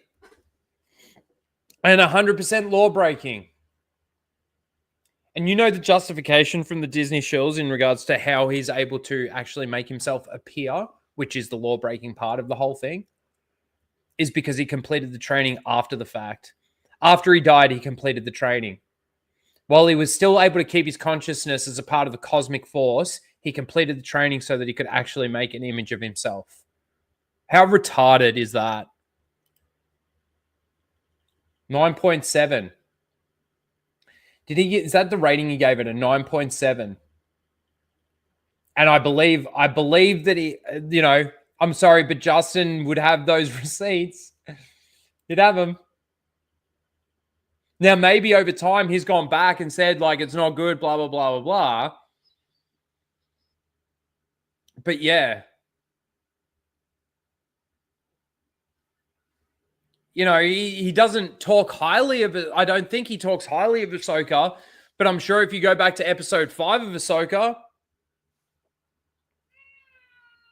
yeah, he would have said exactly that. It's fucking great, which it's not. Developed all different types of Inquisitors that are still alive during the show. And instead of wasting all that time character building a new Inquisitor that's not even fucking needed, you could get right into the real shit. The Obi-Wan fucking, contemplating the events of the prequel trilogy and stuff. And wait up until obviously the OT, and then Vader trying to hunt down and kill Jedi or have his Inquisitor. Like you've already built all that up. Like, so if that shit was going to open up following the Disney lore, why are you wasting your time doing that? It doesn't make any fucking sense. No, it doesn't. So I don't see how that makes Stuart Beattie a good writer, because again, he's wasting his time creating an Inquisitor that we don't need when he could have just interwoven the already pre-existing lore. And then he has weird shit with Luke Skywalker with a red lightsaber on Mustafar and this, that, and the other. And that, like, I believe that was a vision or something. It was a vision, but that would have been. Is that what he said? Man, why do I not remember these things? Book of Boba Fett, more Star Wars than Revenge of the fucking Sith. That's a quote. Yeah. Maybe it's because that guy did that spinning move, and in Revenge of the Sith, we see a couple of people do some spinning moves, especially in the Obi-Wan and Anakin or Vader fight in Revenge of the Sith. Yeah. I'm going to have to feed this motherfucker. Well, I added fucking, obviously. But yeah, this is what we're talking about when we say that Star Wars Theory, excuse me, has liked 70 to 80% of Disney Star Wars. So what's wrong with it? Nothing. 20% of it he doesn't like. I'd say in the normal fandom, based on the reactions to the prequels, it's about that percentage. Crazy. He's spoken more positively about Disney Star Wars shows than anyone, or just as much as any of the Disney shills. If that ain't fence riding, if he doesn't think that, but that's what he's saying to his audience, number one, it's disingenuous. But number two, to me, that's his form of fence riding so that he can keep that audience. And that's where the responsibility of the 3 million subscribers and being the biggest Star Wars channel goes out the window. Because he's being disingenuous then.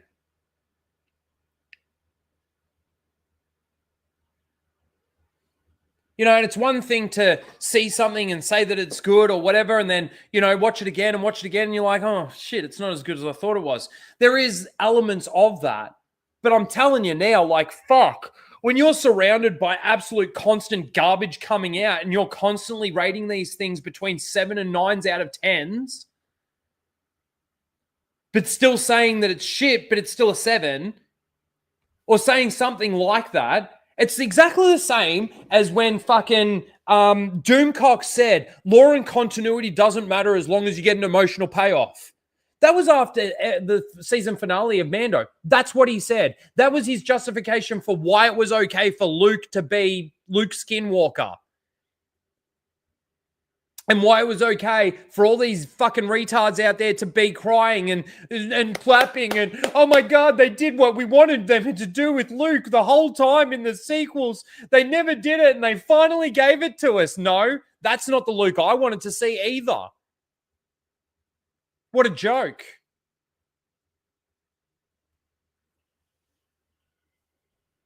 Sick. You wouldn't want to see that? Fuck no, dude, because we've already had Luke Skywalker back or something. Mustafar and this, that, and the other. And that, like, Yeah, I know, bro, I believe that's that was a would've- vision or something. It was a right? vision, but that would have been sick. You wouldn't want to see that? Fuck no, dude, because we've already had Luke Skywalker bastardized where he was going to kill his fucking nephew, dude. We're talking about Luke Skywalker, the guy who gave forgiveness and a second chance to Kip Duron, who had fucking eviscerated a massive amount of fucking people in the universe because that's Luke Skywalker. Instead, he's trying to slash down his fucking nephew over a bad dream. And then now we're gonna then now see him having a red lightsaber. I don't want to see that. That's not what Luke Skywalker's about. Well, of course it's not what it's about, but that's why it was a vision. It would still have been sick to see. I'm a fan fiction guy. I like that kind of stuff, especially with what we got. And I know that you like Matthew Stover, and I like his work too. But did you ever see my interview with him where he was like totally for The Last Jedi, and he was like all about that scene where Luke was about to strike down? I didn't see that part of it. I think I've seen parts of it, but yeah, no, I didn't see that. But hey, again, I can agree with Matt Stover on a lot of stuff, especially when it comes to canon and continuity and stuff. But yeah, I mean, that's, no, I mean the guy's brilliant. You know, we both agree. He's also dark side, right? I call Matt Stover, James Luceno, and dude, they're the Sith triumvirate, right? Yeah, it's been clipped into oblivion by a lot of the Disney shows because they're like, watch as his mind gets blown with his favorite author, and I'm like, well, fuck about the Last Jedi, and I mean he kind of like. I mean, if you ever watch that clip, it's literally him talking about like how he endorses that scene and how it was supposed to be, because if Luke didn't do it, then he would have, then his brother would have, or then Han would have died or something. I didn't agree with it. Yeah, well, and I won't put words into his mouth or say that I know his mindset, but at the same time, I think he said he was having some health issues, didn't have insurance, stuff like that, weren't getting royalties from Disney after the something to that effect. So he could have also been positioning himself to try to get hired with Disney, right? Like, and again, I'm not saying that's what he was doing, but that could be a possibility. But the one thing I'll always agree with Stover, it was all canon. Everything published was canon. It was all canon. Everything published was canon. Was canon. Was canon. Yeah, we went on that guy's channel. Just because you went on that. Just because Matt Stover said that he liked that scene with Luke, or thought that it was good, or made sense, or whatever, doesn't mean I have to agree with it, right? Like, you know, I think Matt Stover's good. I think he's great at what he does. I think he knows his shit. I don't have to agree with him on everything, but I would say I agree with Matt Stover if he did say that. I agree with Matt Stover on 98% of Star Wars. I agree with you, Theory, on Star Wars at about 2%. I disagree with you at 98%. So stop trying to bring that in as a justification that Matt Stover liked that scene for why it's okay that you like that scene. Are you a free thinker? So stupid. That dude's fucking thing. The funniest thing is the Disney show channels is where you'll get all the actual real information about the EU. Because for whatever reasons, these guys go on. Again, I don't know if it's an access thing. Yeah, wait, watch this one. You know who Star Wars Meg is, right? She's a big shill. Watch this. I want to ask you a very honest question. How do you feel about the way Lucasfilm decanonized the expanded universe? There's a big debate amongst fans. Some say it was never canon to begin with. Others say canon is not dictated, it's established. What do you say about it? Well, I think, first of all, when we were writing those books, we were told we were writing canon. So at that time, we were creating canon. And so anybody who says they were never canon is just incorrect. That's obviously my editing there at the end, but you see the point? So they're the ones who actually get the information. But my point on that has always been, how do you decanonize something that was never canon? It's in the title of what you're actually doing. You know, oh, they decanonized the EU so that they could have creative freedom. Oh, what did they do? They decanonized it. Oh, so it was canon and they decided it's no longer canon. Yes. Okay, so the EU was canon. No. Okay, so make that make sense. The EU was never canon, but they decanonized it. Okay. So retarded. These fucking idiots, man. They didn't go on your channel. They didn't tell me. They didn't go on Ryan's channel. Oh, they won't touch my channel. They actually have the information, and yet they're the ones that'll turn around and say that the expanded universe wasn't canon. Or you'll have somebody like Echo Base or Echo Chamber go and be like, "Oh yeah, see, this other shill said the EU's not canon." It's like, dude, they're actually the ones getting the damn information. It's amazing. No, I know, and I'm not disagreeing with you. And she even said decanonize the expanded universe, so she even gets that much about. Yeah, it. Well, I've never really actually spoken with her. She we had to run in once. She's a shill, and she's like TDS freaking crazy. So, yeah, dude, I don't know. I don't. I grew up with this. I was 10 years after you, so I grew up with the same kind of shit that you did, and so I'm fighting for that. That's you never read it. Like a stance that I'm trying to take. It's just in me that I just feel like that this is what Star Wars is, what George created. It's not like a position. Is that actually Dash? You're a shield, Dash. What can I say? We already established that. I'm getting the vibe that eventually, you're gonna come on the channel. That's why he sold his channel and then said he wasn't a shill and came back as an EU. Oh, dude, don't hit him on that. So what? Now that you've realized that Justin's okay, you're gonna invite him on your channel to come and roll fucking Mrs. Dash and fucking stupid ass wave. Yeah, he's so hurt. He's so hurt about selling that shit, dude. It like, I feel bad for him. That sucks. That guy fucked him. Yeah, the guy didn't even maintain the channel. No, he like bastardized it, like turned it into something else, and he's just like to sell it. He wants like an obscene amount of money, like just stupid. Doesn't make sense. Yeah, right. I agree, Zombie Box. Well, that's what I was about to say. It's like she sounds like demon off your PFP, Zombie Box. Come on, that bitch off of there. All right, where are we going? What's next? What's next? Dave I don't know, man. What's Dave next? Filoni. I don't know.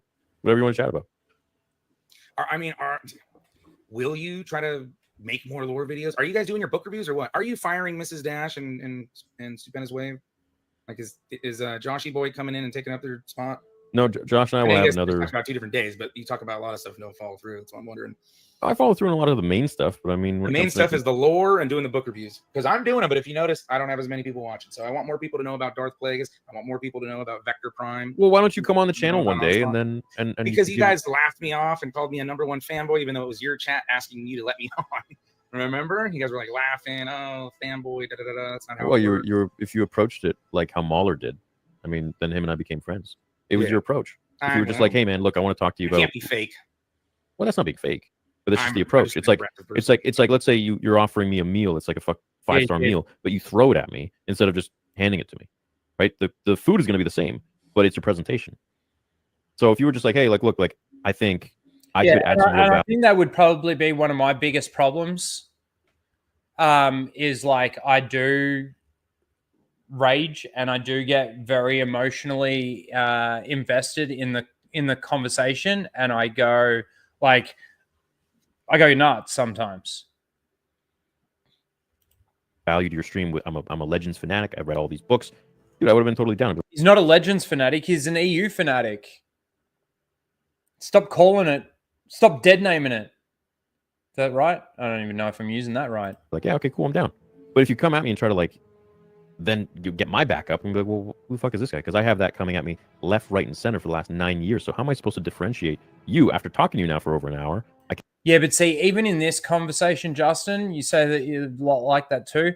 Even in this conversation, I reckon there would have been moments where he would have just rolled his eyes at me and not wanted to have the conversation. Whereas I feel like within the conversation that you guys are having, it's kind of like the conversation has probably gotten better despite the disagreements and despite the fact that, like, well, I view him as not really listening to you more so than you not listening to him. But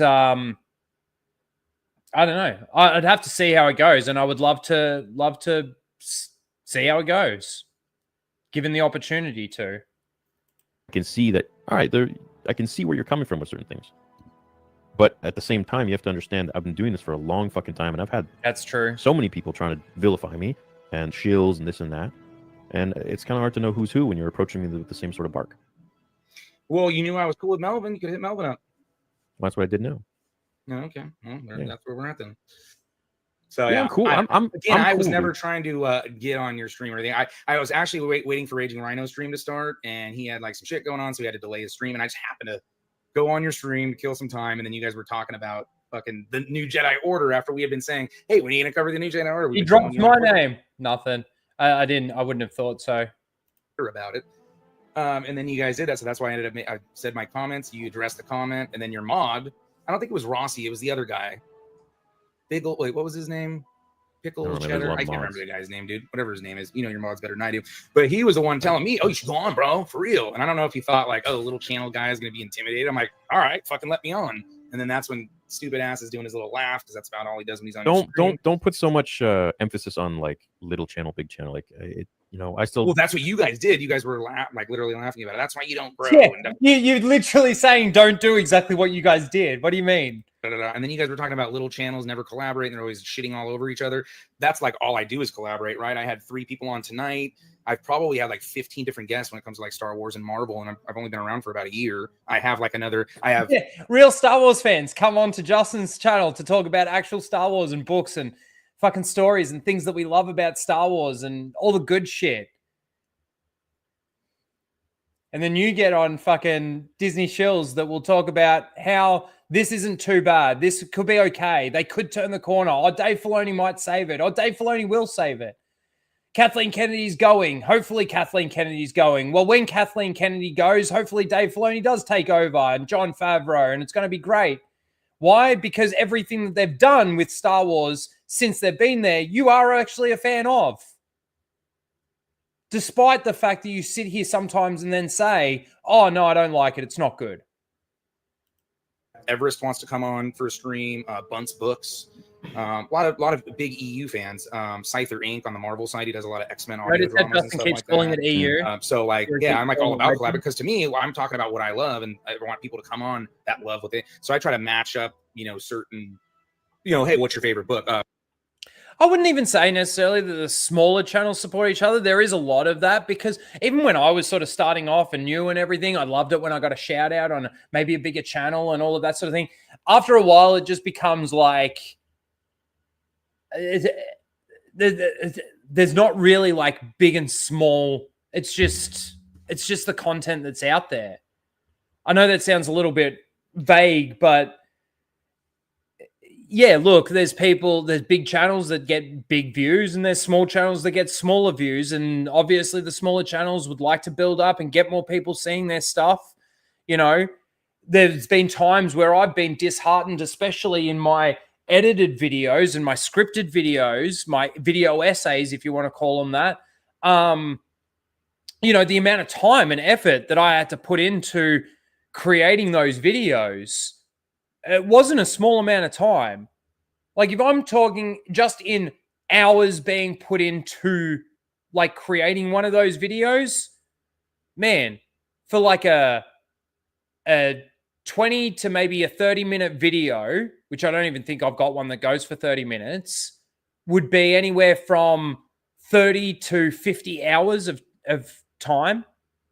That's writing the script. You know, I'd come home from work. I read over my scripts like probably 100 times before I even sat down and recorded it. Oh, I've changed this. Oh, I might move that paragraph there or this or that, whatever. I became such a perfectionist when it came to the scripts. And then when you sit down and start editing, man, I remember there was one night I was editing for 3 hours and I literally got a minute done. 1 minute in 3 hours of editing. Now, that might be because of my ability to do it. Maybe I just don't know how to do it fast like other people can. Maybe I just haven't learned yet, whatever the case may be. But that's like truly the way it is. Spell check can be your friend, Rhino. Well, it's funny that you say that because my scripts, I just record, I put in my notes in my phone, and most of the time I will hit like the voice to text button and I'll just sort of like, I'll read it to my phone and then I'll go through and I will read through it. And then I'll read through it again and I'll read through it again like I'm actually reading it on a video.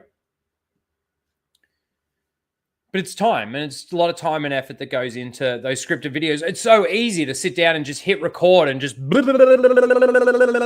It's a lot easier to just do one of those, but, you know, there's not much effort and all of that sort of thing. I don't mind doing those videos every now and then. But I also just didn't want to become like a news reporter on Star Wars related stuff. But anyway, let's continue. I haven't told my audience yet. Angry Badger was supposed to come on. He wanted to talk about Dark Lord, Rise of Darth Vader. We had I like that guy behind the scenes. Great book. Because I reached out to him because even though he'll say whatever he likes, Skeleton Crew, whatever, I see him putting it down for the EU a lot, especially with a bunch of more normie people and stuff. So I give people respect that do that. So that's why I hit him up. So eventually I got to collaborate with him on that as well. But yeah, I mean that's what I'm about, man. I want to get the message out there, and I want people to know good Star Wars and stop worrying and hoping Disney's going to change, because they never are, man. They never are. At the end of the day, now we have the excuses like Marvel's changing, but we have to give them 5 years or 3 years or however long it takes them to turn around a ship. And it doesn't really, man. I mean, they could clean house and they could actually start making good shit. Yeah, like during the COVID time, that's when I was able to do a lot. Obviously, stuck at home most days, and had a lot more time on my hands, even collabs and speaking with people and stuff like that. Like, I haven't spoken to Blabs in ages. I used to talk to her all the time because I had more time. But working full time, and now things are just gone sort of back into the swing of things. Because you got to remember, I started my YouTube channel late 2019. My grandfather passed away in that December. And then I sort of stopped for I didn't do it. I think I dropped a video or two. And then that happened. And then I stopped until February or March of 2020. And of course, we were starting to get into the full swing of COVID at that time. Sort of COVID just hit. And then obviously lockdowns and everything. I had a lot more time on my hands. A lot more time. And hey, look, I've said this before. It would be nice. It would be great to be able to wake up in the morning, make a video or two, sit down and do a live stream every day, whether it be sit down and talk about some new stuff like this, do an EFAP or play some video games or something like that, and be able to earn a living out of it. Fucking awesome. It would, who wouldn't think that would be kind of cool? But, it is a massively flooded market now, this YouTube thing, and, money through social media. You've almost got to do some outrageous thing like sleep with 1,000 dudes in a day to be able to become relevant and popular, which is kind of disgusting as well. So, it's like I'm sitting at 6,500 to 7,000 subscribers now, 6,800, something like that. if it keeps moving, I'm getting some subs here and there from doing Flashcast, and don't really get too much from doing this stream. I'm not really doing any videos, so I'm not really getting subs from that. I don't really care, but I'm just still enjoying myself. I enjoy hanging out with you guys every week, being able to talk about some of these things. I don't even know what the point of why I even went into that. They could get rid of the messaging. That was my big problem with this Daredevil Born Again. You got MCU girl boss shit going all over this show, and the same people that reported about the MCU and all that for years, all of a sudden are turning a blind eye to it. I want the Dave Filoni's chat. Is it happening soon, Justin? Yeah, we want Dave Filoni. That's right. So, would you say you're a very genuine person? I'm 100%. Yeah. You see what you get. Like when I meet you in public, this is the way that I am. Yeah, that's how I am too, and that's how I conduct myself and how I see myself. So, what do we need to do where we can both see each other on that same light? What do you mean? Well, I want to see you as genuine how you see yourself, and I want you to see me as how I see myself too, which is genuine. So, what do you propose so we can both see ourselves the way we want? Categorically freaking denounce Disney and stop covering Disney Star Wars and start covering George Lucas and Expanded Universe Star Wars. Well, I mean, I've not seen. Help us gatekeep real Star Wars. Get rid of your Disney Star Wars sabers. Oh, but you've got too much invested. G'day, Jock Nerdy. How you doing, man? Long time. I love seeing your little pictures, you and your kid. You got a second one on the way, or you've had a second one or something? Like, did I not see something like that?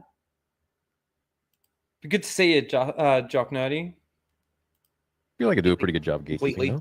That's next. Stop selling Disney Star Wars lightsabers and sell expanded. I don't sell Disney Star Wars lightsabers. I sell Theory Sabers replicas. But you sell Disney characters lightsabers. I would get rid of the Shin Hati shit and get rid of the Balin shit, get rid of the Cal Kestis shit, and just you'd want straight up expanded universe and George Lucas. So you'd want a company that it, So you'd want a company that really endorses Disney and scams their audience to benefit. What? Versus at least getting it from someone who is putting it towards something that is George Lucas centric. Yeah, because I'd rather see less Cal Kestis. Do you think that your fan film with Mace Windu being alive at the end of it is like George Lucas type Star Wars? Like what? Out in the world, I'd rather see more Darth Zana sabers out there. Second one due late July. That's awesome. That's so awesome. I'm so happy for you, dude. Congratulations. To you and your whole family. I liked Fallen Order. It was good. It was fun. Rewind? Good game. Did you ever play? He's putting it towards something that is George Lucas centric. Yeah, because I'd rather see less Cal Kestis sabers out in the world. I'd rather see more Darth Zana sabers out there. I liked Fallen Order. It was good. It was fun. Good game. Did you ever play it? Nope. I watched walkthroughs. I didn't play. I don't play modern Disney games. Like, because when I say I don't support Disney, I really don't. You game? Yeah, I just did I've done a couple Punisher streams. We're doing Revenge of the Sith next. Oh shit. Okay. Probably Coach War 2 after that. But I only play classic George Lucas Star Wars, and I play classic Marvel games. Like, I've got lots of people that have hit me up to come join and play Marvel Rivals, but I'm not doing that shit. I'd rather just play classic Marvel game. Like, we're gonna go to Incredible Hulk, Ultimate Destruction next on the Marvel side. Just cool, fun, old school shit. That's cool. Yeah, I respect it, man. You want to play what you want to play. That's cool. It's fine. That's very true. So, but yeah, I mean, that's again, I it's just if you're against it and you claim you're for George, then I would say just get rid of all the Disney shit. Stop promoting the Disney shit. Like, I'm at the point where I don't even think, like, I had fun exposing and reviewing and talking shit about the Acolyte, but man, did you? Oh yeah, I was making 2 videos per episode because there was so much to pick apart, especially on the Darth. Oh, dude, I missed this, and Ghostface is probably gone. Fuck, was I away from my computer when he wrote that? I'm so sorry, Ghostface. I'm going to sign off now and go to bed since I need to get up early for my birthday plans tomorrow. Damn, I'm so shattered I missed this. I'll catch the rest of the stream on replay. Have a good day, Rhino, and fuck Star Wars Theory. Well, Darth Ghostface, I'm sorry I missed this when you originally brought it through for your 12-month member chat. Thank you for being here. You're always here, and you're always supporting all of the Gatekeepers Alliance, myself and many others. We really appreciate it. Thank you and happy birthday. I hope you have an awesome day, you little youngin', and enjoy. Cheers, mate. Hopefully he sees that on the replay. Plague and shit. So like when I got out my book, because you had misquoted because you used the Wikipedia as age. So I used my book and I said, okay, well, if you look at this, you know, the first part of the book is this is the BBY. So he even points out that he has misquoted something because he read it from Wikipedia. And I made a fucking chart, did all the math, and said Plagueis has to be at least this age versus that age, and based off the information Disney Lucasfilm provided. Right. So you and I operate differently in a sense where I'm lore focused, yeah. Like your theories and fan films, and I'm no, yeah, sure, fine. But I like to go off of like my memory of shit. And I may not get it right, but you, from what I'm noticing, you can correct me if I'm wrong, is if you don't remember something fully or you have a doubt, you will literally go and try to find exactly what it was. Whereas when I'm live streaming, I'll just be like, oh yeah, I think it was this. And I'll literally say, I think it was this. Oh, I do the same thing on my live streams, but then I'll come back on the next live stream and correct myself if I was wrong or something like that, or if I missed No, I do that too, of course. Yeah, I'm not expecting, again, we're not playing memory or anything like that. You know, no, I don't like. There's not a bar, because I've had people. Well, how many EU books do you need to read? You can just be reading one. Like I had John on tonight. He's read 3 expanded universe books now, but he's loving it. He's getting into the lore. You know, and that's what I want to see. Like that to me is more important than somebody dropping a $20 super chat, right? Because I want people to know and appreciate Star Wars and share it with their kids and their grandkids, and I want people to know what real Star Wars is, because eventually it's going to get drowned out by all this shit, right? If you search Asajj Ventress, you can't really find that she was Rat-Attack anymore unless you go to like the 3rd or 4th page of a Google search, because it's drowned out by all the Disney lore about her being Dathomirian, and that's not her actual original origin and not the original intent on the character. Yeah, but then someone who really wants to go deep in on it and find the actual truth, they will find those videos. And I think you're not realizing the fact that the shit you are talking about is so niche, is so pinpointed, that there aren't too many people like you said, it's very saturated with Asajj being from Dathomir or whatever the fuck. So if people want to find the true of what it used to be before Disney came in, then they will find your videos. They will find, and they'll appreciate that more. And so you'll have a much more. He knows nothing about what I just said. It's so true, because his response really does show that. Oh, it's so funny. More loyal following than a much larger, broader one. See what I'm saying? But again, you're doing lore videos, so just, you know, it would be cool if you did the lore video and it was correct and accurate and it worked off of what the actual expanded universe lore was. That's why I'm like, hey, make those lore videos you said you're going to make. That way people are brought to that. And again, I don't care if they find it on my channel or yours or Ryan's or United Spacers Alliance or OG Star Wars. I just want them to find and know the information and to treasure that information instead of hoping Disney's going to hire the right person to make another fucking show that just doesn't really matter. Right. So you do know that Ryan's made like probably 10x the amount of videos I've made regarding Kathleen Kennedy, or like what you just said, finding the right writer or whatever it might be. Yes, but there's a very big difference. There's a massive distinction between you and Ryan. Ryan turned his channel. Yes, he originally came in because he was a massive Star Wars fan and all of that sort of thing, and he was doing a lot of Star Wars videos early days. And Ryan sort of evolved. Yeah, I will. Let me say what I think, and then we'll see what you say in response to that. Ryan despises Disney Star Wars. Ryan despises Dave Filoni. And when he's done, because he's done more videos on Kathleen Kennedy, is more based on the fact that he is covering the news within Hollywood and entertainment than just Star Wars, right? You are covering Kathleen Kennedy news, and you've done a fraction of the videos that Ryan's done, but then all the other videos that are surrounding that video is all based around Disney Star Wars. Whether you're talking positively or negatively about it is up for determination, but more often than not, you are talking in a generally positive avenue towards Disney Star Wars. Now, there's nothing wrong with wanting good Star Wars. We all want good Star Wars. I think that's the one thing that we could all probably say that we agree on. The difference is that what you think is good Star Wars and what I think is good Star Wars, there's a difference there.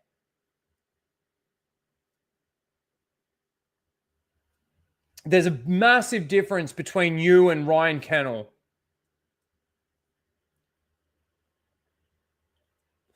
And one of the biggest distinctions that you can actually see that in real time are those Stargrift streams. There are times, I swear, where you mention Dave Filoni and Ryan doesn't go into one of his rants or anything, but you can see it in his face. You can see the, even though he might not actually physically smirk, you can see the smirk. Oh, sure, but Ryan's like straight up. He doesn't tell people like, oh, and once they get rid of Kathleen, maybe Colin Trevorrow can save Star. Like Ryan's like, fuck that. Star Wars is ruined. They threw the expanded universe away and they ruined their fucking chance. You know, he doesn't really slang hopium like, oh, now it's going to be all good because Kathleen may be out of there. I don't think I tout the fact that it's going to be good once Kathleen's gone. I think I've said many times that there's going to be on, Dave Filoni. But I never do lose hope, and I truly do believe. Like, would you not? Like, what would fix Lucasfilm, or is it like completely the brand is fucked, the company's fucked? Like, there's nothing they can do. Company and brand is fucked. So even if they cleaned house, like, I would have had a different response. I would have had a different response to that, and I don't know if you go into this any further yet. But my response would have been yes. There's a 1% chance. There's a 1% chance that Star Wars can actually go back to. I don't know if it'll ever make it to its true form of glory, right? But there's a possibility, right? And it's a 1%, not even probably 1%, 0.5% chance, right? And that 0.5% chance consists of complete and utter destruction and decanonization of Disney Star Wars and Disney canon, the reintroduction of the EU as canon, and then the honorable and proper adaptation and adaptation of those stories to screen. That is 100% the only way that Star Wars can be saved. And the amount of hope, the percentage, what are the odds? Never tell me the odds. What are the odds? The odds of that happening is a less percentage than the chances of it happening.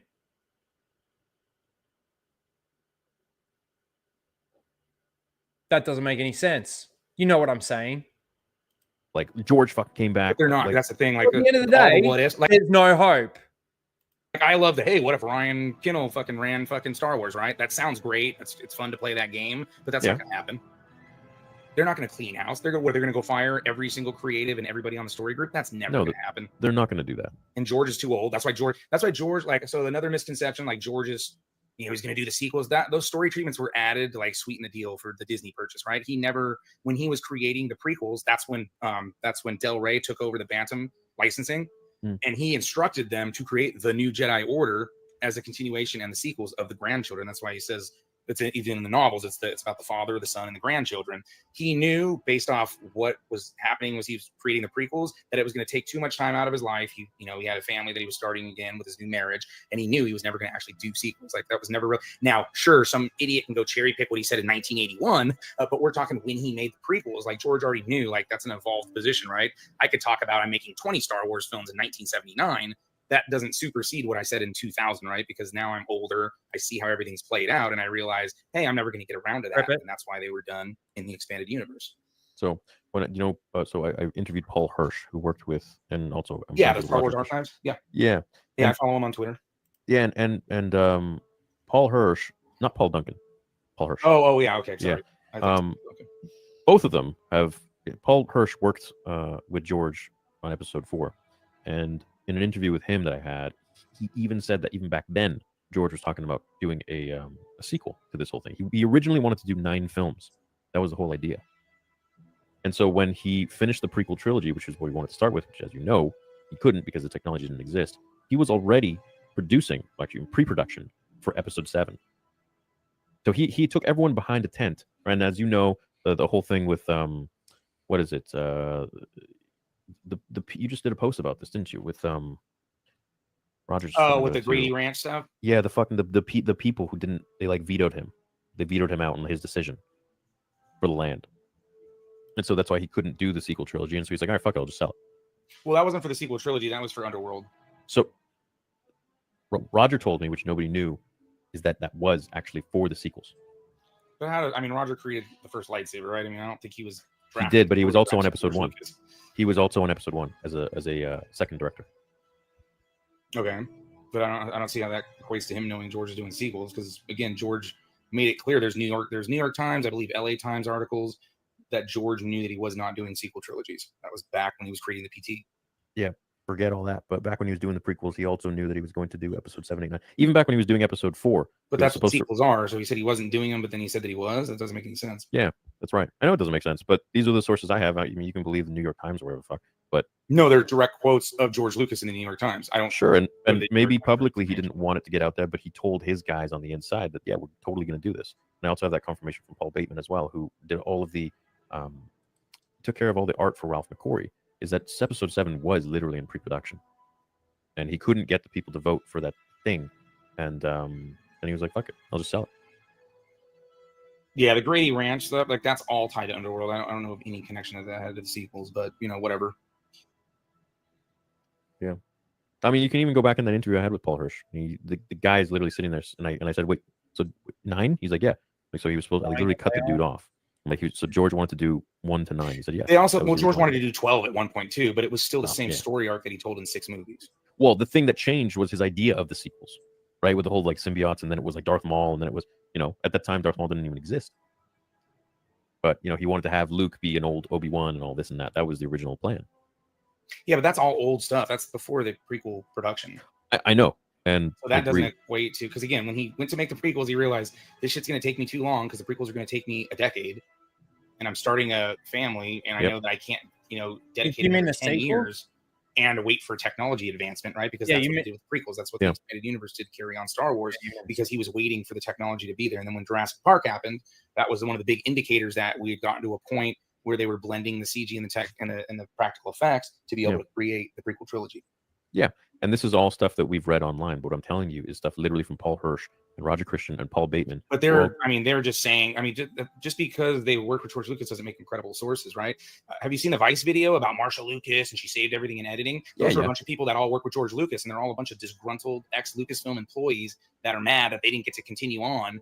So they all say, George didn't even really do much for Empire Strikes Back, and this. Oh, of course, they shit on him. And it's a big fucking hit piece. So, again, now, not to say Paul and Roger and them are doing that to George, but again, they're just because they produced and or created something under George's banner doesn't make them all knowing. It's just, at the end of the day, that's just a rumor. There's nothing like George Lucas hasn't come out and substantiated anything they've said. Right. But him saying that publicly in the New York Times versus him saying that to his actual dude, I get it. You're saying it's more like a trust me bro kind of thing, but I mean, it's literally on record of the guy who worked with him. It wasn't just working under his umbrella. I mean, George just wrote a foreword in Roger's book a few months ago, touting him as one of the only close people to him that worked on the films. So it's not just like some random dude. So that just means that they're cool after making the films. Everyone else, and he was very close with Joe Johnson too. I mean, he put him through school, and then he became a director and did the Captain America movie. That was like, who's Joe Johnson? Huh? Who's Joe Johnson? Joe Johnson. He worked on the original trilogy, and then also John Knoll was very close with George. Right? They created like Adobe and shit like that. So there was definitely, he had other relationships with other people. But yeah, Joe Johnson. He's the one that created the Captain America. Was his first directed movie. The first Avenger. Okay. Yeah. Yeah. George sent him to USC and shit like that so he could become a director. Yeah. Well, I'm just telling you what I've heard. And then the fact that, then Paul Duncan, which is the guy you thought I was talking about, the archives guy, he also confirmed then. But of course, then George changed the whole idea. Yeah. And again, we're taking information that's more outdated and trying to up against newer information that George had disclosed after the fact. Right. Yeah. But the point is that he always had an idea of 1 to 9. He executed on 6. And then by the time, for whatever reason, him getting too old or whatever, the people not signing the bill, he didn't do it. But he always had this general idea of 9 films. I mean, you can even see Mark Hamill back in the 80s or whatever, where he was talking about how George had the idea for an old Luke to be like an old Ben. Yeah, and again, that's just because George is a creative, so he's thinking about different situations, and then he's going to let it play out or not, right? Originally, Luke and Leia weren't brother and sister. That evolved. Yeah. So them not being brother and sister isn't canon because it never actually happened, right? So that's when you get like the Disney shows, right? So like Disney they specifically made James Luceno name Palpatine Sheev because in the expanded universe, Palpatine is only known as Palpatine. Yeah. His name is never referenced as a first name. They say, well, George was thinking of calling him that in Underworld or something like that. That doesn't matter because again, at the end of the day, that's just a concept. So he could have then changed his name to Wilson, like for all we know, right?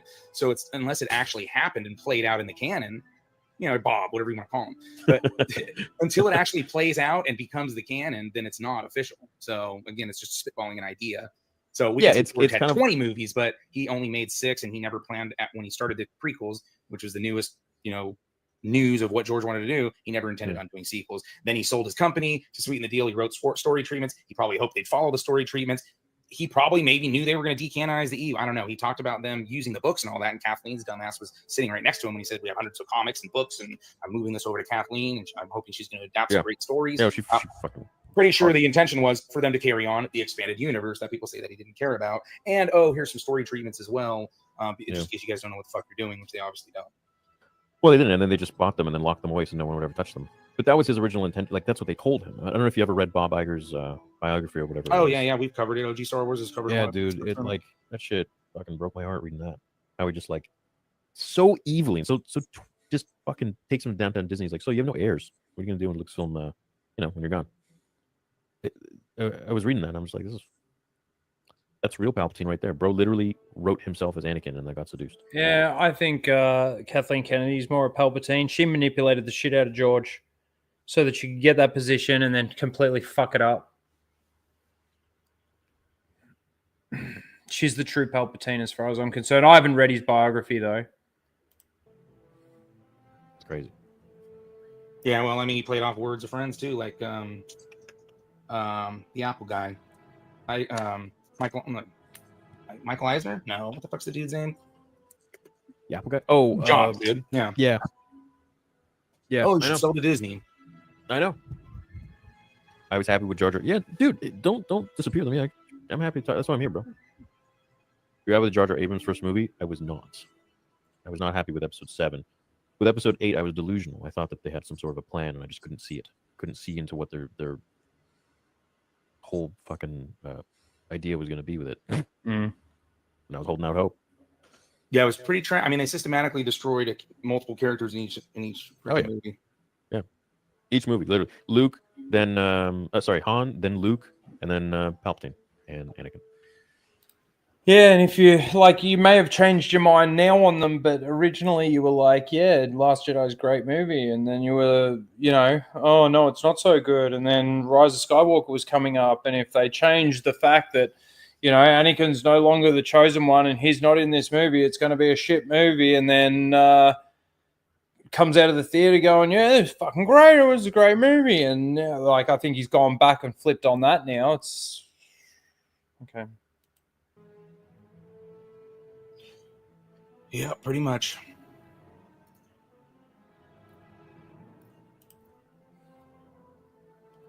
What's the chat saying? I don't have anything up here. George Lucas said there was no sequel trilogy himself. Yeah. We have that on multiple. I don't have the video up right now. Let me see. Actually, I think I have it on a part of a clip. Yeah, there's no clip of him saying there was going to be a sequel trilogy. It's only people he's worked with or employed. Until he did that interview with Paul Duncan. It's like George never I believe it's true that George never uttered the words canon, because canon and non-canon was never really a thing. I know that there was different levels of the canon that they had at the time, but I don't think George ever said that, it was all canon.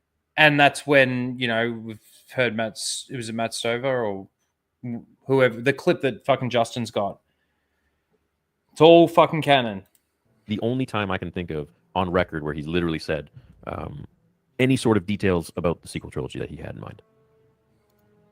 Yeah. Which would have been nice. But that's the thing with AI, is that so many people are going to be able to make all of these different projects themselves very soon. Yeah, Stover. And okay, you want to know my solution to Star Wars? Wait until the copyright dies. The copyright? Oh. Yeah, because what's the law on that? 100 years, I think. Oh. Right? That's when they just make a Steamboat Willie, Mickey, whatever. So, yeah. We're going to get to, 2077. But that's the thing. We've then got to wait. You can't use prequel stuff, I believe, until, 98? 99? 2099? When I'm dead in 2077, we'll get real Star Wars again, because then You never know, bro. You give a fuck about it. You might be They're gonna make 97. great stuff. Yeah. Awesome. Yeah, we can only hope. I think, like Ryan says, I'd probably rather die younger than that. I need somebody changing my diapers later on.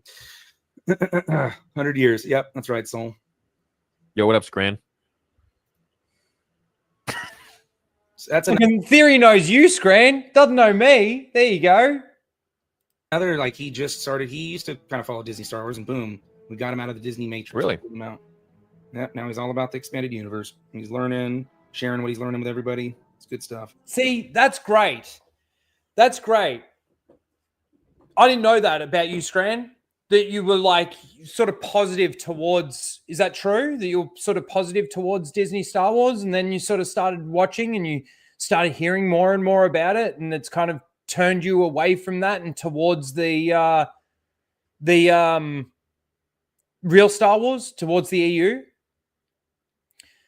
That's great. That's a success story in my eyes.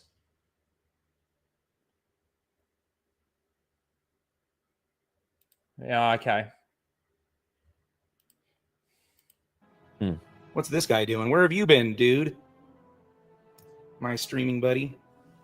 Ketchup. How are you enjoying your channel so far? Said it's been I a love year? it, man. I love it. Yeah.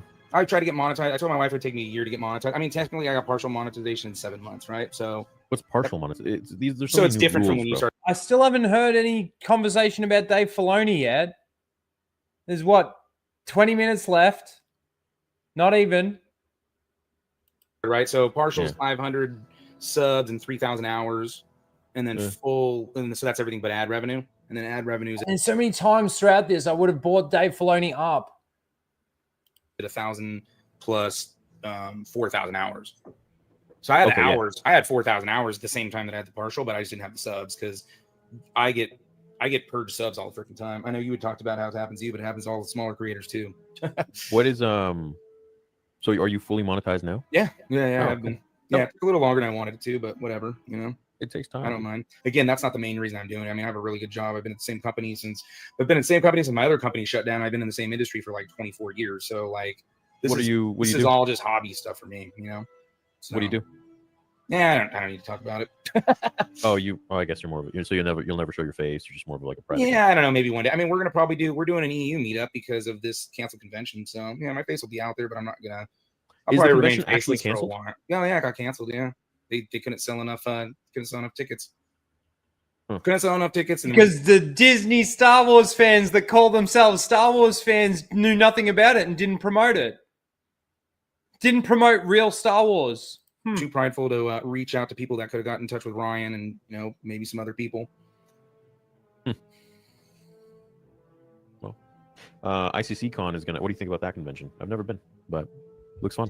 Yeah, I'm not like a big convention. Like I would have loved to go to conventions back in the day, like you know, Comic Cons back when they had like the Image Revolution in the '90s and stuff like that. McFarlane and them were doing that stuff, and Yeah. would have liked to meet, you know, Stan Lee and all that. But I never really did the convention thing.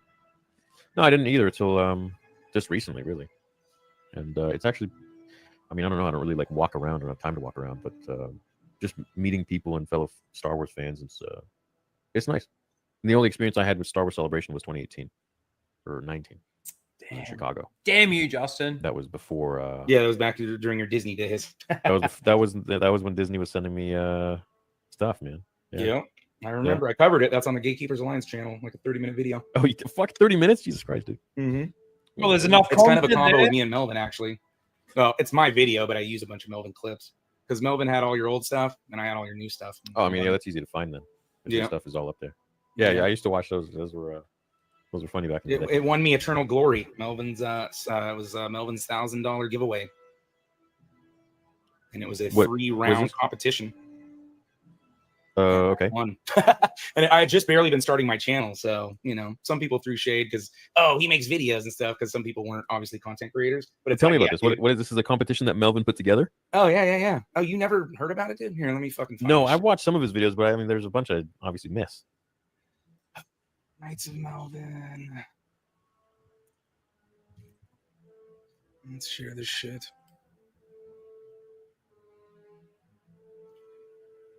Melvin turn. Okay, here's the first one 10 months ago. And so this is the one that you won?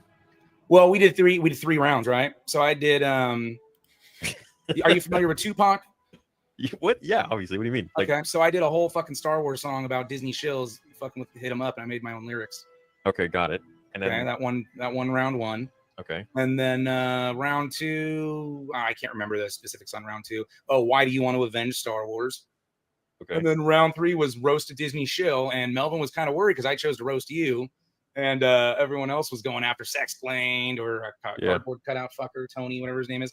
But I went after you because I'm like, well, I mean, he actually likes more Disney Star Wars than he doesn't like, and then I proved it. So that won. So that was a risky entry for me, right? Because a lot of people are like, well, Theory's more of a fence rider than a shill, and I'm like, well, let's prove otherwise. So anyways. Yeah, you know, I get it from all different angles where people are like, yeah, he's a toxic hater, and then he's a misogynist, and then he's a shill. And that indicates to me that you're a fence rider, because you've got people on both sides that have liked what you've said, and you've got people on both sides that have hated what you've said. And you can't have, especially when it comes to Star Wars and Disney Star Wars, I'm sorry, but you just can't have both because they don't fit. There's no connective tissue. There's no continuity between the two. And then he's a fence rider, and I'm like, so no one likes you. Hard to piss off everybody. But you've done it. Somehow I did it. Yeah, I mean, it happened. Like, again, when like a lot of riding the like, fence, ardent defenders on Twitter, right? The first thing they say is, that's the greatest piece of evidence to tell you that he's a fence rider.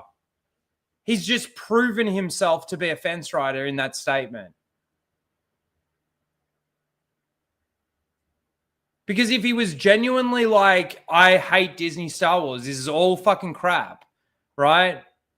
Even I said with Skeleton Crew that Skeleton Crew for me, if it was just a kid's adventure story for 5-year-olds, maybe even younger, because it's that fucking pathetic and that fucking stupid, that if it was just that and not in the Star Wars galaxy, I guess it's fine. I would never pay any attention to it. Kids would watch it. I don't even know if they'd laugh at fucking the jokes, because half of them, they're fucking stupid and cringy, but the other half are just stupid and retarded.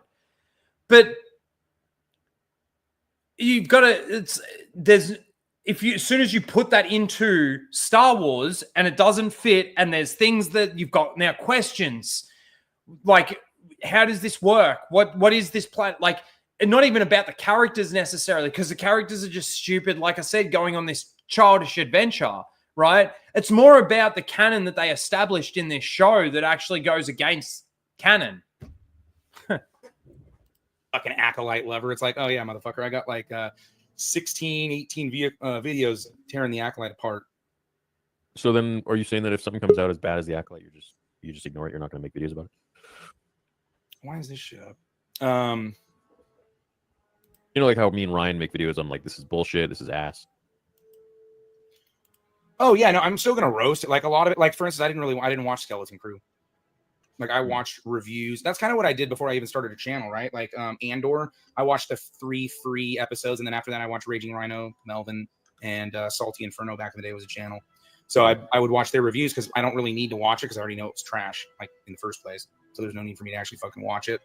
Now we're gonna review shit, you know, and I get bootleg stuff too, right? Like I don't do like I don't know if you're from, well, you know who Echo Base Network is, right? So his big thing is he made a big thing, went on Twitter announcing how he had canceled Disney Plus. He was so excited to let everyone know on Twitter, only to find out he then went and resubscribed to Disney Plus, and then he went on, I don't know, well, you know who Darth Paz is, right? He trolled you and you got all pissed off on a video, right, on your boat. Yeah.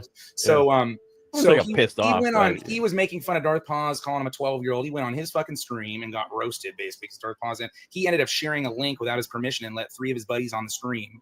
Now Paz didn't have to let him on, but he did, and he roasted him. And he basically said that the reason he has Disney Plus is because his kids want to watch Mako Mermaids. The funny thing about that, I've said it a million times. The only reason we have it is because my kids want to watch Mako Mermaids. Okay. I mean, if you. And that's where I go with the disingenuous shit. So he like straight up lied about, and then Nick came on another stream because they got all triggered because I put them and your name on a thumbnail. Yeah. And Nick said, oh, well, he didn't know, you know, because his wife handles that and all that. Okay, well, then why didn't he announce to everyone the next day that he now canceled his Disney Plus? Because he still wants to watch Disney Plus, you know? So I just find that like disingenuous, right? Like you're going to announce on Twitter you got rid of yours, but then you're going to go resubscribe, but you're not going to announce on Twitter that you're resubscribing. Right. You know what I'm saying? See where I'm coming from? That's fake ass shit. It's a type of virtue signaling if that's the case. But I hated what happened with Darth Paz, and like he wanted to have a conversation with one of the guys from Echo Base, and whoever it was sent the link to everybody, and then they went to his channel, and there was 3 of them on there. I didn't like that. Nick, if you're still in chat, I didn't like that, mate. You might have your problems with each other and all of that kind of thing. And I'm not going to get involved in the aspects of it. I have my own thoughts and opinions, and if I want to voice them, I'll voice them. But I didn't like that.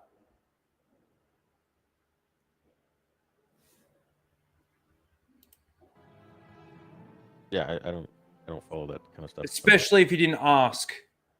Is it okay if I send the link to a few other people? Yeah. Well, I kind of pay attention to it because I know. I particularly didn't like that channel a long time ago because they're big George Lucas haters, really, right? Like they claim they like George Lucas, but they constantly shit on him. They took everything that Vice documentary as the gospel. They shit on the Ewoks, the prequels, the this, the that. So yeah, I don't know. I'm not up to date on a lot of this stuff. I pay attention. Again, I used to be a viewer, obviously, right? When you start making content, you watch less and less of other people, right? Because you got to make your own shit. But well, yeah, and honestly, dude, after 9 years, it's just like you just do your thing and you get up and you walk away. You don't go into. I used to do this. I did it. I did it all. I used to spend time watching what people say. I used to spend time on Twitter all the time. Go back. Yeah, I don't care about that. Like when people come in my chat, I just talk shit to them. Like it's whatever. I don't really give a fuck. I used to. Obviously, you got somebody just trolls you for a fucking 5 hours, and it's like whatever. But I mean, I like to usually address it, and then usually it would be the same thing. Just to go back to that point really quickly, it would be the same thing if, let's say, Justin sent the link to Theory, and then Theory just goes and sends the link to Den of Shills, Dash Star, Stupid Ass Wave, and then they all just come to the channel. Anyway, I'm not going to ramble on about it. It's just I didn't like that. My chat will smoke them anyway, so it's like okay, whatever. But like you were saying, you got blocked. I don't block anybody. My mods know not to block anybody. The only time people will block something if somebody's bringing up like. I see you in the chat too, Nick. So, like, you know, I've chatted with you guys. I've done streams with you guys. I've had disagreements with you guys and everything. I do feel like there is a way for these people in the Gatekeepers Alliance, and I do feel like there is a way for it to come together. But man, we're going to be a little bit kinder on both sides. We could probably be a little bit kinder to each other. But at the same time, the disagreements need to be discussed, and we can get to some kind, I'm hoping, of common ground in regards to where we sit right now in regards to the Star Wars fan base.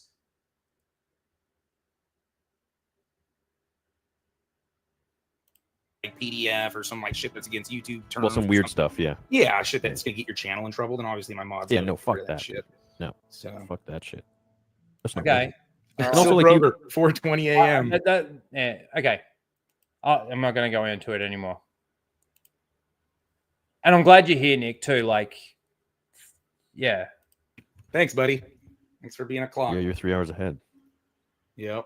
I know the moderator. Yeah, I'm in Vancouver. Well, for now, right? It's so funny that you say that. My mates, when they get into arguments and stuff like that, I am always considered to be the voice of reason. That's what they call me, the voice of reason. Hey, the voice of reason's come in again. That means we've gone too far.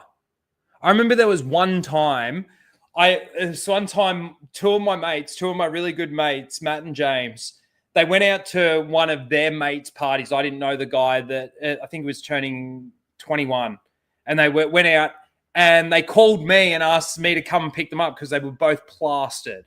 Right. So I went and picked them up, took them back to one of their houses, and it was just the 3 of us. They're like, this is back young, sort of early adulthood. And they started to get into a fight while I was driving them home. They're fucking at each other. And I'm sitting there going, come on, guys, chill out. Come on, calm down. Hey, don't say that. Come on, blah, blah, blah. And then we get to the house, and it just becomes physical all of a sudden. Fucking I can't remember who it was, but fucking I think it was James slammed Matt to the ground, and then Matt got up and ran at him and like speared him across the kitchen floor, and they both ended up in like up against the fridge. But when he did the slide, I jumped in and I sort of split them. So there's 3 of us sitting on the floor of the kitchen up against the fridge. Those 2 are still yelling at each other and I'm trying to break it up. And like, you know, voice of reason, I'm coming in to fucking split this shit up. It's so funny though, because it wasn't until 2 years later that James's parents replaced the fridge and they found Matt's wallet under the fridge. It was so funny because when we got the call or the message about it, it's like, we know what that's from. Good times. But yeah, I was always the voice of reason. And you're not a hockey fan and you're Canadian? That's like a corporal punishment, isn't it? I mean, I don't like hockey, dude. Man, have you ever played? You got to play hockey. That's the problem. You know, I can't really skate all that good. Yeah, well, that'll be a problem. Yeah, why you play? Yeah, I was playing hockey when I was like, shit, out in the street with fucking like Cool Whip lids and like, God, like 4 years old with like Fisher Price golf clubs and Cool Whip lids. I mean, we played street hockey a lot, but ice hockey. Yeah, I played ice, but I mean, you know, my mom was a single mom, so right. So I played ice pickup, and then I played in roller hockey tournament because I was born and raised in Southern California. No. So roller hockey was huge back then, right? So yeah. Leagues doing that shit, but yeah, no, ice hockey is superior, way more fun, just a lot more expensive, especially when you're not like in Canada, right? Oh, dude, I mean, we have rinks everywhere here. My high school was every second guy was it was called a super achiever program where they were they got to skip PE because they were so good at hockey that they would just go to hockey practice. Oh, I believe. Yeah, so I've had my. All right. I think we are pretty much done. Hello, what have we here?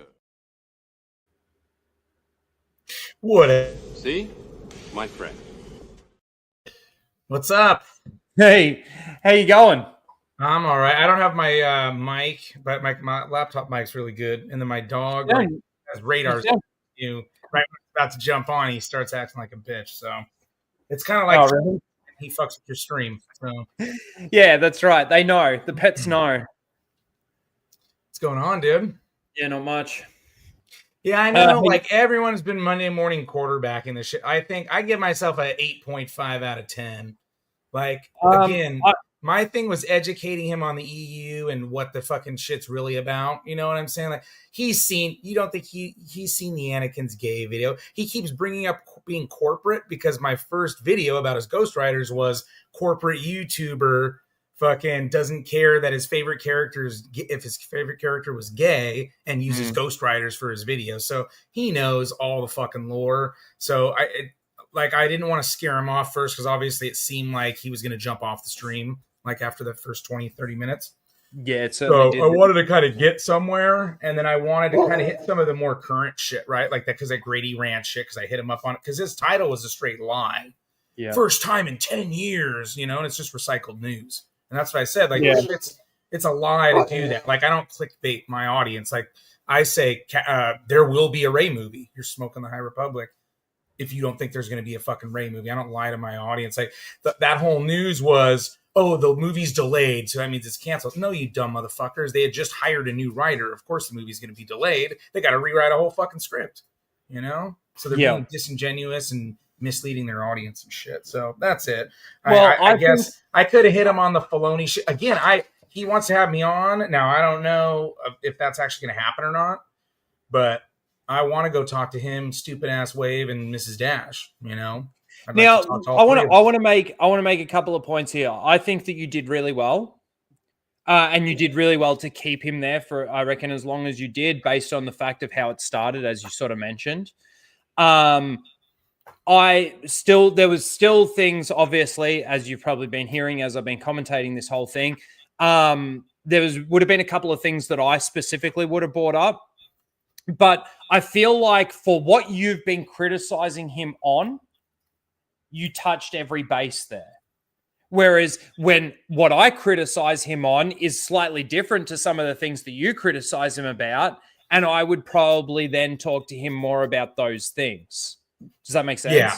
And I have a 30-minute video on all his flip-flops and his Filoni love, make him the creator, and I got Ryan clips in there. I got my clips, Melvin's clip. I got all kinds of shit. So, I mean, I have evidence all over the fucking place. It's on I think I have a playlist of 10 now on him, including this one. So there's lots of shit there. I wanted to make, though, just really quickly, is I saw on your last stream some people in the chat, it might have been actually even Ghostface or a few others, saying that they don't want to see you as like a constant staple on like a theory stream or something. I'm not like going to be. that. I don't want to be constant. So that was narrow, Dark. And he wants me to point. basically announce what my plans are instead of let me just handle my shit like I know what I'm doing.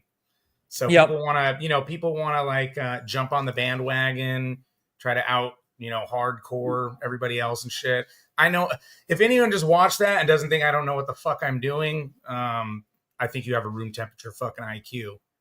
Straight up. Yeah. So. Well, let me just make my point in regards to that.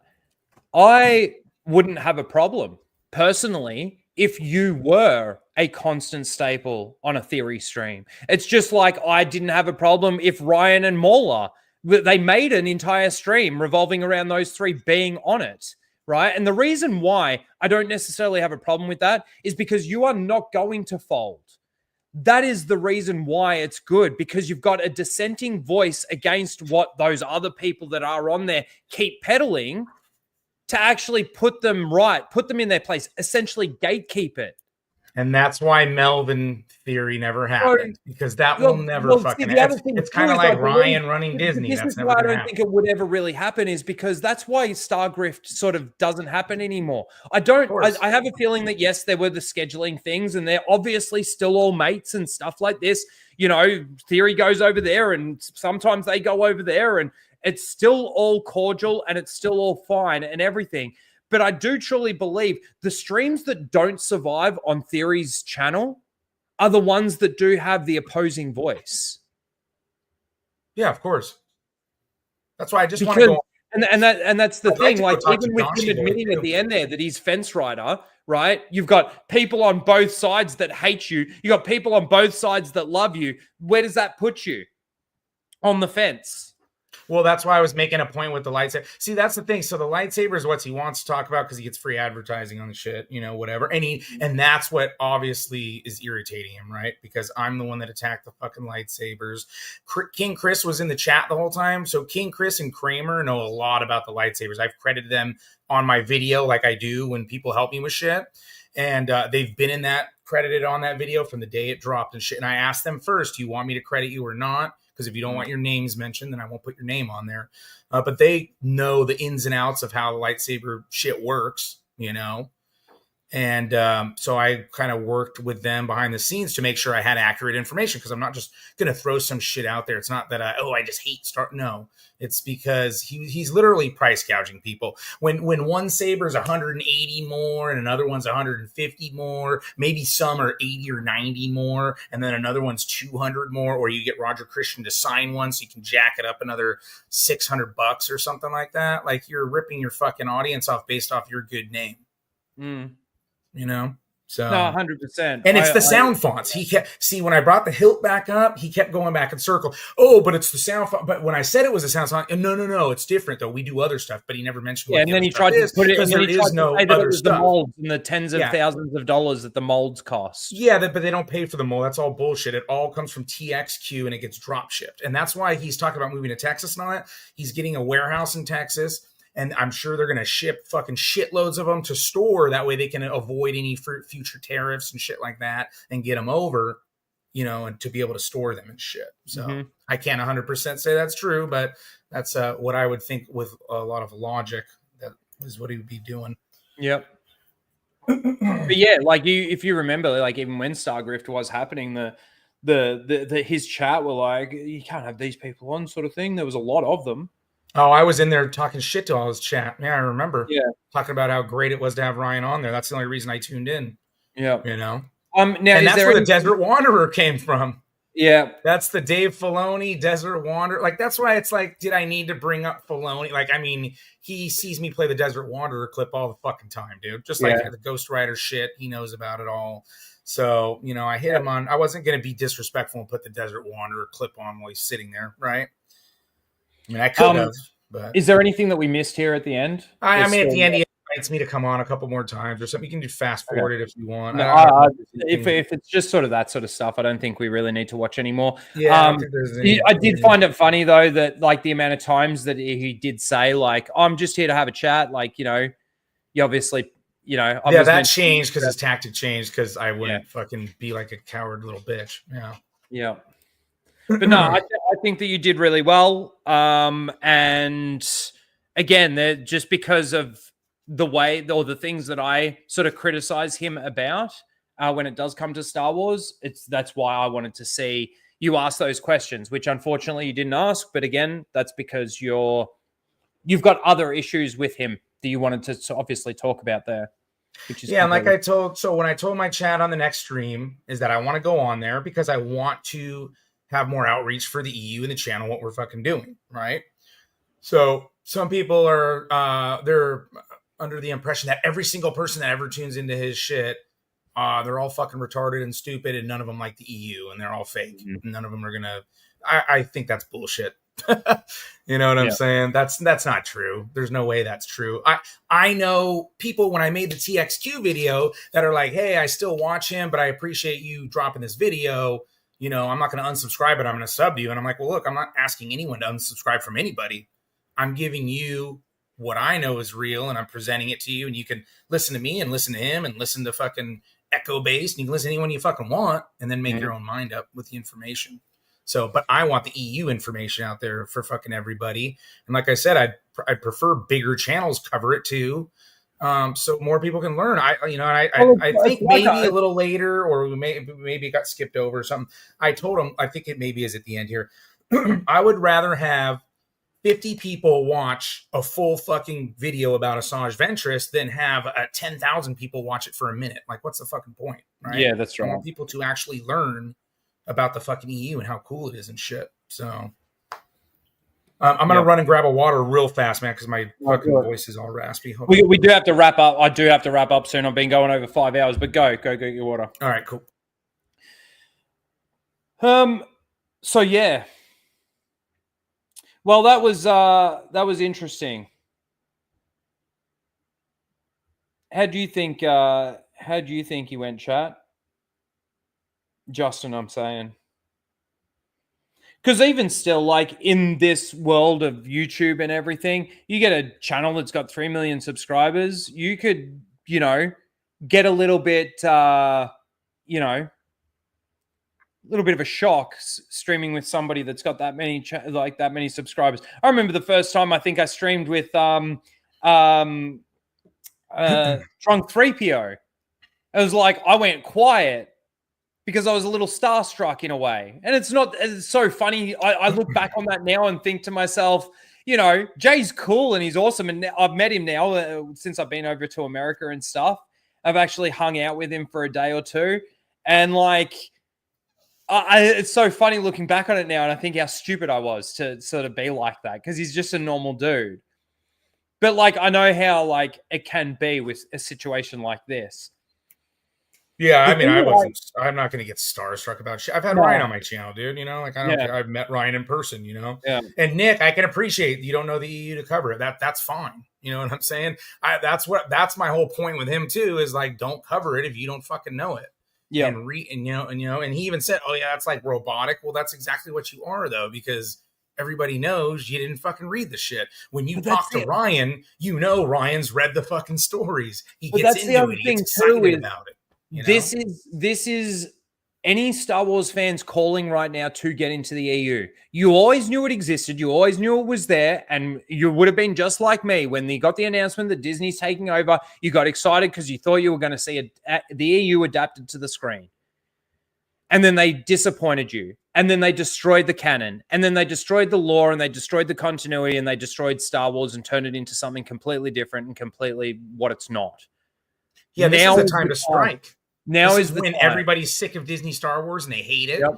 That's why, people that are like, oh, let me go team up with John Huey, this fucking big ass acolyte shill, and get an own on the EU is the total wrong way to fucking go about it. Because you can actually get people into real fucking Star Wars right now. Disney Star Wars is never going to get fucking better. But see, I just think about something like something as simple as the Nogri in the Thrawn trilogy, right? Yep. Those as a world building element to a story is so awesome and so amazing, and how they've gone from being manipulated and being like basically seduced by the Empire to be their slaves, and to the point where, you know, Lady Vader goes and proves that that's not the case. They actually kept you in this basically this state of servitude. Like, those elements of the story are fantastic. You get nothing like that in anything Disney Star Wars that we've ever had. Yeah, and I mean, not had. at all. That's the thing with the Daredevil show. That's why I've been ripping everyone on the Daredevil show. Oh, but it's good. It's better than, you know what? It's better than Echo. Like, come on, dude. Like, here we go again. So Marvel's supposed to be, hey, at least it's not as shitty as this shit. Like, dude, this Daredevil show, there's not one aspect of it that's better than the fucking original. That means it failed. It's trash. Like, you couldn't come up with anything more creative or better with a bigger budget. Fuck it. They don't even have the episode length. The amount of fucking shows they're doing, the characters fucking suck. Like, dude, it's just unbelievable. Yep. But yeah, so if there was ever a time to get into it, the time is now. Get your audio books, man. Listen to them while you're in the car. Listen to them while you're in bed at night. You know, fall asleep to your audio book. That's what I do. Man, sometimes I just literally sit on the couch. The TV might be on, but it's muted. I'm sitting there basically with my eyes half closed, listening to it, because the production value in some of these is probably better than fucking most of the production value in Disney Star Wars. Oh, we just did, it's AI, but it's really good. It's got sound effects and everything. We did the short story, The Third Lesson, about Darth Malgus. It happens right after the where the Battle of Alderaan and shit on the cinematics, and right before the sacking of Coruscant, right? That's the one where he'll force just in that 30 minutes. Are you can right? Just in but this story is a different one. So it goes with the events right after Alderaan, where he goes to try to wipe out a couple Jedi. They try to ambush him, and he goes back and he thinks of 3 lessons his father taught him. So it like flashes back to this, and I added some cinematics from SOTOR and shit, like as we were doing it. But I also have the original Star Wars Insider magazine, so I put the pages up on the screen for my audience, so they could have them, screenshot them, keep them if they want the short story to read, and then we listen to all the fucking sound effects and the fucking the guy's getting choked out, the fucking Sith lightning, and it's just that 30 minutes better than fucking anything Disney Star Wars has fucking done in a 30-minute fucking short. It's right after they destroy fucking Alderaan and shit, and he has his face scarred up, and he has to put the breathing apparatus on. I thought this was Onderon, not Alderaan. No, this is Alderaan. Okay. Yep. I had that wrong then. Yeah. Yeah, it's pretty sick, but I still have it up. It's on my members thing, so all my members have been able to check it out and shit. Well, this is the thing though too, is like the majority of the EU is actually better than anything Disney Star Wars. Like like Shatterpoint, I may give it a bad grade just based off all the other EU stuff that I've read. It's not bad, right? Like, I'd probably give it a 5. Yeah. Like, for me, that's average, right? That's what everyone else calls a 7, because they think we're in grade school or something. An IGN 7. On a scale of 0 to 10, 5 is in the middle. That's what mid is, you know? That's correct. So, yeah. I love these cinematics, man. Yeah, they're so awesome. But yeah, it's right after all this shit, but before the sacking of Coruscant shit. Really cool, dude. Really fucking cool. And that's so I explained the next Monday Sith infiltration and shit like that. And apparently some of these people in my audience weren't understanding what I'm getting at. So I'm sure you can figure it out. Better than Bad Batch. Come on, Blake. Just because I said that out of an entire season there was like 3 decent episodes. But see, again, like I always make the distinction that, there was 3 decent episodes, but it's within Disney canon. So it fits within Disney's canon, and they've made this cohesive within that canon. And they made a character maybe like, I know that in one episode, they made Crosshair like actually feel something, which made you as an audience member sort of feel something. So there's the possibility they're actually able to do something. But then as soon as you fucking look at the broader picture, it's like, no, this is all crap anyway. Yeah. Yeah, it just doesn't have the passion and shit. Like when we were doing all the cinematics for SOTOR, like months ago, I did videos on them, and we did the Master Nostradamus and the fucking the archives and the history and all that stuff, and we were combining all that. And it's like, man, you can just tell the passion that's involved with making that shit. Look how cool this is. And you think about, like, you know, when they said, you know, stopping the lightsaber with the hands or doing the force healing, they said that they need to expand the abilities of the force and everything. Look at what Satele does in this fucking fight scene. She comes in, she does a force, like, I don't know what you'd call it, but the force push towards the ground makes them fucking blow away from the dude. Then she comes in with her saber staff and she fucking just unleashes. And then you've got the Ayukin basically at the end of it. Yeah, she does some Tuda Menace to stop the fucking saber. And then she fucking blasts him into the wall. Yeah. With a force fucking push. Yep. Like, the way she stops the lightsaber with her hands is 10 times better, and the fucking saber's going into her hands, than the way that they do it where they just stop it, like, in, like, right next to their hand sort of thing.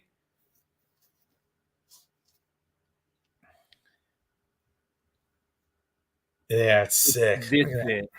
So I said if they did NJO in this, fuck, with the Yuuzhan Vong, this kind of fucking oh man, animation, dude, it'd be fucking insane. Even this is what I'm saying in regards to that 1% of saving Star Wars and decanonizing everything, because you can't now do the Thrawn trilogy, let's say, with the actor. Well, you couldn't really do it before anyway because they were actually all too old. But even still, like, all of the Thrawn trilogy and everything, if you did like 3, 4, 5 animated movies telling the Thrawn trilogy in this kind of animation style,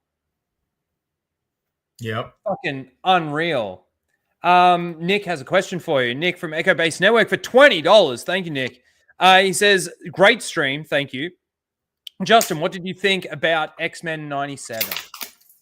All right, so I didn't wait because everyone else wasn't really covering it because I don't think anyone knew what to say about it. So, like, disclosures. I don't think any parent should let their kid watch X-Men 97. I think it was obvious that the target audience were kids from the 90s, not kids for now. Now, they want kids from now to watch it. I don't agree with that. I would never tell a parent to let their kid just watch it unsupervised because there are a lot of the themes and shit with morph and all that I don't agree with. But again, I know that wasn't their target audience. But again, my channel's on lore and source material, and I think it's very similar to the original X-Men 90 show. So I'd probably give it a 9 out of 10. It's pretty fucking good. They did zoom through a bunch of massive story arcs. Which is different. Like the 92 one, right? They did like the Phoenix arc in like 6 episodes and stuff like that. Yeah. I would have liked to see Inferno like be 6 episodes long, and you know, some of the First Coming, like some of the other arcs that they were like pulling from the Fatal Attractions be more than an episode or 2. But then Bo DeMaio got fired anyways, and they're already butchering it and rewriting it and doing all this shit now. So all the cliffhanger endings and everything we got, they're going to now change their uniforms to that ugly Frank Quietly, Grant Morrison reboot, nasty fucking shit. So I don't have any hopes for season 2 at all. But yeah, like season 1 was pretty freaking good. But again, under the stipulation that it was targeted for, you know, us, not for fucking kids. Well, I know Flash watched it, and I know Flash really liked it, and I love the old the old 90s, you know, X-Men. Gambit's my favorite character, and I believe that they do Gambit really well in 97. Is that right? Yeah. Yeah. Some people were hating on it, but it was with the source material, like because they brought up Rogue and Magneto because of the Savage Land arc and stuff like that. I mean, that's all in the comics, you know. I mean, you may not like it, but well, yeah, I might have to eventually watch X-Men 97 myself. But thank you, Nick, for the super chat. I just want to finish playing this last bit with the audio because it's so fucking awesome.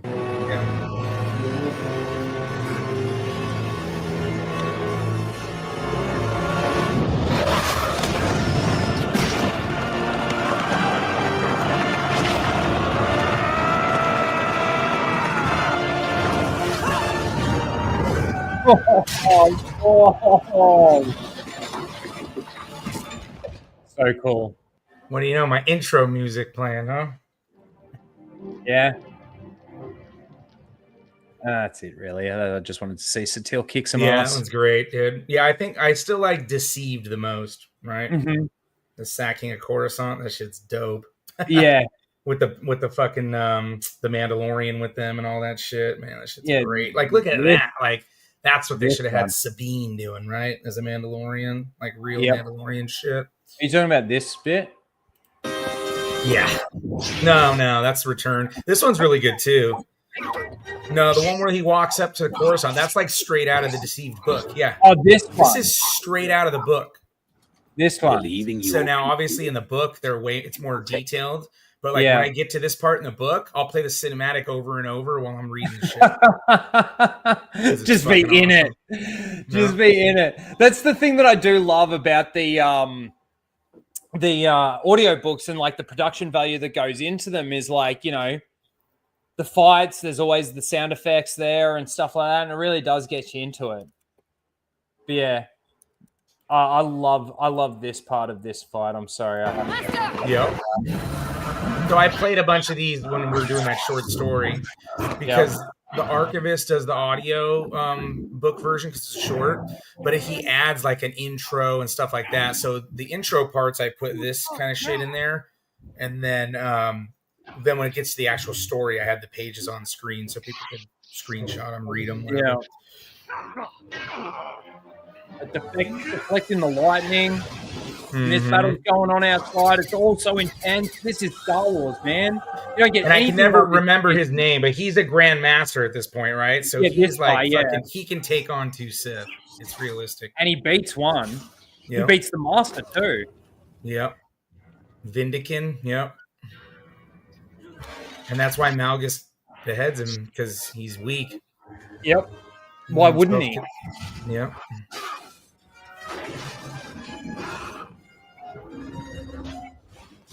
See, and Malgus is just pure rage, right? He's like Maul. Especially this. Oh, whack. It's just... That's it. Just overwhelms him. So good. You feels it? Because Star Wars is all about feelings. That's all fucking Disney is able to get from it. Yeah. It's about a feeling. Hyperspace. So awesome. They've escaped, Master. You failed. No, Malgus. This is only. I love seeing when Revan takes fucking Malgus's face off. Look how good they do with the Sith pure breeds too. Like, man, it's great. So great. Well, there you go, ladies and gentlemen. Well, I think I do need to wrap it up. We've been going for nearly 5.5 hours. It's been 3 an a.m. awesome for me. Yep. Yeah, fuck. Real early. Well, thanks for hanging around and thanks for jumping on here at the end. Again, I think that you did a great job. If you do get the opportunity to go over onto Theory's channel, do it, man. Do it, because it'll definitely help your channel. But as an aside to that, it'd be good to actually have somebody on there that really does know their stuff, that can actually like counter maybe some of the shit that they're saying. You know what I mean? And you can do it as respectfully as you possibly can, or whatever the case may be, and however you need to do it. But I do feel like, you know, it'd be a good opportunity to get outside of it. It's sort of out there a bit more too. Yeah, I mean, I'm not going to go in there like he came in on mine. That's for sure. Yeah. So guys, thanks for being here. We've had a great amount of people in the chat. We're not doing Seal of the Week this week because I knew that this was going to go way too long. So I'm not doing that this week. So that'll come back next week. Go and subscribe to Star Wars Marvel Purist. Like I said, his streams are fantastic. I love it when you read the comics and stuff and you do the shoo, shoo, shoo. You do your little sound effects and stuff, which is really try. cool. Apparently, I just got to stay away from the Aussies. And I'll the Aussie right, accent. You know? You need to do a little work, but you're doing all right. My best friend's family was English, so I think I just it just pushes me to that because I heard it for fucking 2 decades. Yeah. No, awesome. And if you're not subscribed to the Gatekeepers Alliance, I know that they're still obviously trying to boost the numbers over on that channel a little bit. So go and give them a sub over there. Yeah, tomorrow, Star Triggered episode number 3. And is that on that channel? Have you That's started? That's going to be on Grizzy's. From here on out, we're going to be doing them on Grizzy's channel. It's kind of like FNT does Nerdrotic's channel consistently. The bouncing around and shit, we feel like it's, you know, going to kind of fuck us up in the algorithm. I think, man, you should just do it on the Gatekeepers Alliance channel. Yeah, I know that it hasn't exposure on grown, but what you do then is each one of you on your channel, you put a community note sending the link to that channel. So people are still maybe getting the notification through your channel. We'll probably get there, but I think right now we're just going to clip the streams, leave them on there like we've been doing. Just grow it, and then just for now be on Grizzy's. It's just a little easier. Fair enough. But yeah, there's the 2 links there. There's Scran's link in the chat as well. Grizzy's there too. So go and give all of these guys a sub. You got United Spaces Alliance too, and Melvin. All those. We are going to go early tomorrow too because Laura can't make it. So we're probably going to do 8:30 Central. Nice. See if it helps. Just going out on a little earlier on a Friday. Fair enough. And we're going to cover Shillabration and some of the shills going to Shillabration and all that. Yeah. And the panels and all that stuff. So, yeah. Panels look shit. Did you see me covering that at the beginning of the stream? Yeah. Oh, mate. Trash. It looks horrible. There's Celebrate episode 7 of TCW, right? That's one of them. Yeah, Noah Laura. Sad, angry face. Anything else that you want to plug? Anything else that you want to let the chat know where they can find you? We are working on gaming stream. Like I have Revenge of the Sith ready to go. There's an issue with the mapping on the controllers where it's like pausing it when I do the saber stab, which kind of sucks because it's kind of important. I'm just going to work around it, whatever. I've kind of had the same issue with the Frank Castle one. So just regular stream on Monday. I'm going to try to get the gaming stream in, but I got all kinds of shit going on with work too. So no matter what, though, I'm always going to be streaming on Mondays. Usually try to do 8 Central. And then for now with Daredevil, I'm reviewing it on the Wednesday after, so the night after. We've been doing those as a live stream. I went a little long last night, was it last night? Yeah, but we went through Punisher Armory and shit, and we looked at the comics. He like talks about all the different weapons. They fucking show it all. Cool ass shit that a lot of people haven't seen, and that you don't see other YouTubers covering, right? They're busy just talking about how awesome John Bernthal is, even though Ray Stevenson's still the most realistic Punisher in Warzone to the comics. But yeah, I mean, besides that, Liquid Blake's going to be on soon. I just got to finish reading a second read of Uncanny X-Force, so he'll be on Pure Unadulterated Marvel probably in the next 2 weeks. Yeah, awesome. Awesome. Let me know when you're doing a Pure Unadulterated on Revenge of the Sith, any parts of the Revenge of the Sith trilogy. Yeah, well, that was my plan, was to have you and Angry Badger do Dark Lord Rise of Darth Vader. Well, that's the one that I would want to do the most out of all of them. Revenge of the Sith would be the second most, and what's it called would be the third. Labyrinth of Evil. Labyrinth of Evil, yeah. Okay. Yep. No. Yeah. Just let me know when you can do like it. That. I'd have to be there for Rise of Darth Vader. Like that. I have to be there. I already have you written on it. Not so much, but if there was an order, that would be my order. That was the plan. That's how I got it written down. I just got to figure out when I'm bouncing off of NJO and doing a side book, but we can make it work. Kind of like when I was doing Plagueis with you, I was finishing that as I was starting Obi-Wan with Alora, and we kind of bounced back and forth. So, well, hopefully we can get through Rise of Darth Vader in one stream. Ooh. We should be able to. It's not that there's not like that much in it, really. Like it's great. It's like nothing like fucking 3 streams to get through. That's true, but I thought the same thing with Kenobi, man. And I mean, that took us 2 streams too. I think it took me and her about 6 hours. Yeah, that's fair. And it seems like every book is 2 streams, no matter what. At least doing it the way I've been doing it. Yeah, but maybe. I want to do it different. I don't want to be discount Matt Wilkins. Oh, let me just do 10-minute summaries on every book. Like that's already been done. Like let's make it different, you know. And then sure, other people review books in depth and stuff, but I don't know. I think the way we're doing it's pretty cool. I try to find the visual shit to put up, and that's why I'm trying to make sure I have at least 2 people for every book from here on out. That way I can kind of deal with like doing some slides and shit. Well, that way I don't have to focus 100%. Because I got 2 people that know what they're talking about. Sort of avoid there being dead air. Exactly. Yep. Yeah. No, I get that. But yeah, all right, awesome. Go over and subscribe, everyone, to Star Wars Marvel Purist. If you're not, the Gatekeepers Alliance, all of the members of the Gatekeepers Alliance, individual channels. You got Melvin, you've got Grizzy, you've got Alora, you've got the Gatekeepers themselves, you've got Tim, and then, of course, the offskirts and some of the other channels out there. You've got Scran, you've got Pause, you got Echo Base Network in the chat there too. Go and subscribe. Matt Wilkins, yes, go and give Matt a sub. Matt should have 3 million fucking Oh, followers. he should have 3 million subscribers. Everyone would know about awesome Star Wars. Yeah. And as for me, obviously, you find me on Flashcast this weekend for another Foster's. Fucking hell. And then we'll be back to sort of normal scheduling or normal programming next week on Casual Rage. But again, thank you, everyone, for being here. Thanks to the members. Thanks to everybody that sent super chats. You got Nick from Echo Base Network. You got Melissa Lord and Ryan Gosling sending super chats. And then obviously all the members as well. Ghostface, Riff, SWA. They're the ones that have sent stuff or become a member. Reformax, I think that's how you say it. Anyway, thanks, everyone. Take care, and we will see you all next week. Bye-bye. Put a ticket in and make her name it gay. That's not how the Force works. They came bounding over. Fuck off! Disney! You fucking cunt!